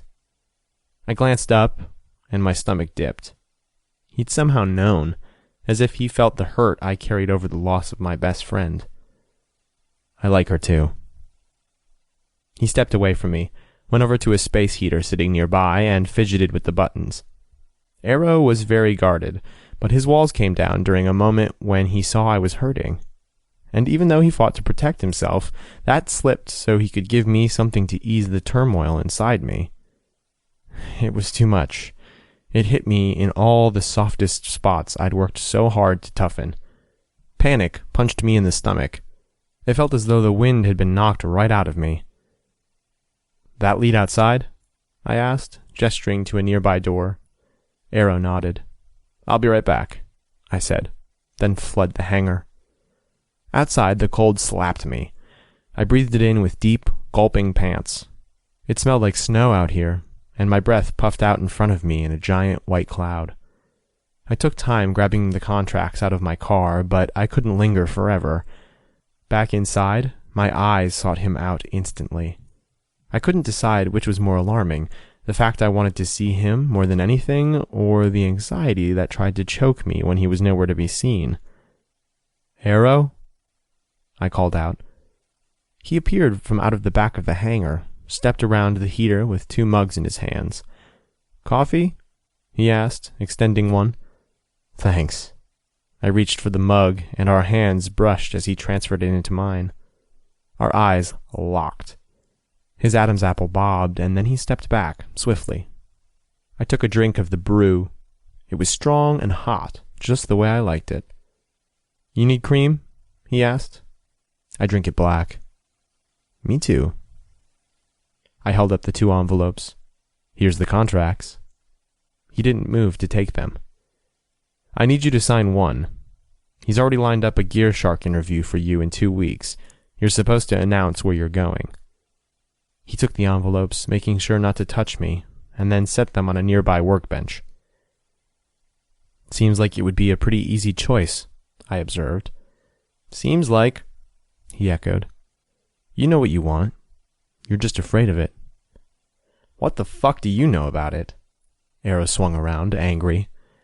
I know your entire family is with the NRR. It's a no-brainer.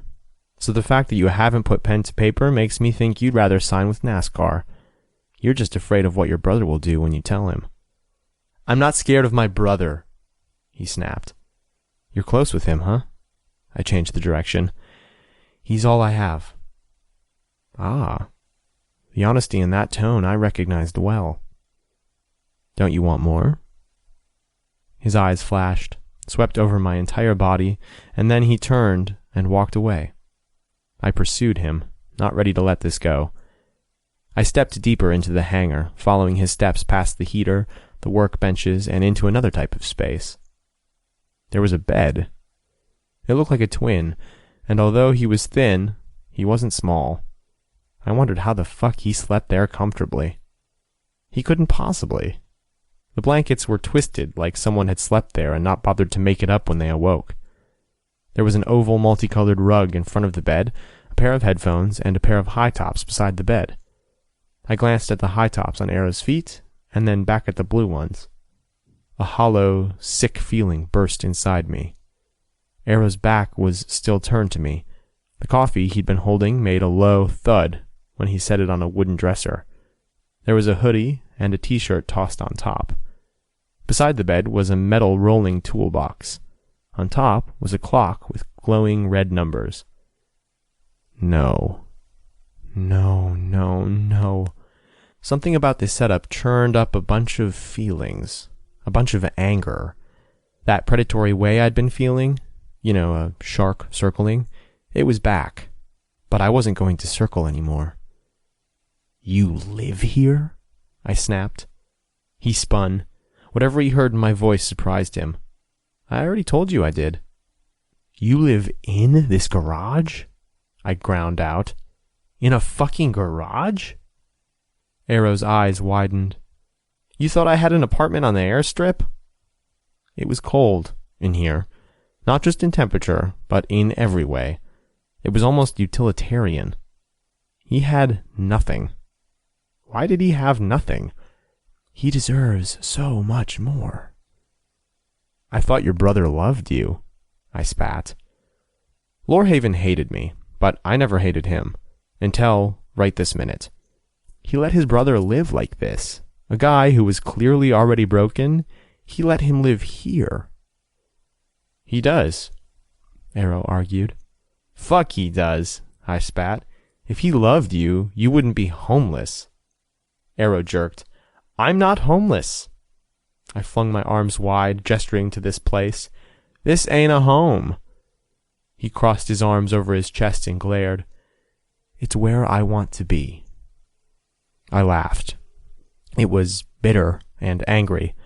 No, you don't want to be here. You think this is where you belong. You're too scared to reach for anything else, just like you're too scared to sign the contract you really want. Arrow lunged across the room. Fuck you, he growled. Man up, I growled back. With an angry yell, his hands shot out, grabbed handfuls of my shirt, and yanked me forward with some force. My muscles tensed, but I didn't fight back. I wasn't even threatened. My pulse hammered against my temples.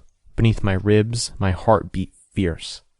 Arrow's eyes burned with anger, the deep brown shade glowing with an amber fire. His chest heaved.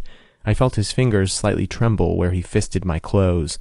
His eyes bounced between mine with something more. He's attracted to me, even in anger, even in fear. I held still but didn't back down. I stared back right into the amber flames and dared him to do something about it. "Stop hiding," I challenged. With a grunt, he pulled me forward a little bit more. His head came down and those pouty, angry lips crashed over mine. "You know that expository bite I mentioned before?" He was taking it. I was surrendering. Hell, I was offering. He sucked in a deep breath through his nose as our mouths latched together.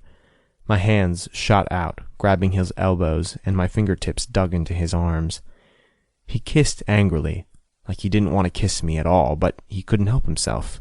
I kissed him back with the same amount of ire, driving into his mouth, his emotion, and drinking it all in. After a few strokes of his lips, something changed. It was like the angry haze that had suddenly taken over vanished, and reality crashed back in. Arrow's grip on my shirt went lax, his lips stopped, and I felt the stare of his chocolate eyes. I opened up to stare back. Our lips still touched even though they didn't move. He stared at me, shock in his eyes. Shock, loneliness, and want. Carefully, I disengaged my grip on his elbows, reached up, and cupped the sides of his face. Arrow's eyes flared when my palms cupped his jaws. His lips twitched. He had his bite. Now he was digesting, maybe seeing if I was worth the fight. Waiting wasn't my strong suit. In fact, every second that went by was like a red-hot poker scalding my skin. I moved, his hands tightening in on my shirt again. I bit back a satisfied smile. He wasn't ready to let go. That was good, wasn't it? I kept my eyes trained on his. Slowly, I licked across his lips. They were just as soft and full as they looked from across the room. He sighed in the back of his throat, and his mouth opened, covered mine, and we sank into a long and languid kiss. His tongue met mine halfway, and they tangled together with lazy abandon. Alarm bells went off in my mind, but in that moment, it was just music. My stomach flipped and flopped, but all I felt were his trembling fingers in my shirt. Too soon. He pulled back too soon. The second he lifted his head, his fingers peeled away from my clothes, and he all but jumped back. His face was pale, dark eyes wide. He was shocked. So was I. "Get out," he ordered, taking another step back. I started. "Leave," he roared. I glanced around his home. Some of my anger came back, but it was overshadowed with sadness and guilt. I went to the door. He didn't follow. When I glanced back, I couldn't see him. "I'm staying at the DoubleTree," I said. I knew he was listening. "I'll be there when you're ready to sign." I waited for the sound of his voice. It never came. It was better this way. We were both too broken. We'd end up cut by each other's jagged edges. I let myself out of his cage, but I wasn't being set free.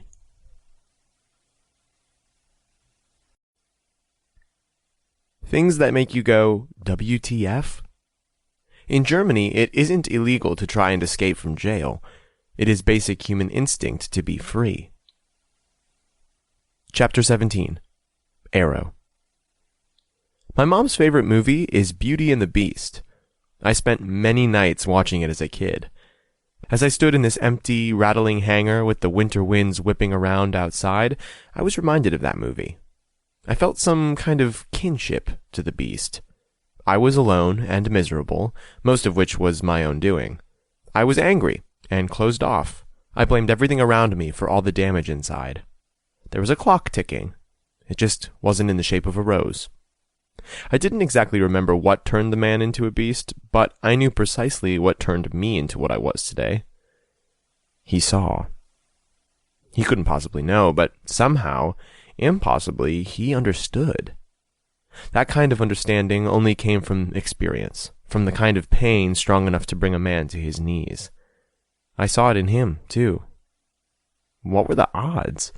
The odds that two men so shattered would meet.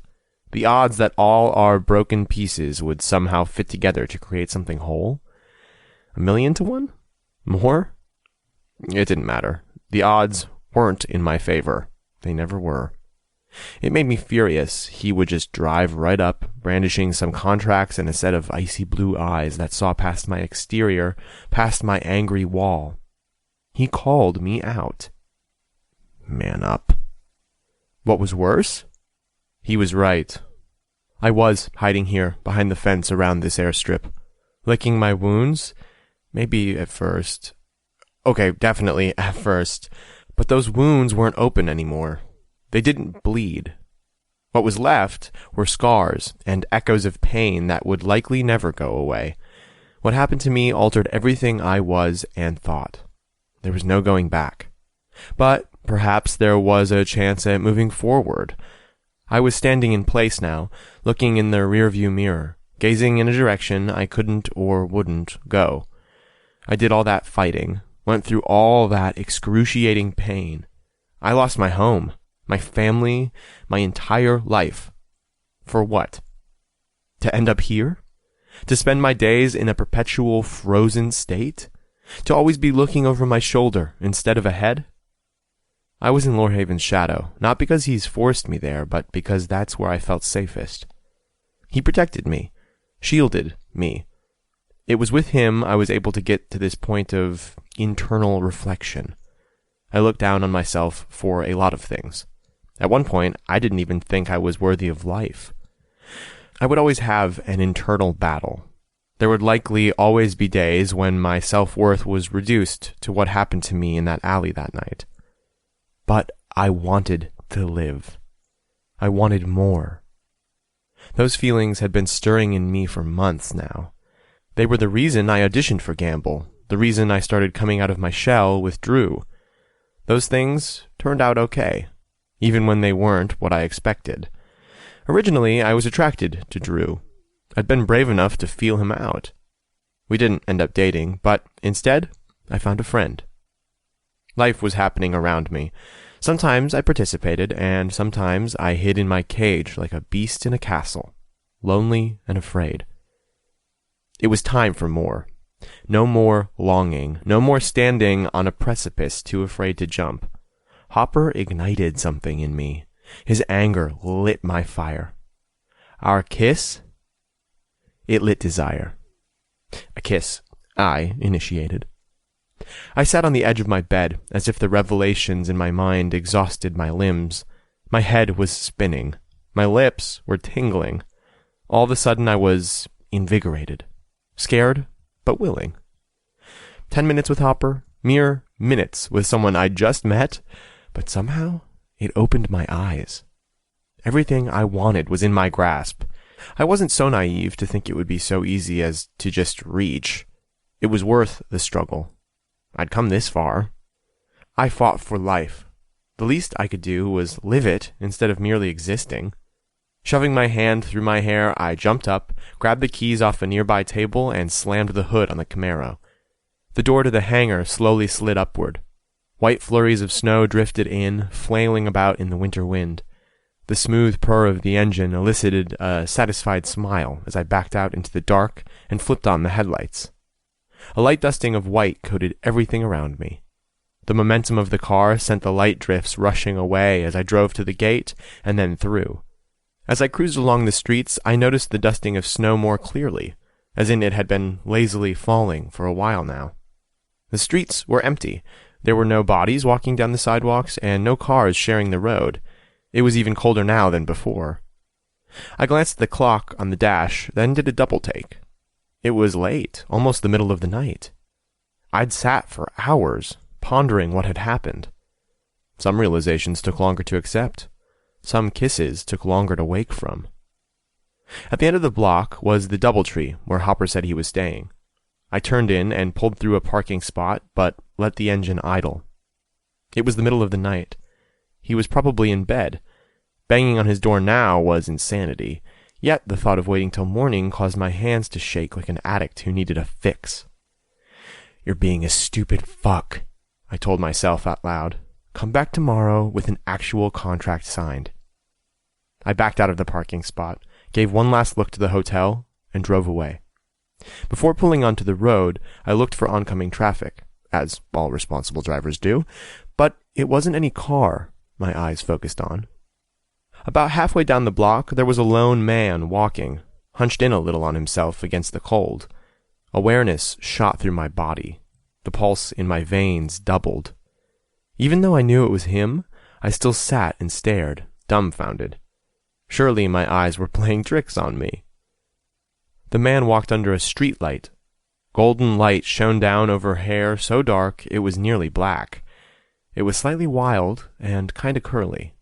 The leather coat he wore took on a sheen. What the fuck was he doing outside in the middle of the night, alone on the street? Didn't he know what happened to men who wandered around town alone in the dark? I know. I know too well. My blood ran cold. The tires of my Camaro made a squealing sound when I peeled around the corner and muscled the car down the street. Hopper stopped and glanced around, no longer beneath the light. Couldn't see his expression too clear, but I knew he knew my car. His body swiveled toward the street, bending forward when I stopped beside him at the curb. "What the fuck are you doing wandering around this late?" I bitched out the lowered window. "I'm not wandering. I'm going to the all-night diner at the end of the block." "Their pancakes taste like shit," I told him. "I'm hungry." His mouth tilted up on one side, but his eyes held a note of wariness. "I'm just getting coffee." "You can watch me eat." I leaned across the front seat and popped the passenger door open. He hesitated a moment before sliding into the Camaro. He glanced at me as the interior lights blinked off. "What are you doing here?" "I told you, I'm hungry." "You're hungry, huh?" He repeated like he wasn't sure he believed me. "Starved, actually," I replied, and pulled back into the street. He didn't say anything. I glanced in his direction, but he was staring out his window. I couldn't see his face. I cleared my throat. Nerves bundled up inside me, coiled tight. I began. "Maybe I wanted to see you." "I wasn't expecting you," he replied, still gazing out his window. Something about his tone whispered this was about way more than me yelling at him earlier. This was about whatever it was that broke him. "It's okay," I whispered, wanting to help him, but not very confident I could. "I wasn't expecting you either." Things that make you go, WTF? A person will create enough saliva in their lifetime to fill 2 average-sized swimming pools. Chapter 18. Hopper. Insomnia came with chronic solitude. Tonight, it spontaneously came with pancakes. And a blonde-haired guy that looked a lot like Justin Bieber. The pancakes must have really tasted like shit at the diner I was heading to, because he drove right by. 2 blocks over, he pulled into another place. It looked like an old caboose from a train. The building was long and had the look of red-painted iron. The entire front had a stripe of windows down the middle, allowing a clear view inside. All along the top of the window was a stripe of hot pink neon light. Above that, the body of the place gave way to the roof and the giant oblong sign perched on top. The perimeter of the sign was trimmed in more of the hot pink rope light, and the name of the place lit up with gold, literally diner. No originality awards for that. In the window on the front door was a sign that advertised the place being open 24 hours. Inside, it smelled like coffee and breakfast food. Mostly bacon. It wasn't a bad scent. It was empty, except for a man sitting at the counter eating a piece of pie that was completely covered in whipped cream. Arrow slid into a booth by the door, so I scooted into the seat across from him. I wasn't used to talking during my late-night strolls. I was used to staring off into the street, coffee in hand, not saying a word. My mind was loud enough. Words were never needed. The waitress came over. She wasn't in a uniform. Instead, she had on a pair of jeans and a hot pink t-shirt with the word diner on it. Seriously, who came up with that? "Coffee," I said, slightly gruff and out of practice. "No cream." Arrow nodded. "Me too." he began, "but I also want a stack of hot cakes, some bacon, and a couple eggs over easy." When the waitress was gone, I glanced at him. My stare slid over his honed features and dark eyes. I liked his hair, even if it was an unnatural color. I liked the way it showed off the side of his head where it was cut close. I don't know why, but it reminded me of someone who was wearing a shirt that slid off one shoulder. Kind of exposing, yet not really. Clearly, I was overtired. I was comparing his hair to a shirt. I should have forced my tired ass to stay in bed. I should have forced myself to vie for anything more than 2 hours of shut-eye. Now I was just delirious. Still, I'd rather be delirious than lying in that bed and staring at the ceiling while thoughts marauded around my head, taunting me, confusing me. "You really gonna eat all that in the middle of the night?" I mused. "Don't worry," he smiled. "I'll share." I blinked. It was the second time since he appeared at the curb that I could have sworn he was flirting, or, at the very least, teasing. It was a side of him I hadn't really expected. I didn't know how to take it. I didn't know how to react. Part of me wanted to pull him close. The other part wanted to shove him away. We settled into this awkward state of silence.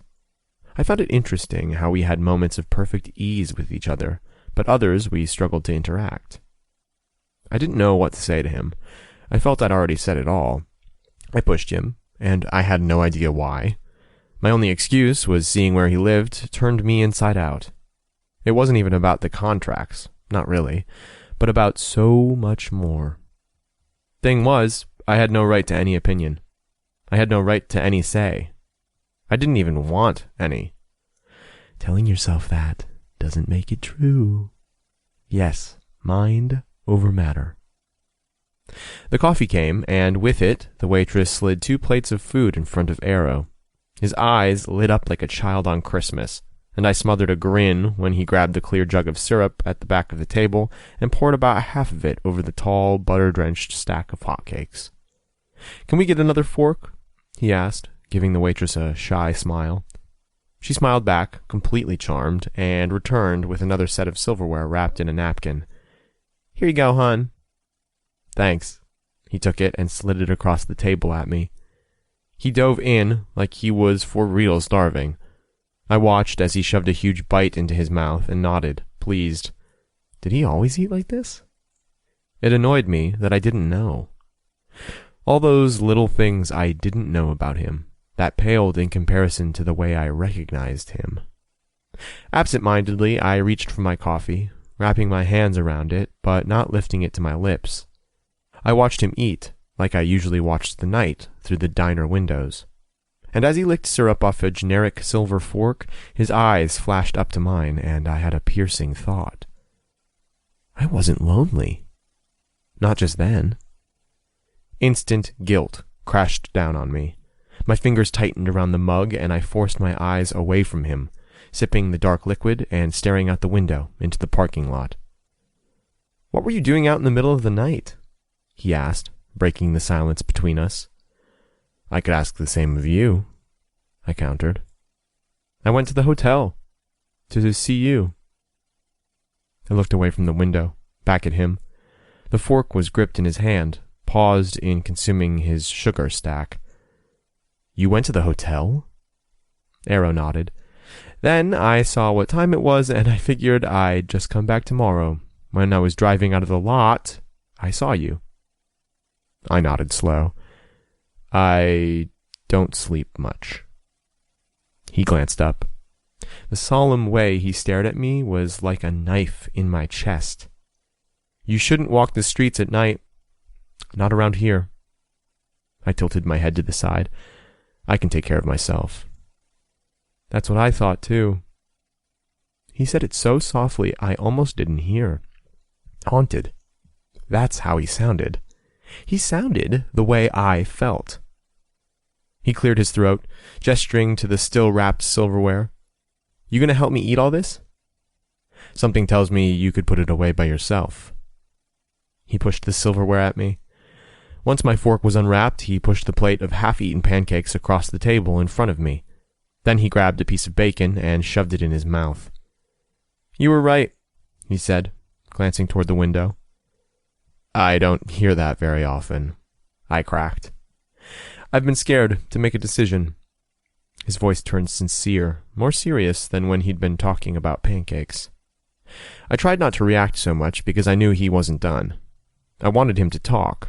I wanted the sound of his voice, and I wanted to know just a little more about all his jagged little pieces. So I just nodded. I took the fork and turned it on its side to cut through the thick layer of pancakes.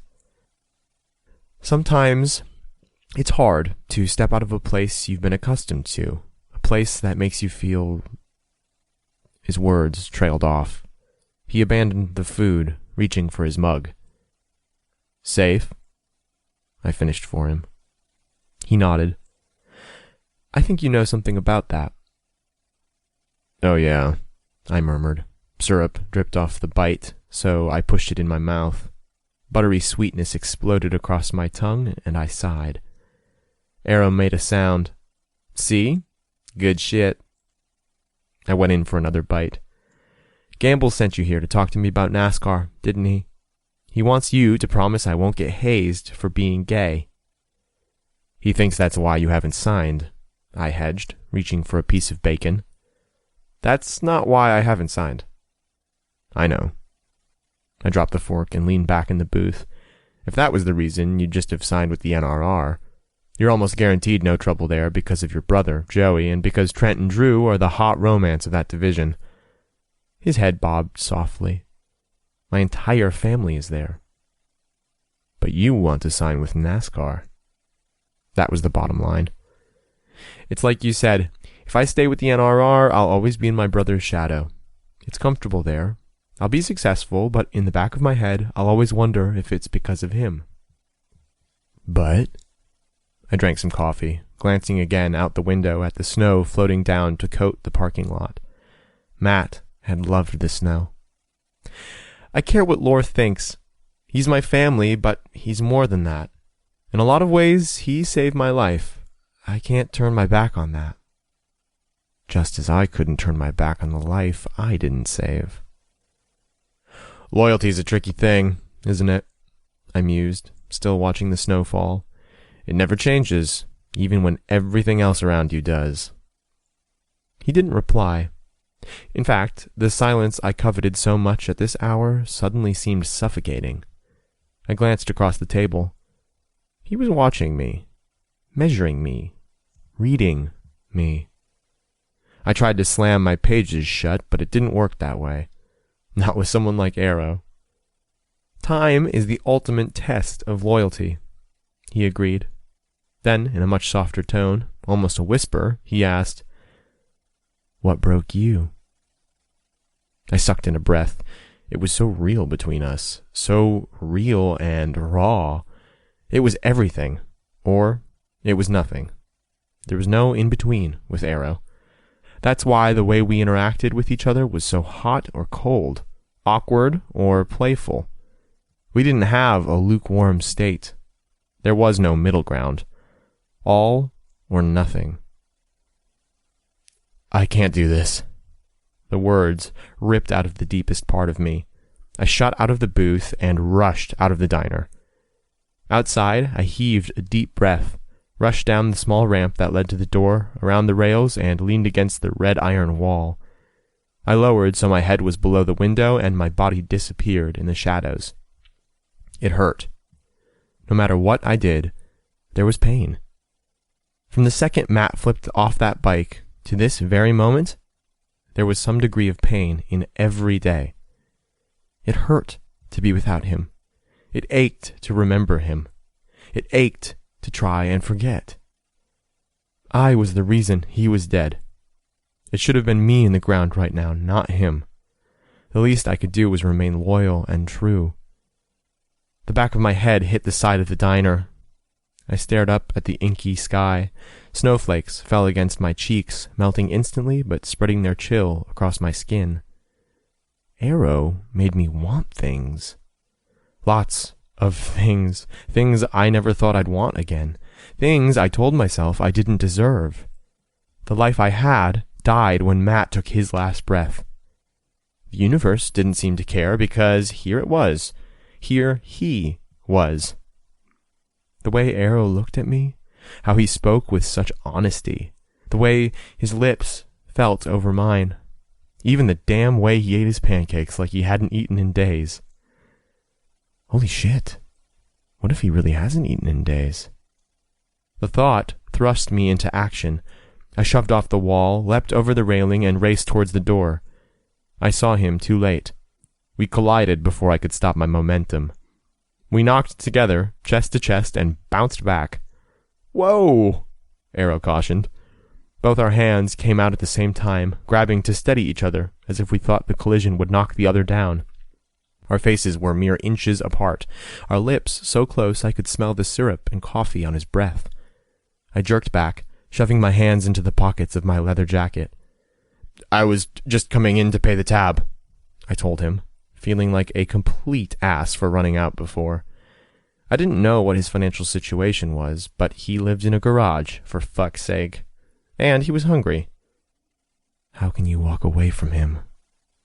Because if I didn't, it was stark betrayal. Matt deserved better. So did Arrow. No worries, he suggested. I paid it. You didn't have to do that, I growled. I'm the one who ate it, he pointed out. I'm sorry I ran out like that, I said, not even bothering to hide the misery in my voice. I get it, he replied, fished the car keys out of his jeans, and started ahead. Come on, it's going to take my sack 3 days to thaw if we stand out here any longer. I blinked, watched him walk away. I wished his jeans were tighter, because even though they shouldn't, my eyes searched for a glimpse of his ass. No questions, no demands, no explanations needed. Hell, most men would be counting their lucky stars to have a guy, or girl, not want to pick apart their words and actions with a fine-tooth comb. The rumble of the Camaro cut through the night. The subtle squeak of the windshield wipers brushing away the falling snow was distinct. I started forward, toward the car, toward my ride back to the hotel. I wasn't counting my lucky stars tonight. In fact, I stewed about it the short ride back. I didn't want to explain what happened back there. I was relieved he understood enough just to let it go. Still, at the same time, part of me wanted to explain. It's all or nothing. I had to remember that. If I gave him just a little, he'd end up taking it all.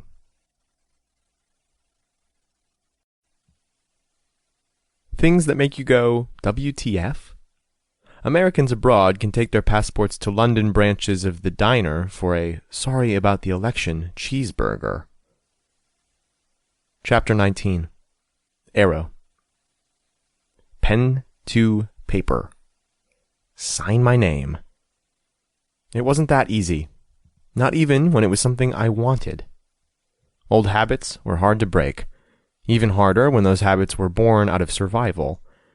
I lay in bed, staring at the ceiling of the hangar, my eyes roaming over the dips and peaks in the metal as if they held the secrets of life. The t-shirt under my hoodie carried the scent of pancakes and coffee. I left it on, exchanged my jeans for a pair of pajama pants, and tossed the hoodie on the end of the bed. Every time I shifted against the mattress, a burst of butter and rich carbs mingled beneath my nose. Sometimes I shifted on purpose, just so I could inhale the scent again. I couldn't get him out of my head. The look on Hopper's face at the diner when I asked him what broke him, or the look in his eyes when I first pulled up to the curb. He said he didn't sleep much. I wondered why. When he smiled at me, I wondered when he would do it again. And when he told me he couldn't do this, I wondered what this was. Truth was, I wasn't even sure I could do it. Any of it. NASCAR, reaching for an actual life, and seeing Hopper without wanting to know everything about him. Wanting him. I hadn't wanted anyone in a very long time. My inexperience was almost crippling. The experience I did have? Traumatic. And something more. No one had ever wanted me. Ever. Not even my own father. How could I expect someone to want me now, when I was broken, used? Who would choose that? Who would choose half a man when there was an option of someone better, someone whole? I dozed off, eventually. When I woke, the hangar was still dark, but that didn't mean anything because it was always dark when the lights weren't on. There were no windows. I didn't bother to glance at the clock. I closed my eyes and wondered what he was doing, if he was wondering what I was doing. Disgusted with my thoughts, I tossed off the blankets and was slapped with a rush of frigid air. "Fuck," I muttered. Once I jammed my feet into my sneakers, I turned on the extra heater and turned up the other one. Then I put on a pot of coffee and grabbed my shit so I could take a quick shower. There was a small bathroom in this hangar, which was why I stayed in this one. It wasn't fancy. In fact, it was so basic, it was almost a half bath. The shower was small, basically just a corner of the tiny rectangular room, with a plastic shower curtain that drew around to help keep the water contained. The toilet and sink were rudimentary, and the mirror above the sink was very small. I didn't mind it.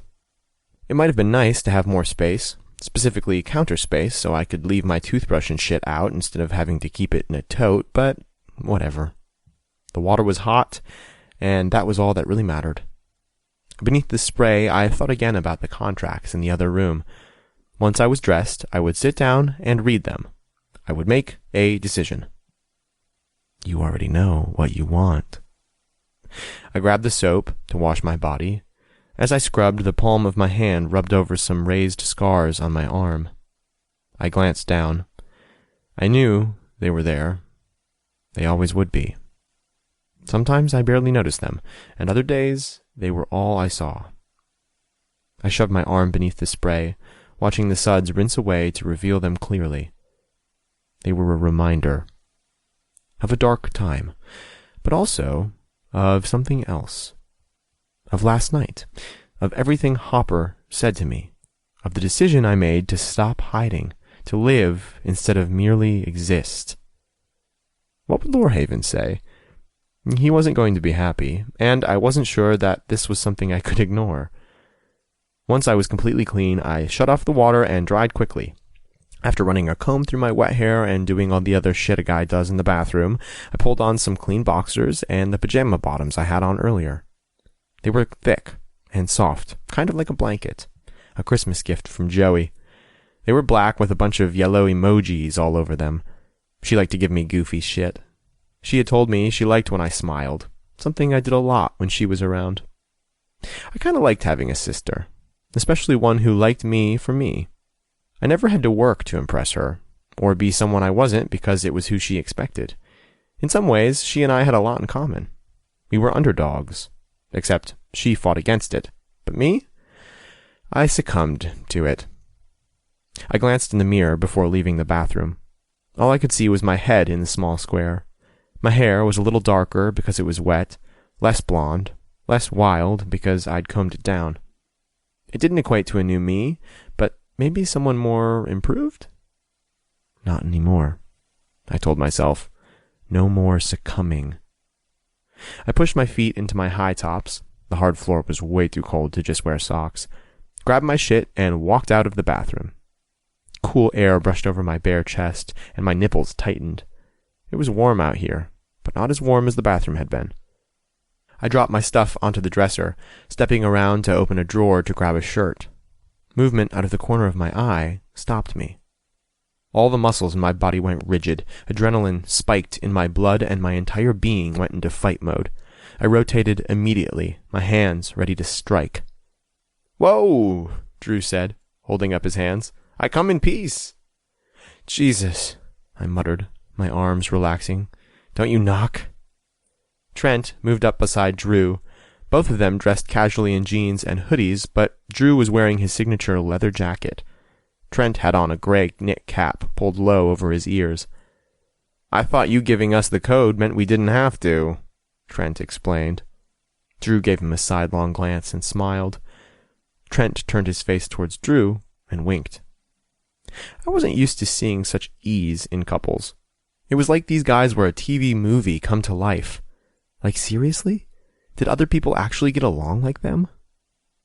"Yes," They had a whole family of people who were all in love. It was like the damn Twilight Zone over there. Oddly, I liked it. For the record, we honked and called you when you didn't answer, Drew said, but Trent cut him off to finish the sentence. We thought you'd fallen and couldn't get up. I gave him the finger. Seriously, you should get a life alert. You live here all alone, Trent said sagely. Drew guffawed. You'd be the youngest dude in history to have it. Something in the background of the Trent and Drew show shifted. My body stiffened again, and my eyes sharpened. Hopper stepped forward from beside the Camaro, where the heater wasn't blocking him. My eyesight condensed, almost like tunnel vision, and he was the center of the tunnel. I was surprised to see him. No, actually, I was shocked. After last night and the way he'd bolted out of the diner and said barely 2 words on the short drive to his hotel, I thought I wouldn't see him again until I had a contract to hand him. But he was here, now, and he looked good. So good. No red hat today. Instead, his overly long hair was wild around his head. The dark strands curled out from his neck, flopped out around his ears, and fell over his forehead in waves. There was a shadow on his jawline, and all the dark hair on his head and face only made the lightness of his eyes more startling. The gray cargo pants looked good on him, accentuating his lower calf. Not too tight, but not baggy either. With the pants, he wore a white waffle-knit long-sleeve shirt. It molded against his wide shoulders and draped over his narrow waist. The leather bracelet he always wore on his right wrist was there, thick and dark brown. I'd never seen him without it, and I looked at him a lot. I wondered if it had some kind of significance. This unsteady feeling tingled my stomach, and he returned my stare. I watched him swallow, shoving his hands deep into his pockets as his gaze dropped, roaming over my bare chest and farther down my stomach to my lower half.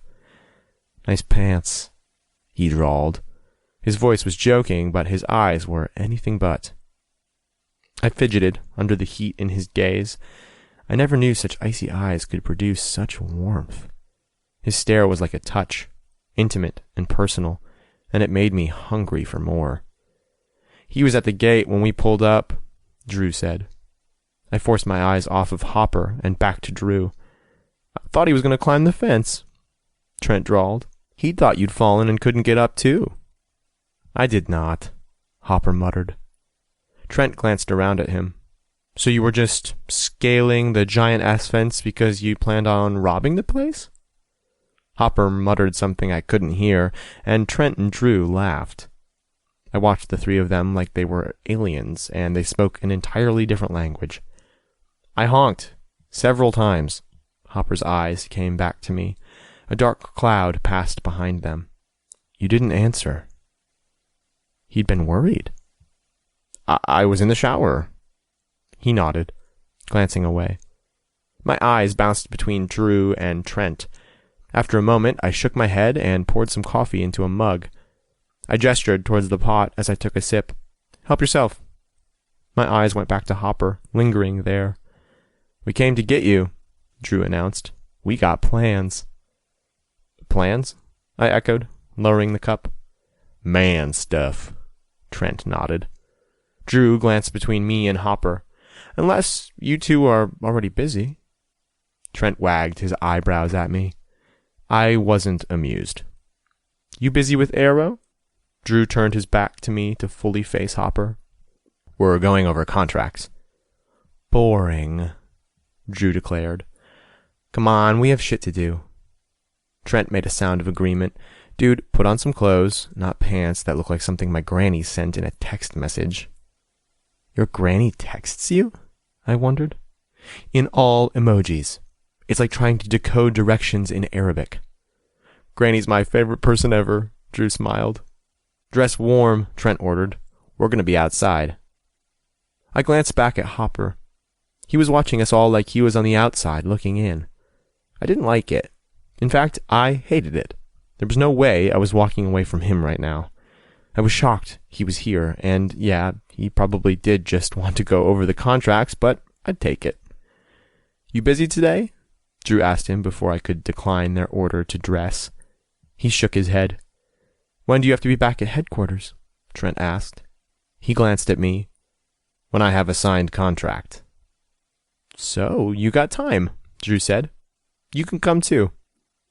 Come where? He asked, suspicious. To have fun. Drew pulled his keys out of his pants and walked toward the door. We'll wait outside. Trent followed along behind Drew, but stopped by Hopper. Might want to borrow a shirt or two from Arrow. It's cold as hell outside. 5 minutes, Drew called, and then the pair were gone. I was still standing there in my pajamas with no shirt, wondering what the fuck was going on. I hope it's okay they let me in, Hopper said, slightly awkward. It's cool, I said, turning toward my dresser. My stomach was bunching up beneath my ribs. Suddenly, the garage felt twice as small with the two of us standing in it. I'll be at the hotel. You can come by when you're done with them if you want to go over the papers. Aren't you coming?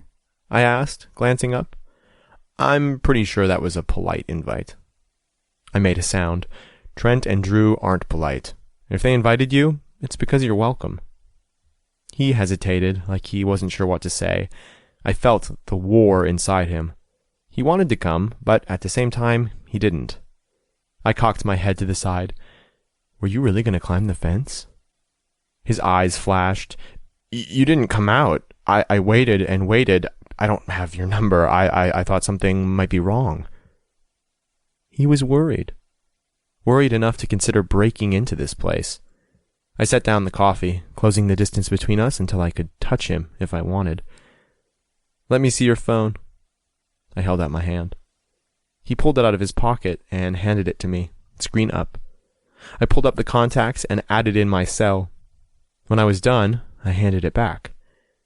Here. Now you have my number. It took him a minute to take the phone. His gaze lazily pursued the sleeve of tattoos down my arm, caressing my chest and my still tight nipples. But I wasn't cold. Not anymore. Now they were hard because of him. No one had ever wound me up like this before. No one had ever been able to make me forget all the reasons I didn't like to be touched with just a look. His eyes still on me, Hopper took the phone. Our fingers brushed together, something I thought might have been intentional. So, you're here until I sign? I asked, moving back across the room. Yeah. I opened my dresser drawers and pulled out some jeans, a long-sleeved t-shirt, a thick hoodie, and a knit hat. I glanced back at Hopper. He was watching me. I found a blue hoodie and tossed it his way. Here. He snagged it out of the air and looked between me and the shirt. I smiled and quickly dressed, pulled on the hat, and then reached for the waistband of the pajamas. You mind? He shook his head. In one quick movement, the pants were gone. You could have heard a pin drop in the room when I tossed them aside and picked up my jeans. My heart was beating rapidly. A fine tremor shook my hands. I wanted to turn and glance at Hopper. God knew I could feel his stare. But I was afraid to look, afraid of what I'd see. Instead, I ignored the desire in my veins and hurried to dress. Once the jeans were on, I busied myself turning off the coffee pot and the 2 heaters. After that, I found a pair of gloves, shoved my phone in my pocket, and picked up the blue coat on a nearby workbench. Come on, you can ride with me, I said, still avoiding his stare as I moved toward the door. He caught my wrist. His strong hand pulled me around. Hey. I glanced down to where he held me. He didn't let go. You sure you want me to come? No. He didn't seem surprised or even offended. I knew he wouldn't. I see the same feelings reflected in his eyes. Beneath his grip, my wrist rotated. I lifted my hand and wrapped it around his, long enough to give it a gentle squeeze. Let's go. He pulled back and slid my hoodie over his body. It fit him a little more snugly than it did me, but just about all my clothes were baggy on me. I liked it. It made me feel possessive, sort of like a part of me claimed him. Where the hell are we going? He wondered as the garage door slid open. Inch by inch, the winter's day view revealed itself to me. More snow had fallen since last night. Even though the sun was high in the sky, it just wasn't hot enough to melt any of it. There were several inches now. It created an undisturbed white blanket over the entire airstrip. Off in the distance, it glistened where the sun hit it, making it reflect light like an expensive diamond. Trent and Drew sat in Trent's steel-colored Mustang, and they gestured for me to follow them. I waved and slid into the driver's seat of the Camaro. Hopper climbed in beside me. I didn't resist the urge to look at him. "I have no idea," I answered his previous question. With Drew and Trent, it's hard to say. In all honesty, I didn't care where we were going. Not when Hopper was riding shotgun.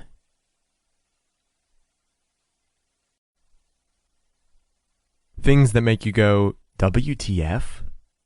A bolt of lightning is 6 times hotter than the sun. Chapter 20. Hopper. Yes, I debated scaling a large fence. Yes, I got caught by 2 big mouths. No, I didn't want to talk about it. And now?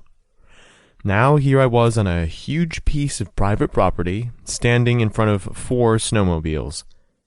My stomach was churning. The cramps twisting my guts were uncomfortable as hell. In fact, they made it near impossible to stand still.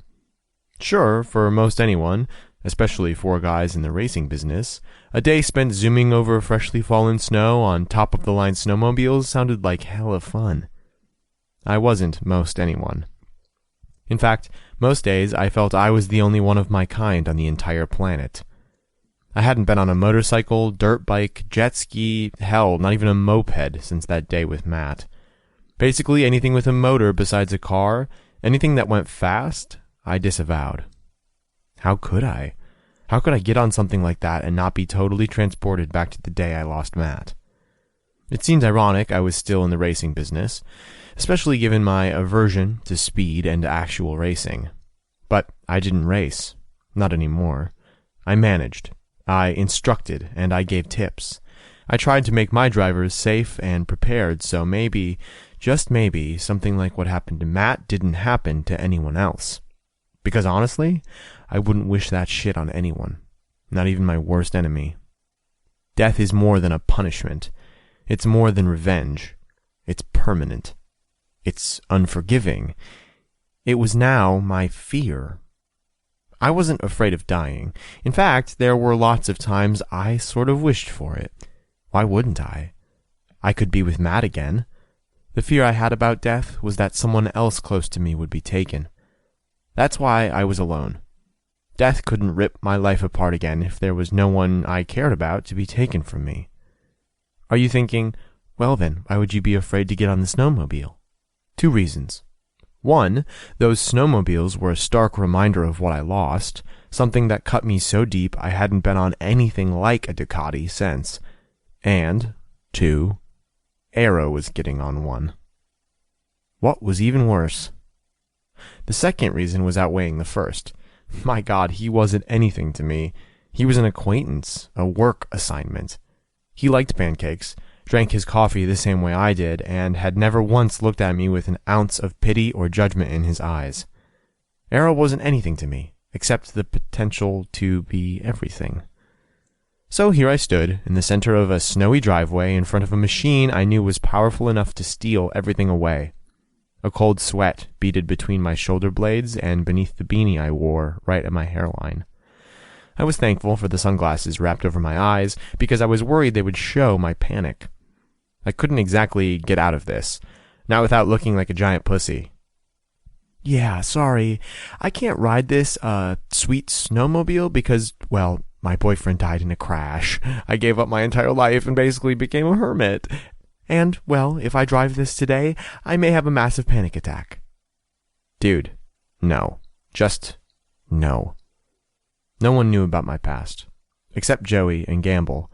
I put it behind me because reminders made it worse. Because seeing the pity deep in someone's eyes every single time they looked at me was unbearable. What's better than freshly fallen snow? Tearing it up with a speed machine, Drew said, gazing out over his toys. Hells yeah, Trent agreed. We were on their family compound. which consisted of a giant-ass house and then a more manageable-sized house where they lived, along with their giant garage filled with toys. It was a sweet setup. Maybe something like I'd always wanted to have one day. Until my life shattered into a million pieces. "These are sweet," Arrow said, stepping up to one and grabbing the handle. My stomach revolted, and I turned away, pretending I was checking out the view. "We got 4 because we figured our brothers would want to tear it up with us sometimes too. But they're busy today," Drew went on. "Diaper duty, you know," Trent supplied. "So we thought we'd come get you, eh? Because you know these beasts gotta be driven so the batteries don't sit and die," Drew finished. "Thanks for thinking of me," Arrow said. I didn't know if anyone else heard it in his voice, the sincerity, the shy surprise someone thought of him. Sweat ran down my spine. My knees felt like jello. Lucky for us, Hopper was there. Now we have a 4th driver. "Let me just grab the keys and we'll all head out," Drew announced. He and Trent went into the garage. I took a deep breath of the crisp air, hoping it would shock my lungs into working properly again. A hand settled on my shoulder, and I tensed, swinging sideways. Arrow's hand slid off with my movement. His brown eyes studied me, looked into me. "This is no good for you." So perceptive. Almost scarily so. It was proof, irrefutable proof, that he got me just like I did him. I swallowed. "I'm not sure I can get on that." I tossed a look towards the toy. "Let's go, then." I blinked. It took a second for my brain to process his offer. "You would do that?" "Without a second thought," he replied instantly. "I can feel how tense you are, how freaked out. We'll leave. Find something else to do." Oh, shit. He was offering to give something up for me. Offering to be there for me. "Why?" I said abruptly. So abrupt it sounded more like a barked demand. He didn't even flinch. "Because it's what you need." I didn't want to need him. I didn't say anything. I couldn't. Words failed me. Arrow shifted, uncomfortable, as if he thought what he said was somehow wrong instead of so incredibly right. I mean, it's not trying to scale a giant fence or anything, but... He was joking, trying to make light of what he just offered because he thought I was rejecting it. I couldn't let that happen. "It's better." The words rushed out. His lips pressed together. His stare asked if it was true. "Yo!" Drew called out. "Let's do this!" Arrow swung to face the guys. "Actually, I grabbed his arm, speaking low. "No, let's do it." "I can feel your fingers shaking." He glanced down to where I held him. "I can do it," I insisted. Maybe this was something I needed to do. For closure. Or maybe I was afraid if we made an excuse and left, my time with Arrow would be over for the day. I guess the thought of that was worse than the thought of a fiery snowmobile crash. I had more issues than the house of GearShark. "Are you sure?" Arrow murmured, studying me, penetrating me with his eyes. "No." "Yes." I glanced up at Trent and Drew. They were watching us with interest. Those two were way too perceptive. I noticed that since the moment we'd been introduced. Especially Trent. That guy was good at reading people. "Take him out. Let's all try to stay in the same vicinity, but let's stay away from the main house." Drew pointed off in the direction of the giant house. I nodded and moved toward the vehicle. Arrow wasn't far behind. My legs were shaking when I straddled it. My breathing was shallow, and an image of the Ducati wreckage was stapled to my brain. The sounds of engines starting up nearby made me want to flee. I told myself to shut the hell up, and I fired up mine. It was a smooth-running engine, loud but nothing over the top. The seat was comfortable, and I knew by looking at it and feeling it purr between my legs that it was well taken care of. This was just a friendly drive. Fun. No competition, no anger about who was getting what deal. It was going to be fun. No drama. I glanced over at Arrow, wanting to reassure myself he was okay. He was scowling at the vehicle, and I noticed then the engine wouldn't turn over. All 3 of us watched him do everything he could to start it up. It was a no-go. "Shit," Drew swore over the engines. "That fucking sled." Arrow nodded like he was disgusted. Battery's dead. Trent nodded. That one's been giving us some trouble. Thought I fixed it. He glanced over at Drew. We're going to have to get a new battery, maybe some new plugs. A sense of giddy glee overcame me. The urge to grin was shoved down, but I was relieved. So fucking relieved he wasn't going to be driving that thing. You guys go without me, Arrow said, climbing off the vehicle and tugging the edges of his black hat down over his ears. You can take mine, Trent offered, moving like he might get up. I can ride with Drew. All that glee inside me drained away. As if he knew it, Arrow glanced at me, then back at Trent. Nah, these are your toys. You should enjoy them. Besides, you two are too big to fit on one. Drew spoke up, hitching a thumb in my direction. Ride with Hopper. My belly dipped. Trent agreed. Yeah, good call, Forrester. They fit better on one sled. I felt Arrow's stare. If Drew and Trent picked up on any of the vibes between Arrow and me, they acted like they hadn't had a clue. Buckers. Come on! Drew yelled and took off. Snow flung up behind him, spraying in Trent's direction, who took off behind him. Arrow looked at me. I hitched my chin, gesturing for him to come on. His eyes widened with surprise. His boots crunched over the snow, a sound I probably shouldn't have heard over the engine, but I did. I heard everything connected to him. You sure? He asked. I nodded. At least with him on the back, I had some control over our speed, over the route we traveled. I could protect him better. The thought made this a little more bearable. Arrow straddled the sled. His body fit behind me, but not up against me. He held himself back a little, keeping some air between us. I thought about the way he looked when I first saw him today, bare-chested and in those fucking emoji pants.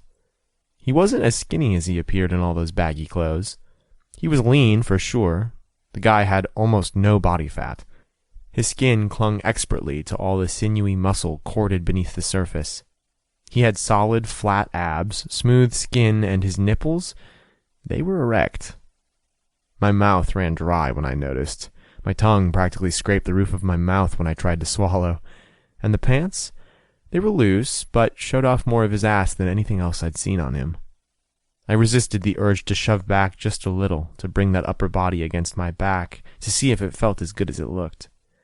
I glanced over my shoulder. My chin brushed the leather collar on my coat I'd put over his hoodie. You ready? Whenever you are, he answered, his knees brushing the outside of my hips. I turned back around, glancing down at the machine. It had been so long, yet it felt like yesterday. The throttle on this sled was the same as a motorcycle. My right hand gripped the handle and twisted. The sled responded immediately, and we shot forward. The sudden movement jerked us both, and Arrow's hand shot out, steadying himself on my side. It was the ultimate distraction from the nerves suffusing in my brain. Cold wind whipped against my face, pushing at the layers of clothes I wore. Some of the cold cut through my pants, penetrating through to my legs. I ignored it as snow sprayed out around us and pointed the nose in the direction Drew and Trent had disappeared. I wasn't going terribly fast. In fact, back in the day, I'd have compared my speed to that of a turtle, or a granny. But it was all I could manage right now. I was trying to push past all the memories and feelings assaulting my chest. It was the achingly familiar feelings that got me the most. How something so simple could remind me of so much was overwhelming. I could almost taste the memories that assaulted me. God, I used to love this so fucking much. It was freedom. The air, the speed, being in control of the craft. There was nothing quite like being on a motorcycle and flying over the ground. The sound of crunching metal, shattering glass, ruined my reminiscing. My brain was intruded upon by flashes of Matt lying on the ground, unmoving and unresponsive. I remembered the morgue, his dead body. The sled jerked violently beneath my hands, swerving towards the right. Whoa! Arrow's voice rumbled against my ear. His body surrounded mine. Long arms reached around, his hands covered mine, and smoothly he guided us back onto a straight line. How about you stay here in the moment with me for a while? His voice was low. It mixed in with the rumble of the engine. So I told myself my limbs vibrated because of the machine between my legs, not because of the whispered words over my shoulder. I glanced back, briefly, just long enough for our gazes to connect, before I turned back ahead. Beneath his hands, mine flexed. He gave them a gentle squeeze. I wanted to. I wanted to stay in the moment with him. "I got this," I called back. His hands lifted off mine. His body began to pull back. With my left hand, I caught his retreating arm, tucking it around my middle. He paused, briefly. I felt the stiff surprise in his muscles. Still, he allowed me to hold his hand there, pressed against my chest.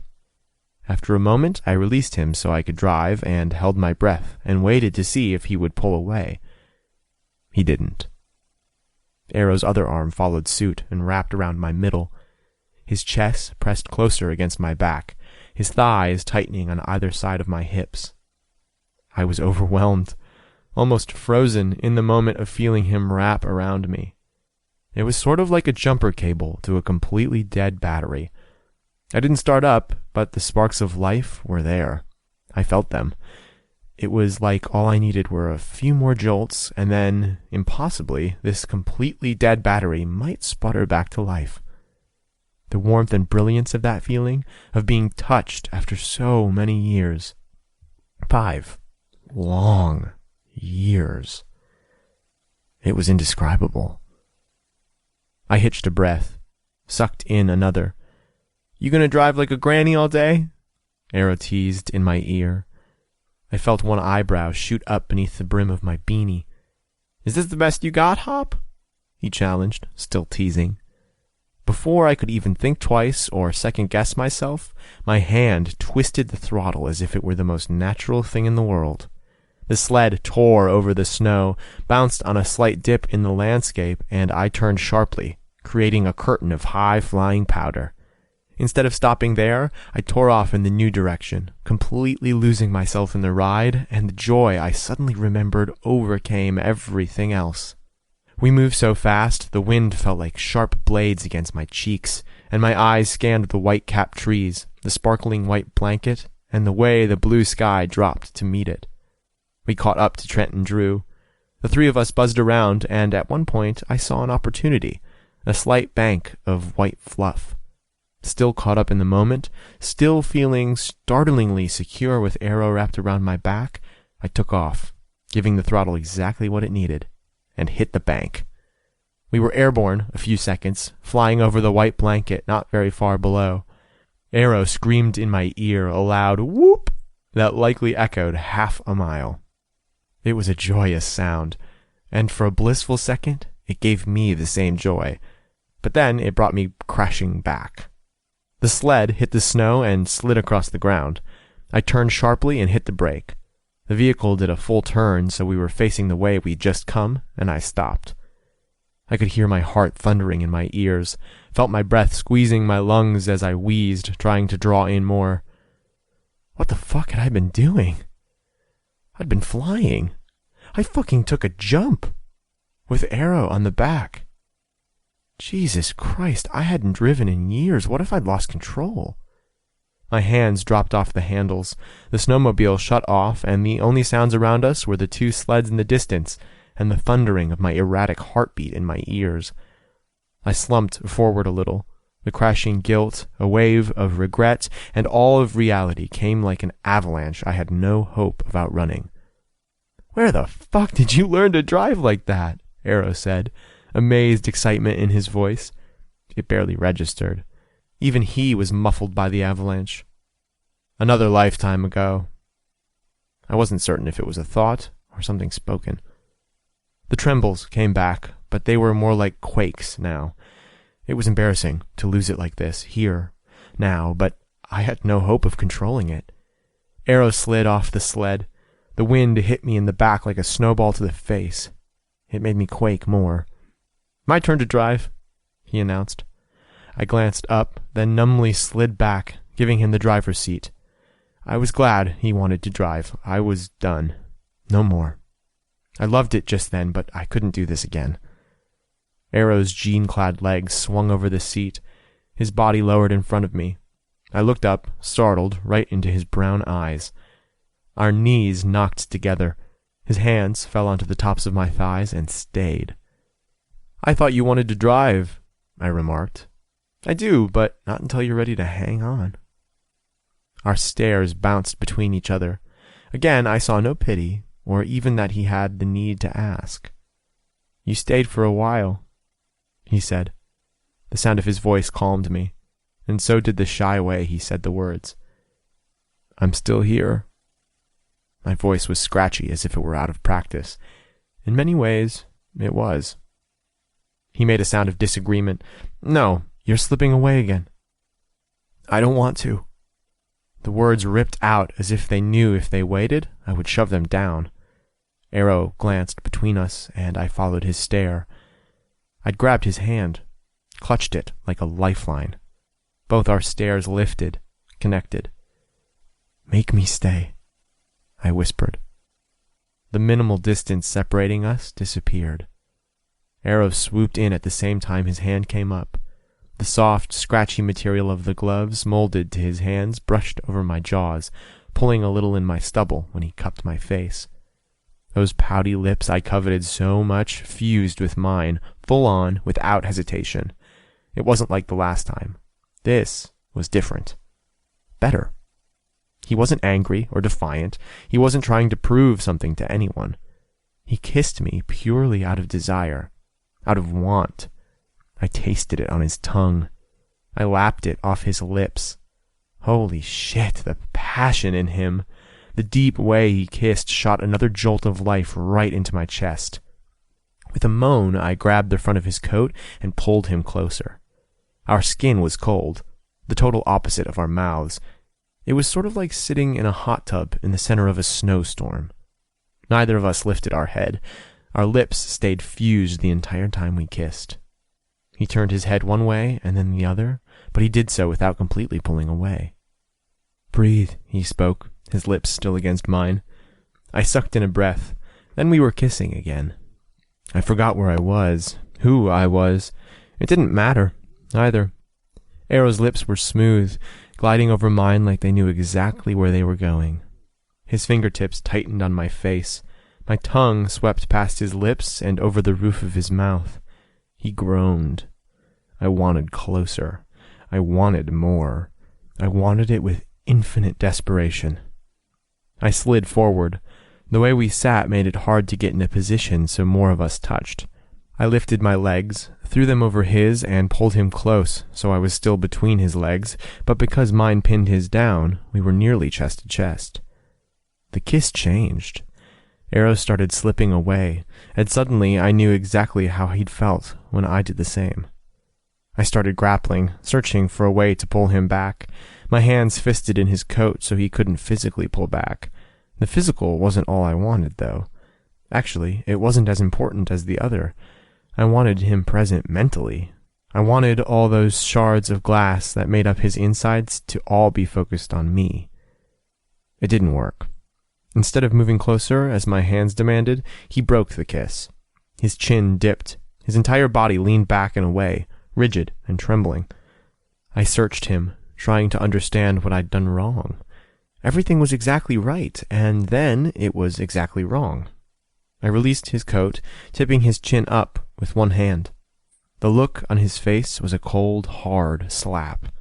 I held back the wince, but fuck me, I felt it. Arrow was haunted, scared, cornered. That was it. He looked cornered, trapped. I glanced down to where my body pinned his. Realization dawned. So did horror. What the fuck? I didn't move fast. I was afraid I'd freak him out. Instead, I lifted my legs, carefully sliding my body back so he was no longer held down. I let my arms fall to the sides, not touching or restraining him. He swallowed thickly. A shuddering breath moved through him. He'd asked me before what broke me. Now it was me who wondered what broke him. I had a very, very bad feeling whatever it was might break me, too. The idea of him in any kind of agony was almost more than I could bear.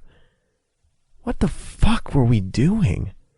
2 broken shards, 2 drained batteries, 2 men who were merely shells. What could we offer each other? He started, regret and embarrassment in his voice. Sorry. The need to protect him flooded through me. The questions I'd just been pondering ceased to exist. All I wanted was to make that look on his face disappear. How about this? I suggested, starting forward with deliberate movements. He watched with hooded eyes, wariness filling the air around him. I reached down, hooked my hands beneath his knees, and tugged. His ass slid across the seat toward me, and I positioned his legs like mine had been on his just moments ago. Now he was the one pinning me down. Now my legs were beneath his. Before I pulled my hands away, my palms rubbed down his thighs in a simple caress. I sat back, waiting to see what he would do. Arrow looked up. The emotion in his eyes was unidentifiable. Relief, but something else, something more profound. He dove forward, kissed me swiftly, then pulled back enough to look into my eyes. I held up my hands in surrender, and he half growled and dove at my mouth again, like he was starved, like we hadn't just made out. I welcomed him, opening wide, and twisted our tongues together until I was afraid they'd never come apart. He shifted on me, pulled himself up as if he wanted even closer. I slid my hands beneath him, holding him up, and he slid fully into my lap. Both of us moaned and kissed with renewed passion. All the blood drained from my head and went south, swelling my dick and making me ache to rock against him. But I held back. I didn't want to scare him again. Here we were treading carefully, worried we might step on the other's landmines. But then there were these moments of unbridled restraint, when the landmines were momentarily shut off, and all that existed between us was everything we felt for each other. We made out until the distant sounds of engines rumbled closer. Even then, I didn't want to disengage, but I did. Something told me being found in my lap was something that might thoroughly embarrass Arrow. Our lips made a smacking sound when I pulled away. Immediately, he sucked his lower lip into his mouth, while large brown eyes stared into me with apprehension. Such innocence, such youth. How did that still live inside him when I knew the complete opposite was also there? How would I compete with that?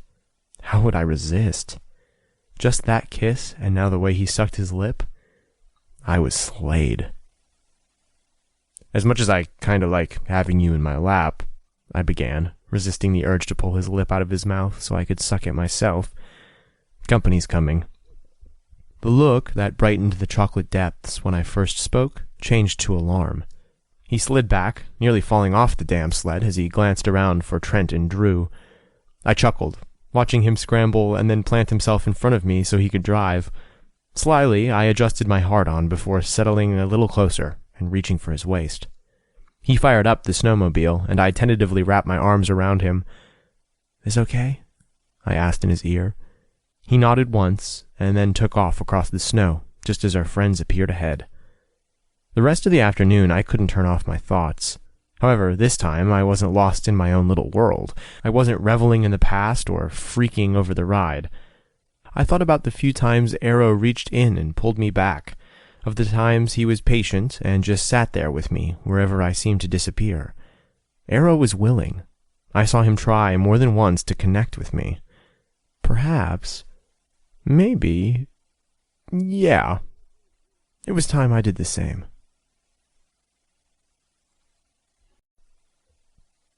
Things that make you go, WTF? 46.1% of Americans die with less than $10,000 in assets.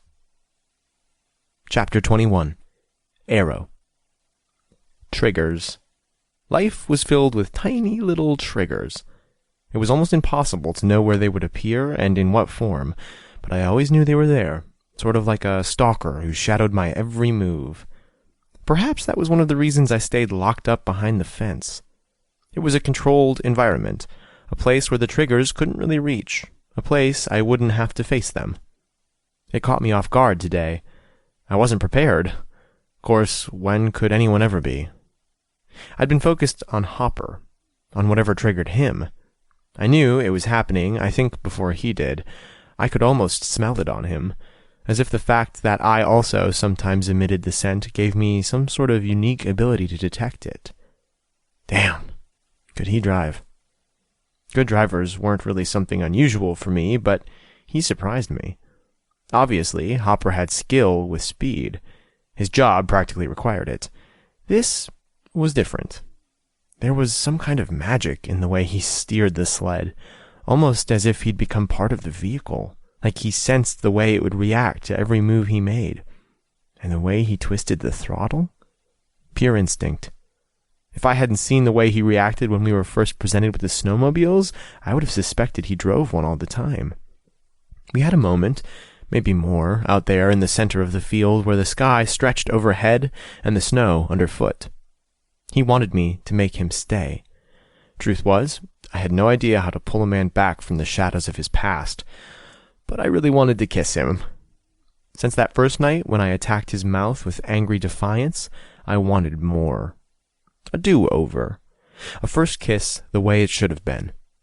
This was that. It was the best fucking kiss I'd ever had. Until it wasn't. Until he all but climbed on my lap and everything inside me seized. The trigger. I craved physical contact, but I also shied away from it. Collateral damage from that night in the alley. Something I thought might fade with time. Hell, it had already been 3 years. 3 years of barely any contact at all, and what contact there was had been from family. It was lonely. It played with my mind. It made me want. I'd never been tempted to act on that want, though, until Hopper showed up on the other side of my fence. I guess 3 years hadn't been long enough. I was beginning to wonder if any amount of time would ever assuage the panic I felt when the weight of someone else settled against me. It was a double-edged sword.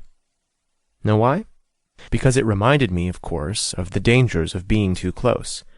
Yet it also created an even stronger desire. But only with Hopper. The way he reacted floored me. I expected him to be angry, to maybe even call me a freak. He'd pulled back, held up his hands in surrender. It was the closest thing to a white flag I'd ever seen. Acceptance. That even though he had not one fucking clue I was freaking the piss out, he tried to understand. Then he reacted. He put me in charge. It shifted everything inside me. The panic taking over my limbs, the memories of searing pain and being held down. I kissed him again. Not only because kissing him was something I could survive on for the rest of my life, but because I was so fucking grateful. And now we were here, sitting inside Drew and Trent's house, a place that pretty much fell out of the pages of some magazine. Ivy, Drew's sister, decorated the place. She was pretty cool, in a bossy way. She tried to give me style tips every time she saw me, and her husband, Braden, only ever referred to me as the Beebs. He wasn't the only one. It was practically a running joke. When I dyed my hair platinum, the comparisons never ended. Whatever. When people focused on how I looked like someone else, they focused less on who I really was. The sports channel was on in the giant-ass TV hanging above the fireplace. I was sitting in a black leather chair near the gray couch Trent and Drew filled. Hopper was across from me, on the other side of the coffee table, in a chair of his own. I chose this chair, not something where anyone else could sit besides me. I needed a little personal space, a little distance after our makeout session. I was jolted, but I also craved more. And I was afraid of more. So afraid. I knew Hopper was attracted to me. I hadn't the faintest clue why. No one else had ever been. But he was. I felt it. Attraction crackled around us. It wouldn't if he knew. I knew it was the fastest, most effective way to get rid of him. Sort of like a nuclear weapon when shit became too real. All I'd need to do was deploy the truth that I was used, damaged goods. And beyond that damage, I was utterly a virgin. A victim at 18, a virgin at 21. Unwanted always. I was developing an attachment. Feelings. It was beyond dangerous, and I knew it would only end in pain. I should tell him now. get it over with, and drive him away. But with the intense urge I had to protect him, to shield him from whatever it was that broke him, I couldn't. How could I protect someone else when I couldn't even protect myself? But I could protect him by sending him away. Letting him in would only damage him worse. I was brooding, stewing, becoming more agitated by the minute. Hell, we ordered pizza, and I'd only been able to eat 5 slices. I held it together, though. I was pretty sure no one else knew the underlying earthquake shaking up my brain. "I need another beer," Drew announced. "Frat boy?" Trent grinned up at him from the couch and shook his empty bottle. Drew snagged it out of his hand, picked up his own empty long neck, and glanced at Hopper. "I'm good, thanks," he said, holding up his still half-full bottle. "Come on, kid." Drew slapped me on the shoulder. "You need a soda." "I told you not to call me that," I bitched, but followed him into the kitchen. It was an open concept house, so we could still see the TV and part of the living room. "I know," he quipped, as he helped himself to a beer and then set another on the counter for Trent. He held up a soda, and I shook my head. He held up a water, and again I declined. "Better do something to dilute that beer in your bloodstream. You can't be driving home until you piss water." I rolled my eyes. It was 1 beer, an hour and a half, and 5 slices of pizza ago. "What's up with that?" Drew closed the fridge and leaned back against the stainless steel. "You usually eat double that." I shrugged. "Not hungry." "You're always hungry." I gave him a look. He returned it. I held, stubborn. I didn't feel like talking. "Lorhaven called me," Drew said, watching me. I made a rude sound. "Of course he did. Is that why I'm here?" I couldn't help it. I doubted everyone's motives, including those of my own friends sometimes. My self-esteem didn't always make it easy to believe people might actually want to hang with me unless my brother ordered them to. Just like your father used to pay women to blow you. "Like I'd do anything Lorhaven told me to do," Drew scoffed, pushing off the fridge and stepping up to the stone-topped island. "So he didn't ask you to talk to me?" Drew met my eyes. "He said Hopper was bringing some contracts. He was worried about you. Trent and me wanted to hang out. We planned on coming over anyway. Hell, I wasn't even going to mention the contracts, but you've been brooding since you got here." I believed him. Drew and Trent had proven their friendship on more than one occasion. It was so stupid to doubt their motives. It was stupid to look for reasons they were around instead of accepting the fact that they were really just friends. "How'd Lore sound?" I asked. He'd called, but I hadn't called him back yet. Guess I was avoiding him, too. "Pissed off you hadn't called him back?" "I have a life," I muttered. "How's it going?" Drew asked. 2 contracts, huh? That's pretty impressive shit." Says the man with the first NRR championship under his belt. I scoffed. Drew smirked. "That makes me an expert on impressive shit." I grinned. "Have you made a decision?" Drew cut right to it. "Still deciding," I answered. "So you know what you want to do," he pressed. I shrugged. "You and Hopper seem to be getting along." I glanced back into the living room where Hopper sat. "Yeah." Drew made a noise. "I've had better conversations with a rock." "How do you know what the right thing to do is?" I asked. If he wanted to talk, I could talk. Hell, I respected Drew. I considered him a friend. "You don't really," he replied, honest. "But in my experience, the right thing is the one that scares you the most." "Everything scares me," I whispered. "Trent scared me the most," Drew confided, his voice low. "Some days he still scares the shit out of me."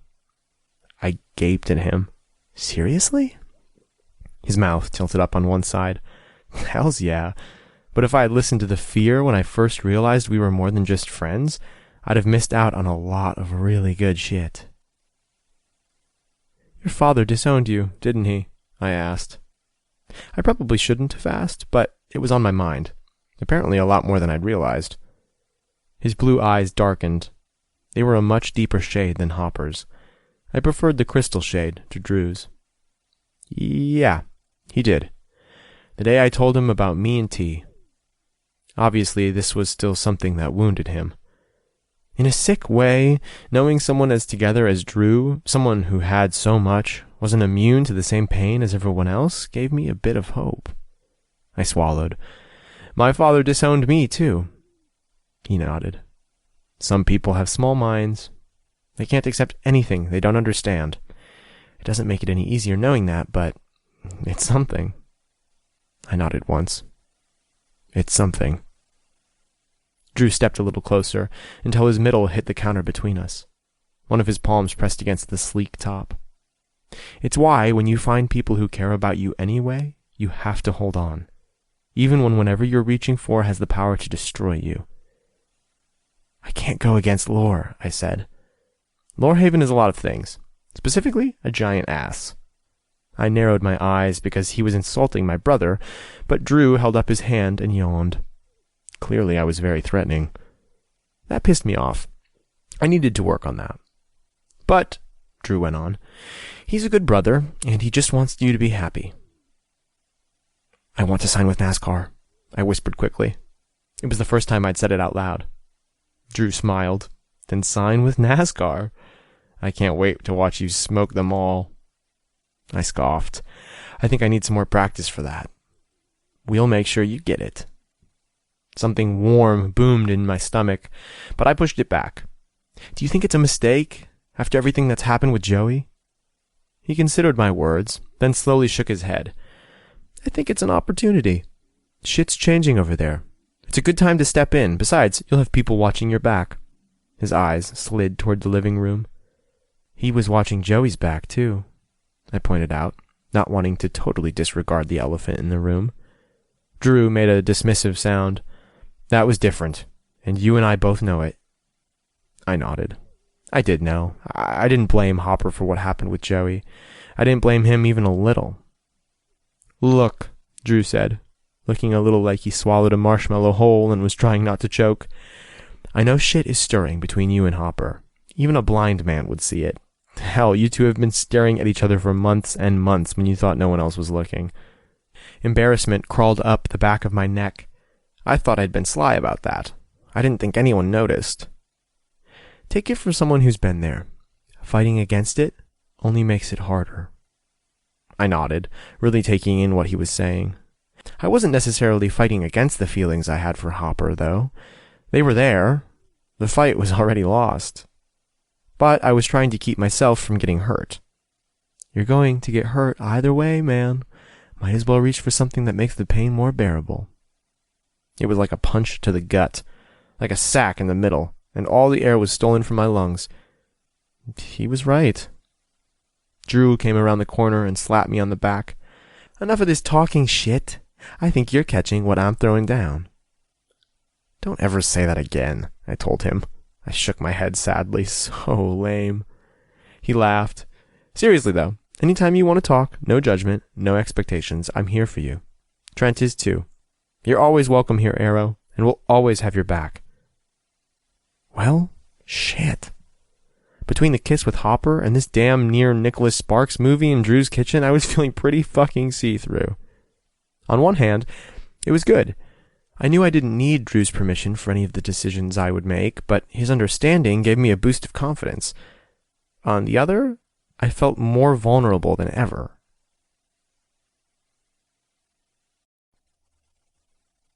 Things that make you go, WTF? The egg is the body's largest cell. Sperm is the smallest. Chapter 22. Hopper. I wondered what was taking so long. I glanced towards the kitchen for the millionth time since Arrow disappeared around the corner with Drew. It was sort of driving me crazy. It also drove me crazy he was in the other side of the room all this time. All I could think about was having him against me on the sled, and, of course, the way he'd reacted when I got really close. Trent made a sound, a sort of muffled laugh. I glanced over to where he was sprawled on the couch. He was watching me, like he knew what was going on inside my head. It was disconcerting. It was one thing when Arrow read me. I liked it. But Trent? Dude needed to stay the hell out of my head. You know, no one in this house blames you for what went down with Joey, he said, point blank. My head tilted. I thought everyone blamed me. He smirked. Just Lorhaven. Seriously? Here, I thought he was my biggest fan. I cracked. Trent snorted. Like, for real, snorted. Where the fuck did he learn that? Thanks for telling me, I said sincerely. It actually meant something to me, and I wanted him to know it. I'd been isolated a long time since Matt, but even more so since what happened with Joey. I had fun today, he responded, glancing at me before turning back to the TV. We'll have to do it again. The thought of that pretty much made me want to hurl. Instead of readily agreeing, I just nodded. He really likes you, Trent said after a moment, his voice lower than before. My gaze drifted back toward the kitchen. I heard lowered voices but couldn't make out what they said. I glanced back at Trent. He had a strong profile and an even stronger-looking body. I like him too, I admitted. Even as I did, guilt threatened to strangle me. Good, Trent answered. I felt his stare, so I met it directly. Because if you hurt him, Trent vowed, I'll fucking break your neck. I'll let you, I replied. We went back to watching TV.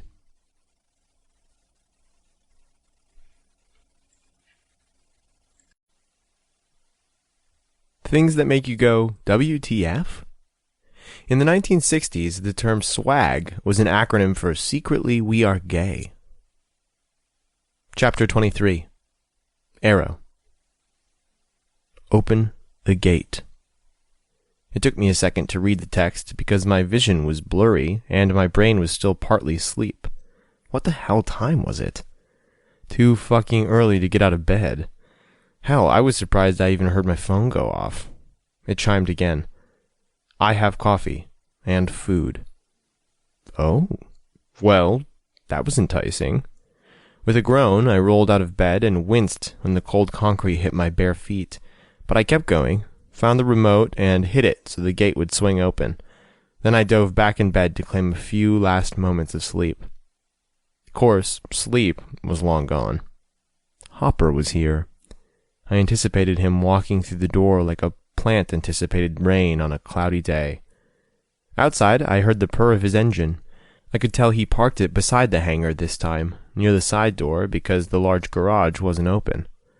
I yawned and rubbed a hand over my face, pushing the long strands of hair out of my eyes. The side door opened, the metal around it groaning. Heavy footfalls echoed from out near the Camaro. Then he stepped around the heater. His icy stare came right to the bed. He looked good dressed in an army green jacket and the same color hat. This time he wore it the regular way, not backward, so the brim shaded his eyes. It's 10 a.m, he said, gruff, still staring. I couldn't see the look in his eyes because of the hat. However, clearly he thought I shouldn't still be sleeping. I wondered what he would say if I told him my exhaustion was his fault. After I'd gotten back from Trent and Drew's, I laid in bed and stewed for hours about the stuff Drew said, about Hopper, and about the way I reacted when he got really close. I yawned. He chuckled, a sound I liked, and came forward to hold out a bright paper sack and a large box of donuts. Figured you were hungry. I sat up so the blankets fell around my waist and grabbed the bag out of his hand. Starved. I stuck my face in the bag and inhaled the scents of ham, egg, and melted cheese. Thank you. My voice was muffled because my face was still in the bag. Anytime. Without waiting, I yanked the sandwich out of the bag, unwrapped it, and took a huge bite. It was heaven. He was watching me. I felt very visible. I paused in chewing. You want some? He shook his head. I ate. Then he held out the box of donuts and the drink carrier with 2 coffees perched on top. I yanked the rolling toolbox I used as a nightstand from around the head of the bed and parked it in front of me. Harper set down the box, then moved the coffees off the top. Have a seat, I offered, gesturing to the end of the bed. He glanced around quickly, looking for another chair, but there wasn't one. I took another bite of the sandwich while he debated. After a moment, he lowered himself, bringing his coffee with him. I polished off the sandwich and went for the box of donuts, flinging open the lid. I snagged a blueberry cake and welcomed it into my mouth. "You always eat like this?" he asked, amused. "Like what?" I asked, shoving in another bite. "Like you might never eat again." I shrugged and finished the donut, going in for a glazed. "I didn't eat much last night." "You had 5 pieces of pizza," he countered. I glanced up. "You counted?" His eyes averted. Suddenly, he was very interested in his coffee. I let it go, even though secretly I was kind of pleased he was so aware of me. No one really ever paid attention to my details before. "I have a high metabolism." "You're young," he said, still not looking my way. I lowered the donut. "Not as young as you might think." "I've got a good 5 years on you. Maybe a little more." "Think our age difference matters?" I asked honestly. I swore if he told me I was a kid, I'd nut punch him right there. The thought totally distracted me. Thinking about touching his sack kind of turned me on. I felt his gaze from beneath the brim of his hat. I wanted to rip it off so I could see the icy depths of his eyes. It helped me read him. His eyes were like a compass for me, pointing me in the direction I needed to go. "No, I don't." Good news. I went back to eating. When the donut was gone, I reached for my coffee, taking a sip of the strong, dark brew. I felt his eyes again, hotter than the drink. I peeked up over the rim of the cup. He was still staring, but not at my face. He was studying my tattoos, glancing over the sleeve and staring at my chest. The last time I was shirtless in front of him, he looked at the tattoos, too. I wondered if he hated them, or if maybe they turned him on. "You have any tattoos?" I asked. "One." He cleared his throat. "They look good on you." My stomach dipped. "Thanks." "You know," he said after a minute, and when I was halfway done with my 3rd donut, "the NASCAR contract comes with an apartment." I paused in chewing. "It does?" He nodded. "At headquarters, right there by the track." "It really bothers you that I live here, doesn't it?" His eyes met mine. "Honestly?" I nodded. "I fucking hate it." "Why?" "You deserve better," he growled. I set aside my coffee. "Maybe I don't." An impatient, angry sound ripped from his throat. Hopper leaned forward so he could set his coffee beside mine.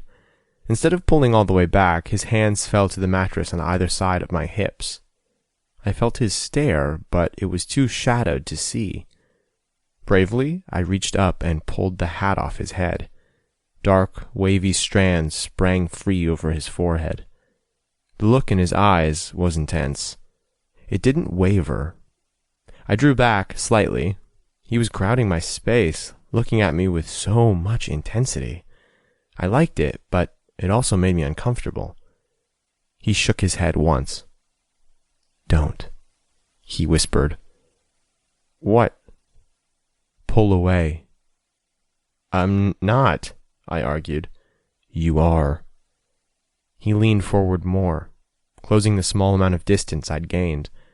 My hands started to shake a little. The muscles in my back tensed. I fought it, though, because beyond the panic, beyond the nerves, there was intense desire. He was coming for me, or at least that's the way it felt in that moment. "I'm not real good with closeness," I murmured. "Felt pretty fucking good yesterday," he countered. My eyes shot up. He watched me watch him as he slowly lifted his hand and pushed his fingers through my hair. "You gonna let me kiss you right now?" he murmured. My voice shook. "If I say no?" He backed away, still watching me without any kind of anger or disgust on his face. I caught his wrist. "Yes." The space between us became non-existent when he drove in swiftly but connected our lips gently. He was kissing me. Kissing me. It wasn't the first time we kissed, but that's how it felt because he was the one who made the move. Maybe it didn't seem like that big of a deal, but for me, it was everything. It meant he wanted me. I was wanted. My chest hitched as our lips caressed. He pulled back just enough to look at me with an unspoken question in his eyes. "Don't stop," I whispered. His hand curled around the back of my neck and tugged me close again. I let him take the lead, even though I felt vulnerable as fuck. I hoped he couldn't feel the way my lips trembled. I didn't want him to think I was weak. The tip of his tongue stroked my lower lip, tentatively asking to be let in. It was scary to let someone in. In your heart, in your mind, in your body. I did it anyway. My lips parted to make room for his silky tongue. He felt so good, so natural, and like something I'd never tasted before. His hand was on the back of my head now, in my hair, and small goosebumps raced down my arms and over my chest. I felt my nipples harden, and I wanted so badly to just succumb. Desire enclosed me. So did a sense of security I wholly wanted to embrace. Maybe that was why my body trembled, because it was fighting against my brain. My head was telling me to slow my roll, to back up and beware of danger. My skin, though, it hummed for more. Hopper's tongue stroked slowly over mine. Then he pulled back and sucked my lower lip into his mouth. He groaned as he sucked, and the sound and gentle pressure, a double assault. When at last he released my lip, he tipped his head and went for the upper. It slid between his lips just as easily as the other, and I scooted a little closer on the mattress. The hand in my hair slid down, his fingers dragging over my arm and down to my wrist. So far I had barely moved, other than my lips and tongue, of course. My hands hadn't roamed his body, though I was tempted. I wasn't exactly rigid. Kissing Hopper made me feel too languid for that. His fingers threaded through mine, our hands linked together. I jerked back, unlocked our lips, and glanced down to where our hands were threaded. I stared at the difference between our skin, while the very tip of my tongue darted out to get another taste of him off my lips. His hand was thicker than mine, the skin rougher. My hands weren't exactly baby soft. I spent too much time under the hood of a car, but they did seem smoother, longer, and leaner. The nails at the tips of his fingers were short and blunt, while some of mine were slightly jagged from being bitten. My hands weren't as pretty as his. I'd never tell him out loud I thought they were pretty. I guess they really weren't. Not in the eyes of the world. He had man hands, working hands, complete with some hair on the back. To me, though, they were pretty, because he was holding mine. "Eh?" he asked. I watched the pad of his thumb stroke the back of my hand. I shivered. "I'm sorry," I whispered, embarrassed, yet unable to tear my eyes away from our physical connection. "Don't ever be sorry. Not to me," he said passionately. "Whatever you are is okay." I lifted my eyes, seeing truth in the depths of his. No one's ever held my hand before. It was the truth, but also a challenge. He might say whatever I am was okay, until he found out exactly whatever that was. He reacted, though I knew he tried not to. The dark lashes that lined his eyes widened, shock filling his stare. He banked the expression almost as soon as it arrived, but even still, I watched him process, trying to understand. "Ever?" he asked. "Ever," I confirmed. The back of my neck burned with shame, but even that wasn't enough to force me to reclaim my hand. Such a simple thing. Contact most people took for granted. Hopper pushed up off the hand he leaned on, sitting back a little. His free hand reached for mine, and our fingers entwined. "Think we could entwine our toes?" he asked, a playful smile turning his features bright. "Why would we want to?" I made a face, but he got to me. Oh, he was getting to me, deeper than ever before. His eyes sparkled with laughter, and I realized there was a dimple beneath the stubble on his jaw. He made a sound. The laughter in his eyes faded away, and I watched, partly stricken, as he lifted our entwined hands and kissed the back of my fingers. After he lifted his lips, he used his unshaven chin to graze over the spot he kissed, like he was making sure to rub it in. My heartbeat tripped and rolled beneath my ribs. Still holding both my hands, he leaned back in. This time, I met him halfway. Our lips collided again in a searing, too-short kiss. "You taste like a donut," he half-smiled. "You taste like a second chance." I didn't say anything, for fear my thought would tumble out. We sat there for a while, holding hands, nothing more. Eventually, he pulled one hand free and swiped his thumb over my lower lip. It was sensory overload. It felt too good, his touch. His affection was too wanted.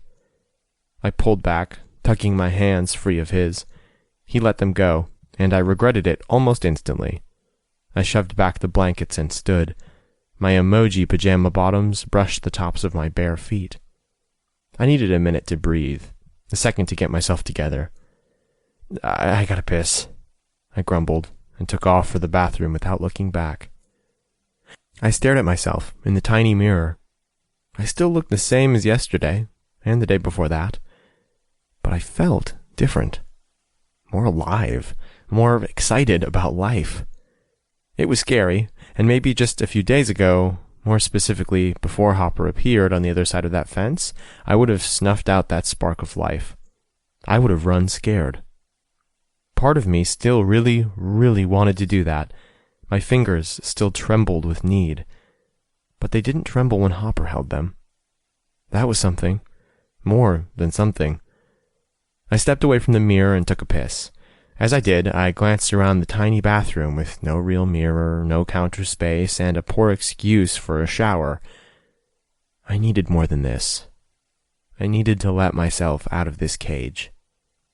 Maybe an apartment at headquarters was a good start. Resolve solidified inside me. As I washed my hands, anticipation curled my toes.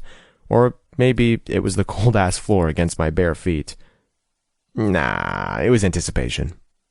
I was going to sign with NASCAR. For so many years now, I literally thought life would amount to nothing, and that was exactly what I deserved. Gradually, over the past several months, changes started to bloom inside me. Small, at first. I found a friend in Drew, then in Trent. I saw two men in love make it work, and there was no abuse, no fear, just love. Lorhaven fell in love, something I thought was impossible. Joey accepted me without pause, and I gained a sister. Lorhaven started driving for the NRR and encouraged me to try out for Gamble. All this time, I'd been building a life just waiting for me to take a chance and join it. Without realizing it, I was healing. I would never be the way I was back when I was Dylan. I didn't want to be him.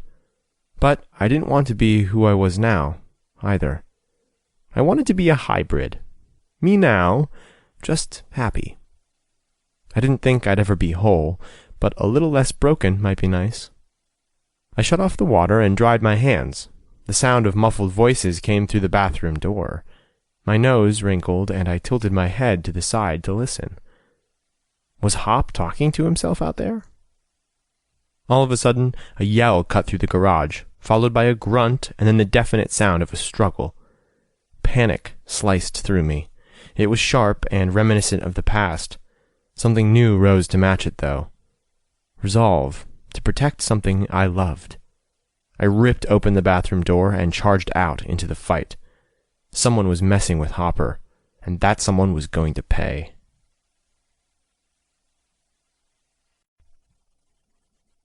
Things that make you go, WTF? When turned sideways, the Americas are in the shape of a duck. Chapter 24. Hopper. His nerves calmed mine. The tremble in his hands made mine more steady. Arrow brought out something in me I thought was long gone. Well, okay, he brought out more than one thing, but the most surprising was compassion. I cared about him, despite trying not to. I told myself I came here this morning to talk contracts, to get a signature. Gamble was waiting to hear the word. He called and reminded me at the ass crack of dawn. As I swung through a drive-thru for coffee and copious amounts of food, it became harder to lie to myself. I wasn't just coming over here for business. It was pleasure, too. When I walked in the garage and saw him sprawled out on the too small bed, yet again without a shirt, his sleeve of ink on full display, the lie I still clung to laughed right in my face. I'd come here to see him. If the contract was already signed, I'd have found another excuse. I hated whatever made him think he wasn't good enough. I hated the fact that he lived in this dump. I hated the scars I felt on his wrist. So careful. I had to be so careful with him. Sitting next to Arrow, going in for a kiss, was sort of like walking across a floor covered with shattered glass. The shards would absolutely pierce me. They would even draw blood. I kept walking anyway. I knew what it felt like to be cut deep, and I knew without a doubt every time he stepped close to me, he walked over the same broken glass. God, the way he responded when I kissed him. Timid but eager, entranced but guarded. He felt so much. More than quite possibly anyone I'd ever known. The way he looked at me when I held his hands. Awe. He'd been in awe of me for doing barely anything at all. It inspired me. It challenged me to give him so much more. He'd become overwhelmed quickly, though, an expression I knew well because I'd worn it so many times myself. I watched his bare back retreat, and the second he disappeared behind the bathroom door, I shot up from the bed and paced away. The guilt was instantaneous.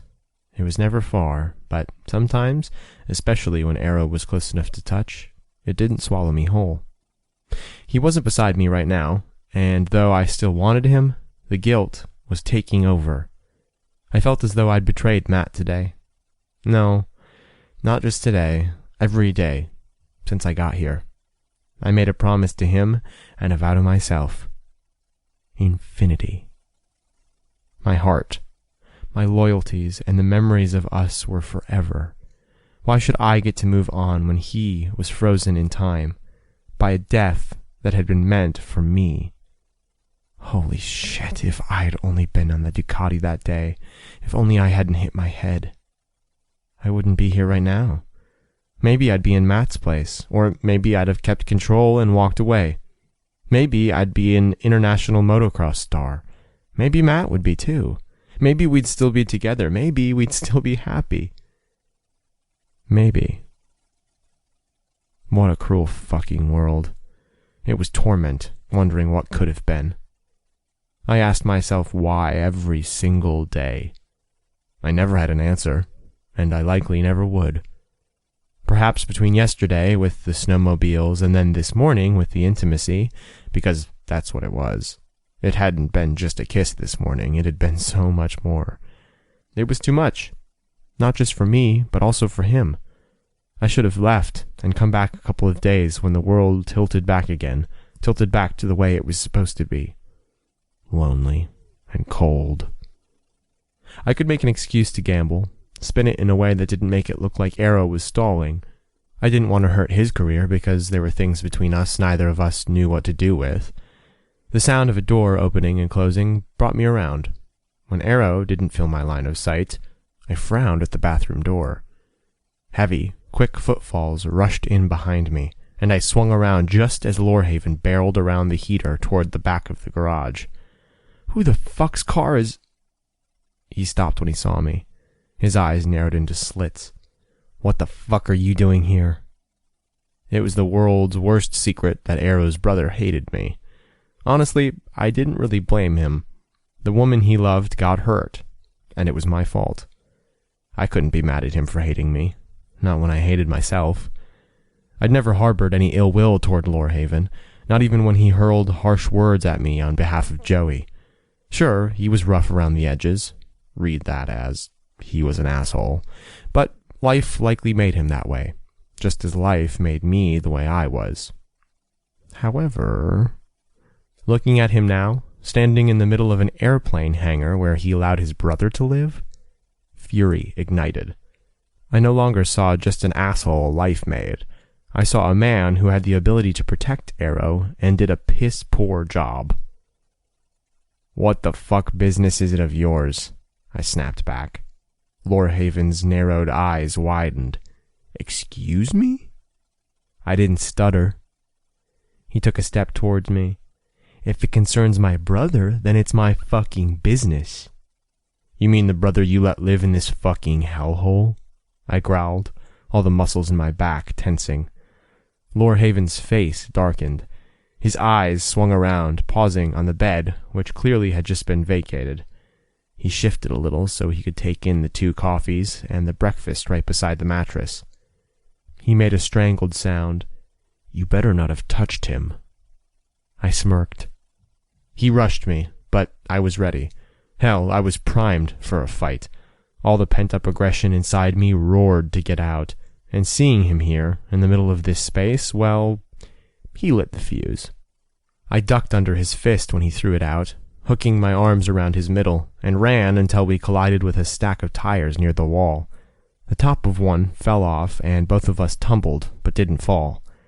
Lorhaven shoved me backward, and before I could right myself, he caught me with a right hook. My head snapped back. Pain exploded, but I ignored it and delivered a punch of my own to his middle. The sound of breath whooshing out of him was pretty satisfactory, so I buried my fist again. I swung a 3rd time, but he blocked the hit and came in with a low punch of his own, right into my side. Blows started flying rapidly then. Some connected, some didn't. We went at each other like 2 caged tigers who'd been starved, and the winner got a steak. As we fought, we knocked into a table. Tools scattered all over the floor, and someone behind me shouted my name. "Hopper!" Arrow roared, but beneath the anger, I heard his panic. I felt his anxiety. I stopped battling Lorhaven instantly, swinging around to assure him everything was fine. Lorhaven didn't stop, though. He swept out his leg and knocked my feet out from under me. I fell back, hitting the concrete with a considerable oomph. Adrenaline pumped through my limbs. Retaliation sang in my veins. Lorhaven lunged toward me like he thought he had the upper hand now that I was down. Stupid fucker. I knew how to fight better than most when I was down. In a blur of movement, Arrow appeared. He literally jumped in front of me and shoved his brother with both hands. "Back off!" He growled in a tone I'd never heard from him before. I forgot about Lorhaven, the fight, and everything in between. All I saw was Arrow, all 6 feet 1 inch of him planted in front of me in a fighter's stance. All the muscles in his back were bunched, his hands were fisted, and the muscles beneath the sleeve of tattoos down his arm were rippled. He was fucking sexy. He was about to throw down with his own brother to protect me. He was still wearing pants covered with emojis. And that right there explained Arrow to a T. Innocent enough to sleep in emoji pants, but beneath it all was a man made of steel, who, when push came to shove, would come out swinging. "Arrow," Lorhaven gasped, partially out of breath from our rumble, but also from shock. Clearly, he'd never been challenged by his brother before. "Don't fucking touch him again, Jace," Arrow warned. I definitely didn't need him to protect me, but the fact that he intended to? Realization hit me like a gallon of frigid water. That question I thought I'd never have an answer to, why? I had one. It was him. It was Arrow.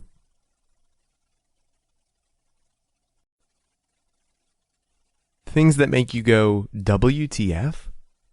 Candle flames contain millions of small diamond particles. Chapter 25. Arrow. There was a look on my brother's face I hadn't seen before. Well, not directed at me, anyway. The second I heard the struggle, I barged out of the bathroom, and by then it had turned into a full-blown fight. Tools scattered, fists were flying, and the sound of flesh against flesh turned my stomach. It reminded me of the past, of something I didn't even witness, but it didn't matter because that unwitnessed event reminded me of greater shit that went down that night. Shit I was all too present for. I loved Lorhaven. I really did, more than anyone else on this planet. But the second I saw his fist connect with Hopper's face, something inside me screamed. I raced across the room, foregoing the sick feeling and pushing past the memories. Hopper hit the floor, and I panicked. Lorhaven was a beast. I knew exactly what he was capable of. I lunged between them, planting myself right in front of Hop. "Back off," I intoned. No way was this fight going to happen. No way would I stand by and watch. Lorhaven's eyes flicked to me with surprise, but then he looked over my shoulder at the man behind me. "Don't fucking touch him again, Jace," I yelled, bringing his focus back to me. That's when the shock took over his face. The genuine confusion that I would challenge him. I never had before. I let him fight my battles. Not today. Not ever again.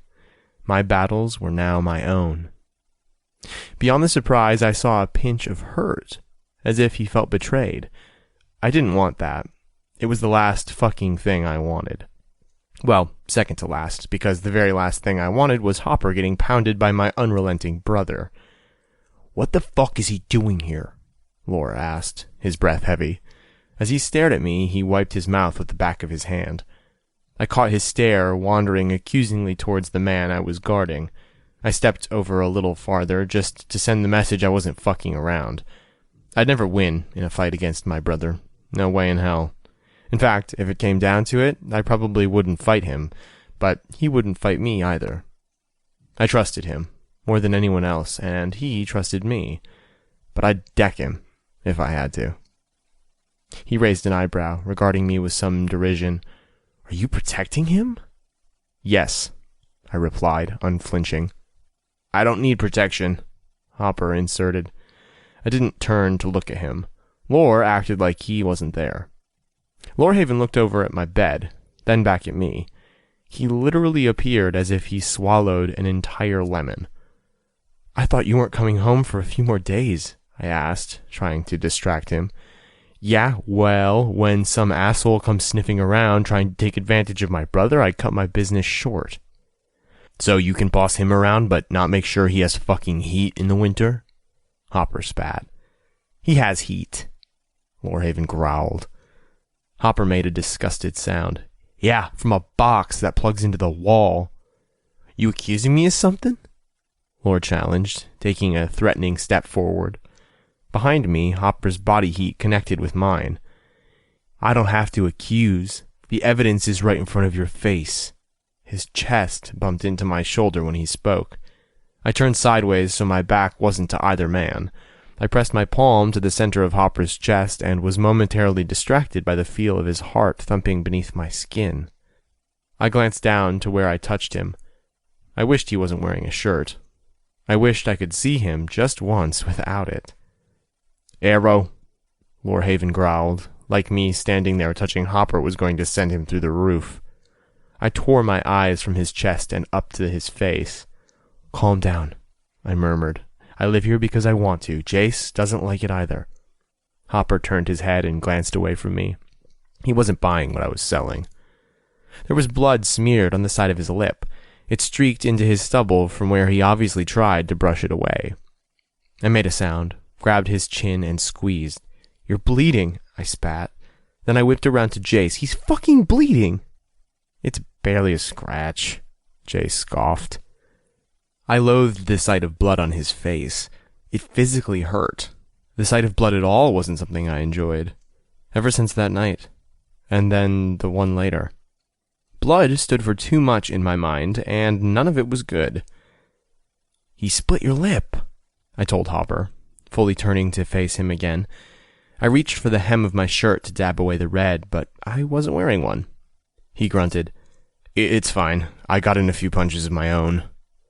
I didn't say anything. Instead, I used my thumb to swipe at the blood. My finger came away red, and for a moment I stared at the smear, dumbstruck, transported back in time and to another place. Hopper's hand wrapped around my wrist. "Arrow." "Don't fucking touch him!" Lorhaven roared and jumped forward, wrapping his arm around my waist and towing me back. Hopper's hand fell away. It snapped me out of it. I jerked away from my brother and spun, advancing on him. "What the fuck is your problem, Jace?" "He's taking advantage of you." "You know why I'm here," Hopper said without heat. "I know Gamble called you." "So you came to check up on me?" I asked, angry. "You came to make sure I wasn't making the wrong decision with my life?" Lorhaven drew back like I'd decked him. "I came because I thought you needed me." That took the anger right out of me. What the fuck was I doing yelling at my brother, the only person who'd been there for me through everything? Caught in the middle. That was me right now. I didn't much care for it. "I do," I told Jace. Then with a sigh, I turned toward Hopper. "I'll, go. Give you guys some room." "I don't want you to go," I said instantly. Behind me, I heard Lorhaven's indrawn breath. Hopper's light eyes widened. "Maybe just give us a few," I said, hoping he would understand. I didn't want him to feel like I was choosing. But I also wanted to smooth things out with my brother without the pair of them snarling at each other every other word. Hopper's eyes bounced between mine. Then he relented. "Sure."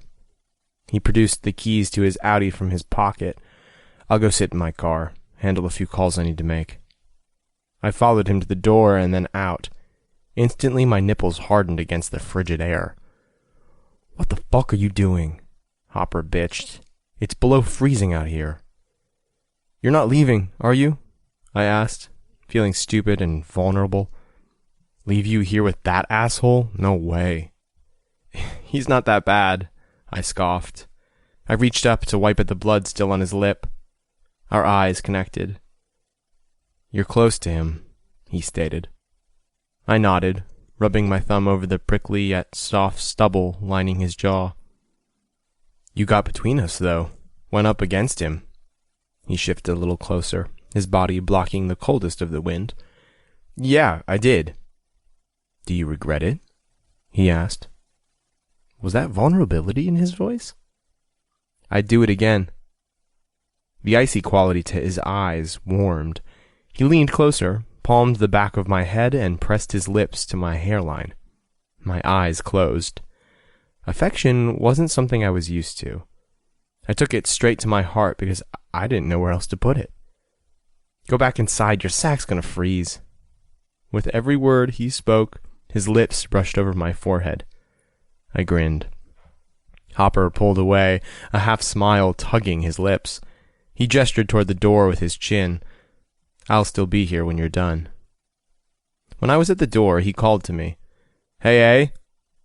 I glanced around. "Put on a shirt, would you? You're driving me crazy." I was smiling when I stepped inside. Lorhaven stood there, just feet from the door, scowling. "What the actual fuck?" "Where's Joey?" I asked, moving farther into the room, toward my dresser for some clothes.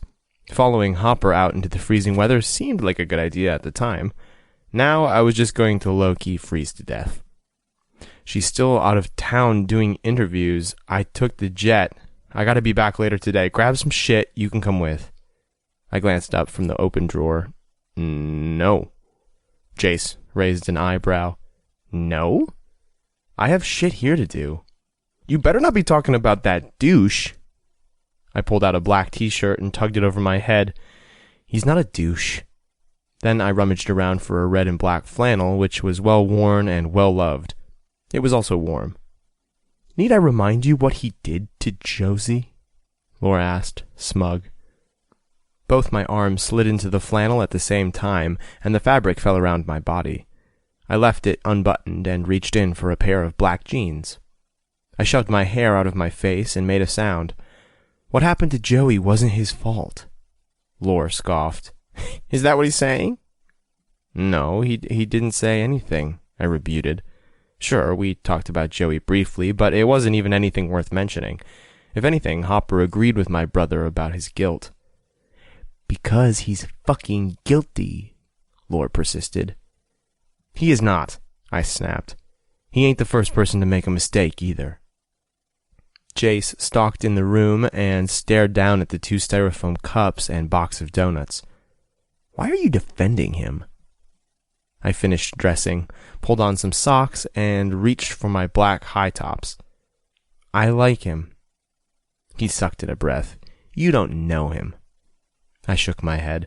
I know more than you think. We have an understanding of each other. I know he's got some kind of past, Lorhaven began apathetically. Joey alluded to that much, but what you went through, not many people can understand that. But you do, I challenged. I was here, he shot out. I found you that night, right over there. His voice cracked when he swung and pointed to the farthest corner in the room. Bloody, beaten so bad I wondered if your face would ever be the same. Your clothes were ripped, some even missing. And your fingertips? His voice went hoarse. They were rubbed raw like you'd been clawing at something, like you fought so long it literally ripped off your skin. The brick wall. They pinned me behind the dumpster right by the brick wall. The putrid smells from the dumpster still wafted up my nose sometimes. I could smell it right then. The spoiled food, animal waste, and week-old garbage. I clawed at the bricks. I tried to get away. I tried to run. I couldn't get away. You were damn near catatonic, Jace continued, jolting me out of the horrid memory. You couldn't walk, and when I tried to help you, clean you up? It was the first time he'd ever gone into detail, or so much as hinted at the way he perceived the night he found me. I'd never asked, because, honestly, just trying to handle my version of that night was more than enough. I waited for the pain to slice me, for the mind-numbing panic to wipe out the rest of my thought. Neither came. What? I pressed. You flinched away. It seemed that was the worst for him. It made me feel incredibly guilty for my own desires. Lorhaven had given up a lot for me. It seemed disloyal to want things I knew he wouldn't approve of. It was wrong of me to act like Lorhaven couldn't understand. I mean, he didn't, at least not from my perspective, or at the physical level of what I endured. But he was haunted as well. That was evident in the vivid way he spoke of that night and the hollow tone in his voice. If only I had answered my phone, he groaned. If only I'd been there. What happened to me wasn't your fault, Jace, I said, using the name very few did. I hoped it made my words sincerer. And you've been there for me since. I wouldn't have survived without you. His eyes flashed up, stark pain and fear echoing through his dark stare. I knew he was remembering that night, the other night that came months after my rape. We never talked about it, but it was always in the room with us. It was time to put it to rest. I've put you through a lot, I began. Jace stiffened and opened his trap to argue. I held up my hand. Listen, I demanded. He relented. Not only did you find me that night, but you found me again, the night I tried to kill myself. You don't have to talk about it. Yes, I do, I insisted.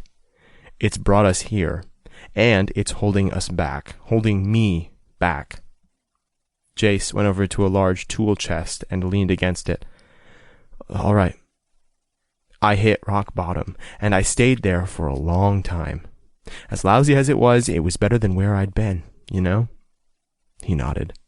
I let you take responsibility for me. I let you take over my life.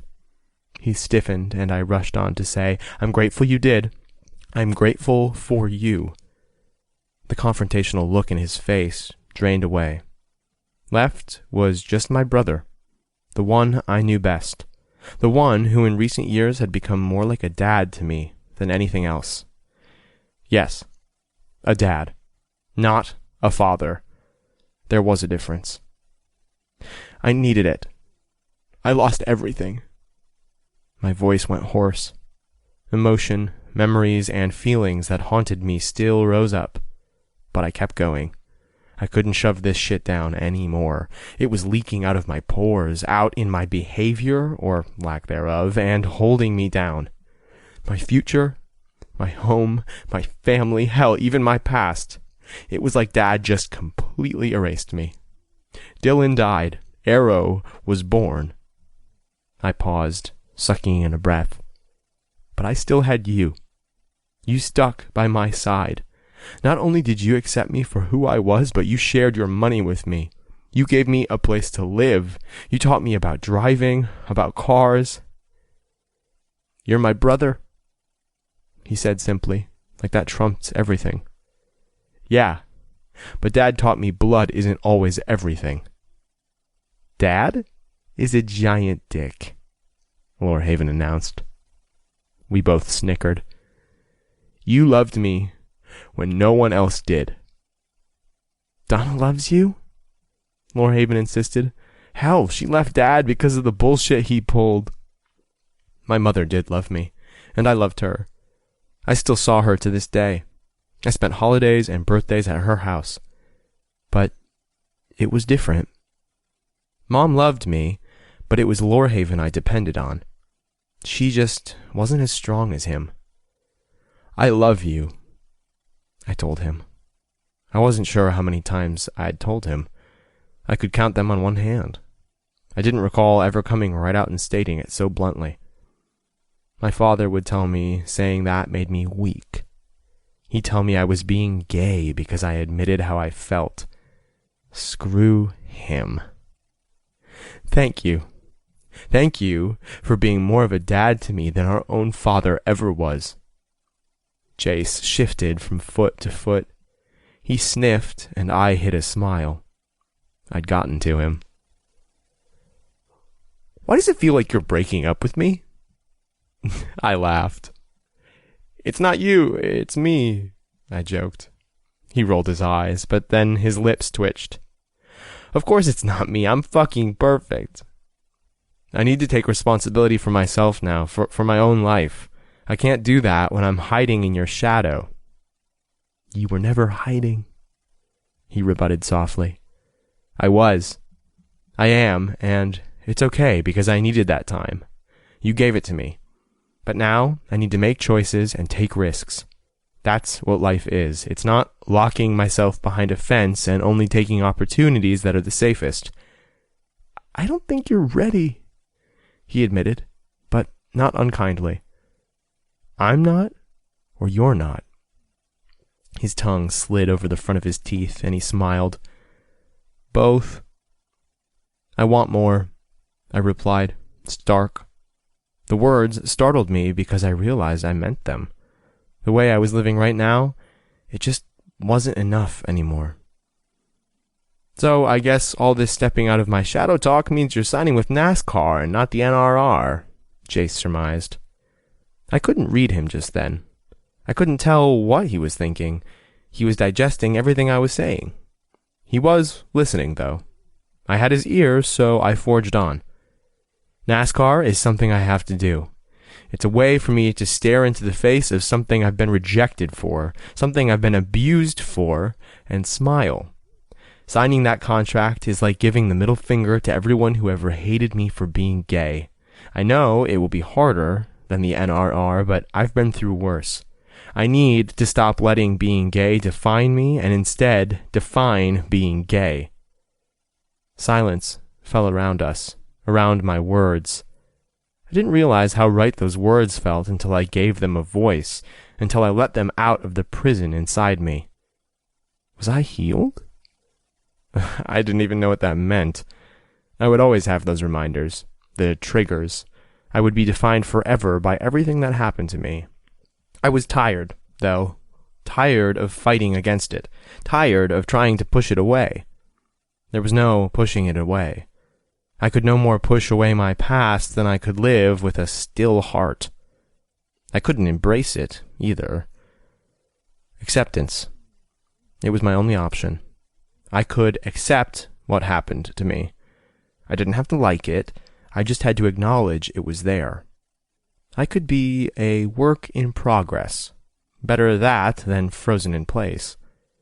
I waited for Jace to answer, to say something, anything. My foot tapped anxiously on the floor. For all my self-talk, all my newfound confidence, I still needed my brother. I always would. His approval was vital. He sighed deeply. I glanced up as he pushed away from where he was leaning. I held my ground when Jay stepped in front of me. His dark eyes searched mine, and then he did something. He stuck his hand out between our bodies. I glanced down at his waiting palm, then slid mine into it. We shook like two men who were being formally introduced. "I'm really fucking impressed," he said as he pumped my arm. He cleared his throat. "I'm also really fucking proud of you, Arrow." Jace tightened his grip and pulled my arm. I came forward and he wrapped both arms around me in a hug. My face was pressed into the top of his shoulder, and against his shirt I smiled. Emotion overcame me, but the good kind. My arms slipped around him and we hugged it out for more than a few seconds. When he finally pulled back, he wiped at his eyes with the back of his hand. "Are you crying?" I ribbed. I had to. This was fucking classic. "No," he demanded. "You fucking stink. It's making my eyes water. Take a shower." I did not stink. He was a liar. But I pretended like I believed him.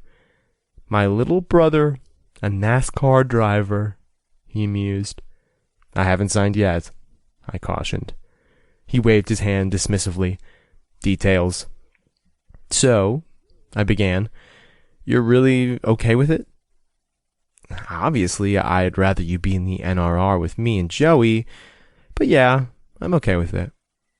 Being with Joey was making him soft. "Shh, don't tell him I'd say that. He'd kick my ass." Relief, like no other, lightened my body. Knowing Laura wasn't disappointed or feeling betrayed by me was a huge weight lifted. "You're sure NASCAR has nothing to do with the douche canoe sitting out there in the Audi?" Lorhaven asked. Then he went on to mutter, "What the fuck kind of car is an Audi anyway?" "You like Audis," I pointed out. "Not anymore," he grumped. I bit back a smile. "My decision to sign has nothing to do with him, and everything to do with me," I said decisive. "I am looking forward to working with him, though." My brother crossed his arms over his chest, and his chin jutted out stubbornly. "I don't like him." "You didn't like Joey either," I retorted. His arms dropped to his sides. He opened his mouth, then closed it. I had him, and he knew it.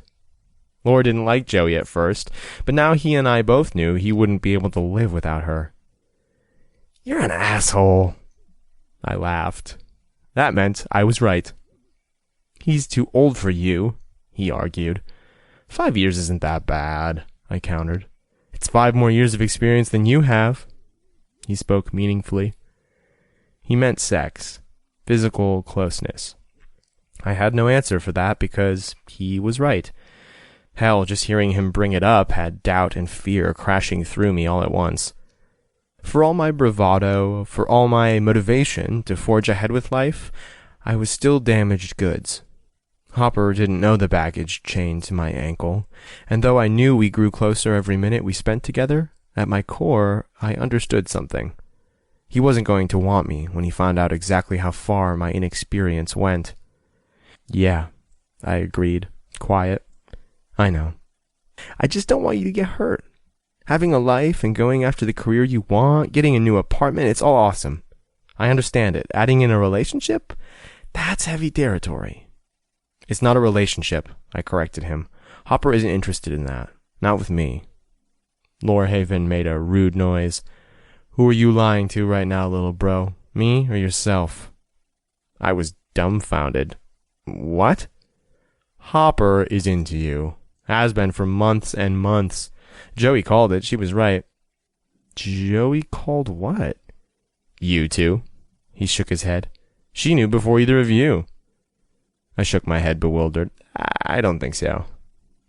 "You think any guy who came at me swinging because he's pissed about where you live is just here for a contract?"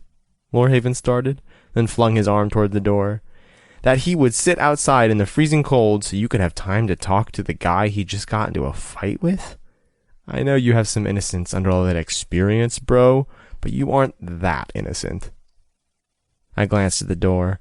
Thoughts of the way Hopper kissed me before, the way he kissed my forehead just outside. Butterflies fluttered beneath my ribs, and my heart skipped a beat. We were both flirting with something beyond just business. But we were both also very shattered. He doesn't know. My voice dropped. Most of the boldness and conviction I felt and portrayed disappeared. This was what I meant by me being a work in progress. I still wanted all of these things, but I was still scared of them. I figured, Jace said quiet. It's why I flew in. I didn't come here to stop you from signing a contract. I came here because when Gamble told me he sent Hopper here, I knew what was going to happen. I tilted my head to the side. How? Vibes don't lie. Neither do the curious, longing glances you both threw at each other when you think no one else is paying attention. So, you came here to stop me from getting involved with him? I deadpanned. His shoulders moved beneath the weight of his sigh. I came here because I want you to be happy.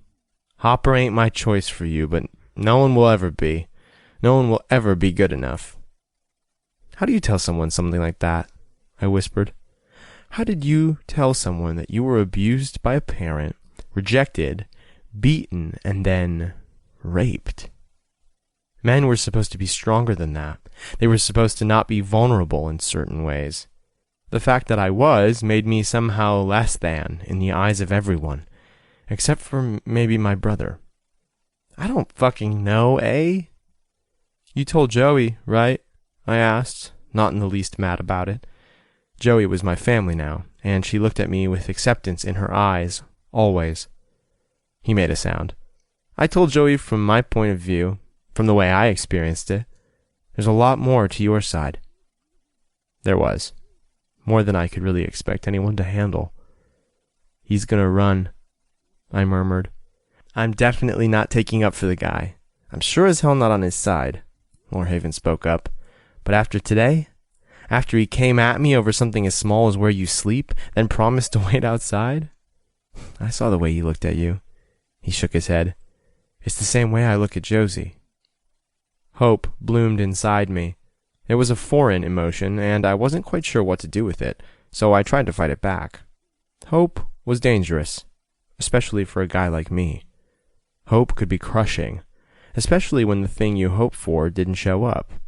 Sometimes it was better to live with nothing than to live with the disappointment of hope unfulfilled. What are you saying, Jace? I asked, still beating it back and hoping my unusually pessimistic asshole brother would help me. I'm saying I've never seen this side of you before. There's a fire in your eyes that hasn't been there ever. I feel like I'm literally watching you come into your own. He smirked, and I knew something smart-ass-ish was about to come out. Your balls tripled in size, bro. Why don't you give 'em a grab, see for yourself? I'm not grabbing my balls. I deadpanned. I'd do it later, when he wasn't watching. Jace smiled widely, thoroughly amused. You're sure you won't come with me? He asked. No, I have a contract to sign. And, apparently, it comes with a place at headquarters. An apartment. He nodded. It's a nice building.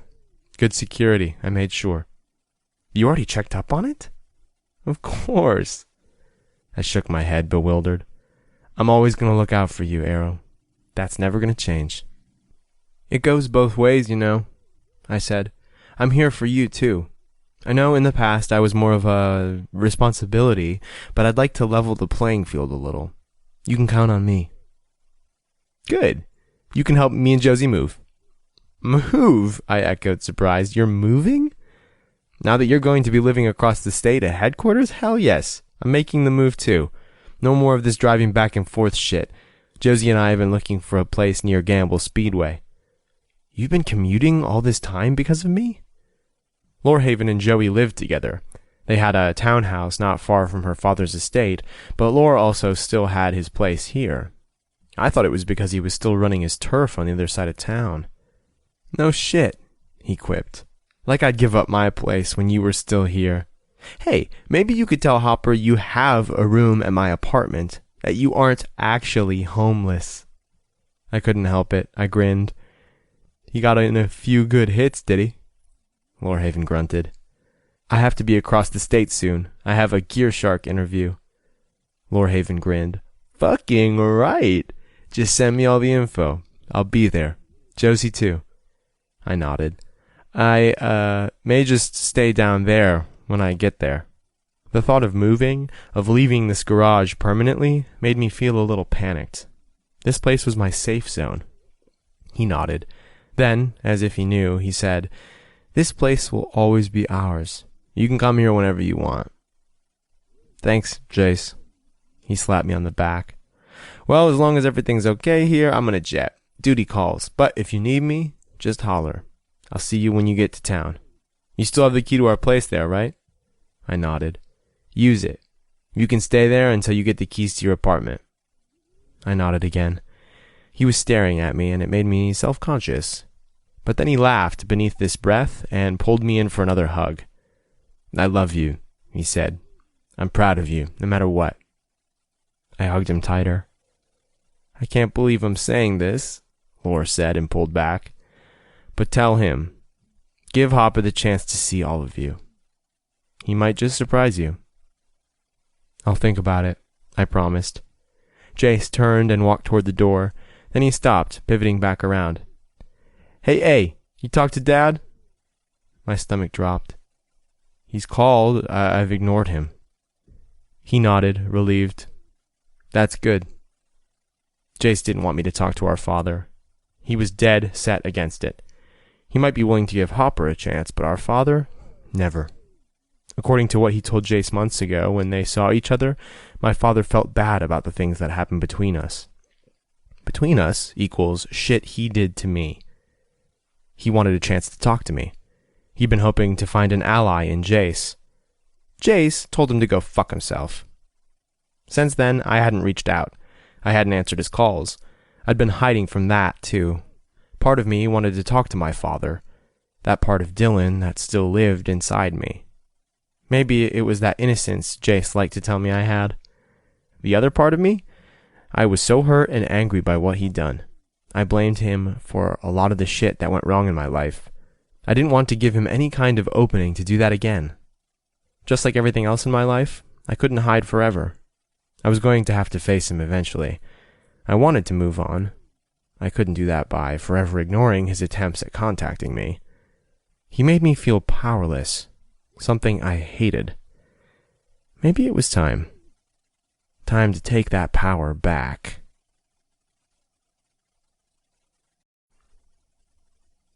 Things that make you go, WTF? In Germany, the Facebook like button has recently been declared illegal. Chapter 26. Hopper. I didn't really have calls to make. I just said that to give him some time. To give me some time. Fuck. I felt like hitting the gas, speeding away, and not coming back. I couldn't. I promised Arrow I'd be here. Keeping that promise, being here for him, was way more important to me than the way I felt. Fuck. I sat in the driver's seat of the Audi, heat pumping into the cold air, and stared out the windshield, seeing nothing at all. He defended me. Put his body in front of mine. Just minutes before, he'd been trembling when I got close, slightly unsure, yet he protected me. What was I supposed to do with that? I didn't think I could walk away, or speed away in my car. But... bam, bam, bam! I jerked toward the sudden knocking, surprised to see someone standing right there at the window. I didn't even see him approach. I hit a button and the glass lowered. Wintry air carrying the fresh, distinct scent of snow swirled in and mixed with the heat. "What?" I intoned. Lorhaven braced his palm on the roof of my Audi and leaned in. We locked eyes. I wasn't about to back down. If he wanted to go another round, I'd take him on.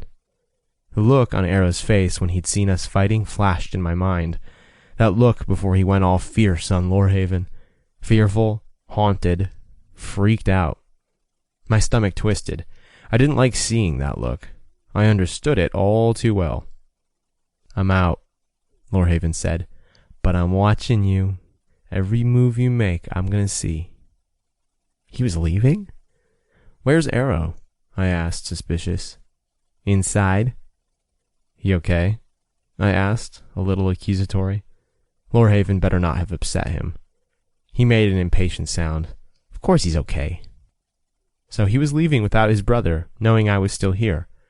Kinda made me wish I'd stood outside the door and eavesdropped. I wondered what Aaron was said about me. Look, I'm not going to pretend I'm happy about you being here, but it's what he wants, and Josie likes you, even when I tell her not to.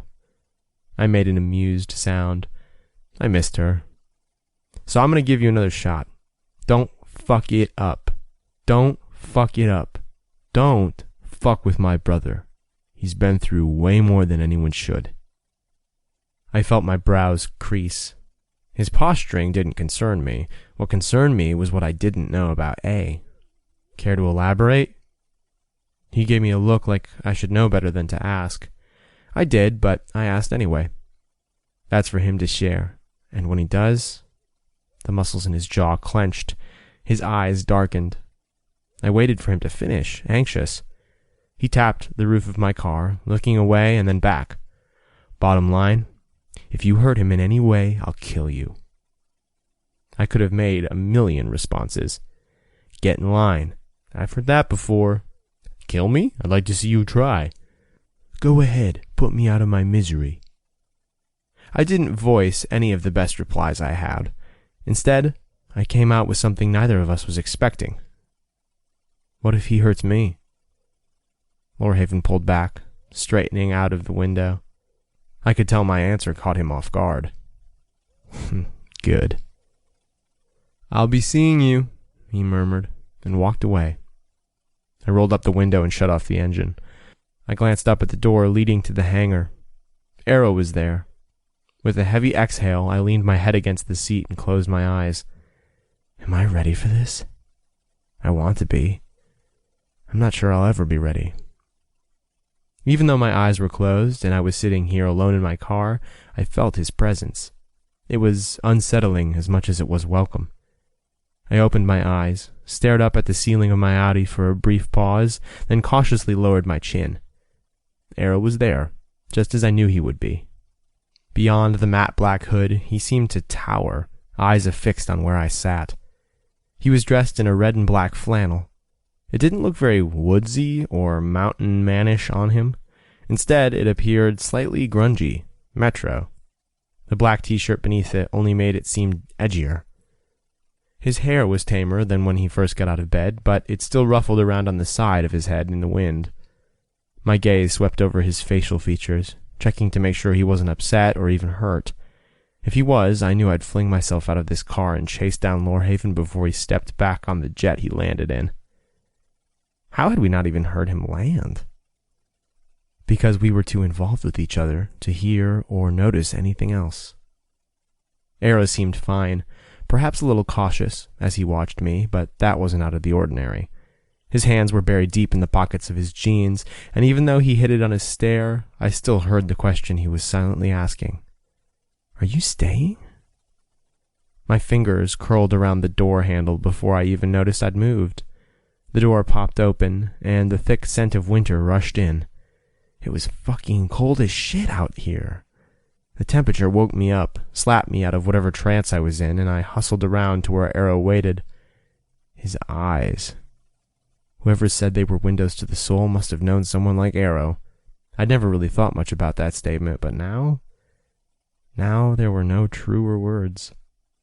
What I saw when he looked at me like that, like he was naked and insecure, but wanting so badly to trust me, it wrapped around my chest like a vice, and the longer I looked, the tighter the vice became. You left your hat backward, he noticed. I nodded slowly, in case you might want to kiss me again. Oh, I want to, he murmured, so low I almost didn't hear. My stomach burned like the butterflies had fluttered so fiercely beneath my ribs their wings caught fire. I slid my arm between his and his side, slipping it around his back. Both his hands came out of his pockets, and he shifted a little closer. I pulled him tighter into my side. We walked inside, and I was once again struck by how intensely I hated this hangar. Not because it wasn't a nice place for cars. Hell, it was. But it was no place for Arrow. We should talk, I said. Slowly, as if he didn't want to, Arrow pulled away from my arm. I watched him retreat to a nearby tool bench and pick up an envelope. Go over this with me? I want to sign it now. I swallowed. Something lodged in my throat, and I had the sudden urge to race out after Lorhaven to get in a few more solid punches. Arrow hadn't been this sure about signing a contract until his brother walked out of here. Obviously, the guy had a ton of pull over his brother. Obviously, he told him to sign with NRR. I didn't want Arrow in the NRR. I wanted him in NASCAR, with me. Maybe you should give it some more thought, I told him. His head tilted to the side. I thought you wanted me to decide ASAP because of the GearShark interview and the beginning of NASCAR season. I want you to be sure of what you're doing. I am sure. More sure than I've ever been. He sounded sure. Confident. I loved the look on him, but I hated it was taking him away from me. He's not yours to be taken. Sure as hell didn't feel like it in the moment. I cleared my throat. So I guess Lorhaven helped you decide. Arrow nodded. I made a sound and turned away. This was hard. Harder than I thought it would be. I wanted to call Gamble and tell him to go fuck himself for sending me up here. Then I wanted to speed away, go somewhere else, and start all over again. I'd done it once. It wasn't fun then. It would be worse now. Hop? Arrow's voice was so close. Then I felt his hand, his fingers wrapping around my wrist. I glanced over at him. He was so close, yet so very far away. Not gonna lie, I said gruff. I was hoping you'd pick NASCAR. I did. I blinked.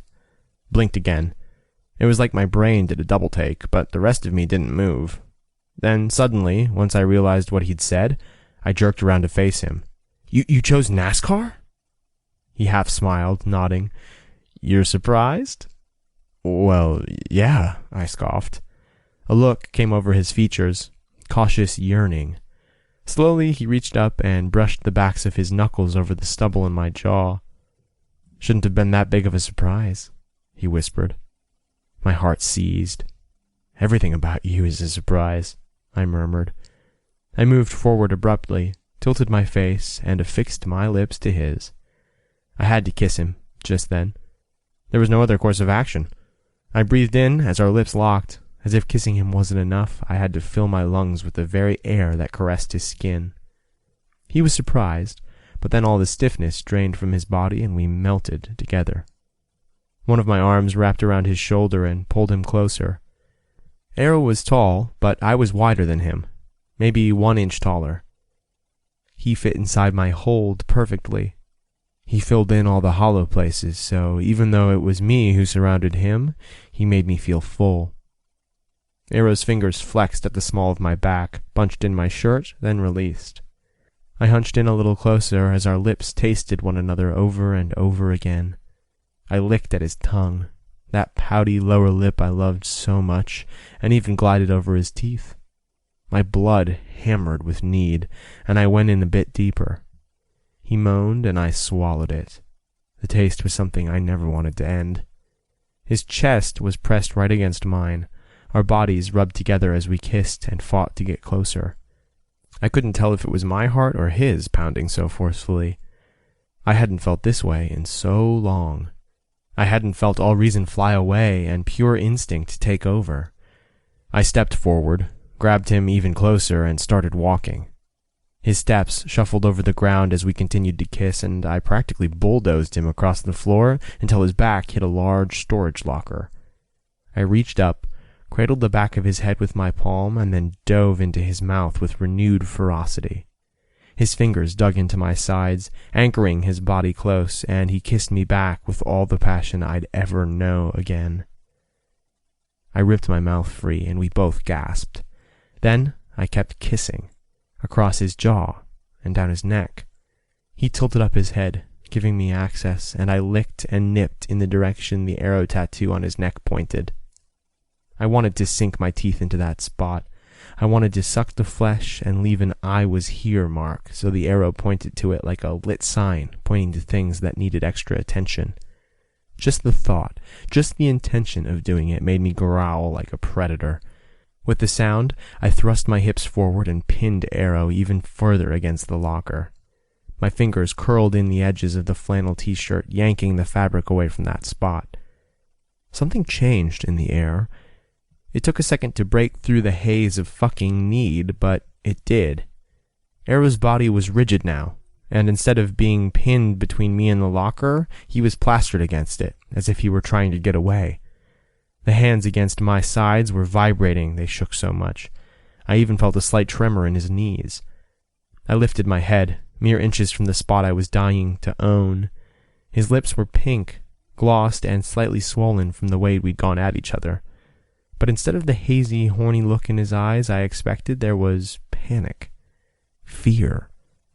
I backed up instantly, even though it felt like prying a tongue off a frozen pole. I couldn't bring myself to let him go completely, so one hand remained pressed against his abs. "What did I do?"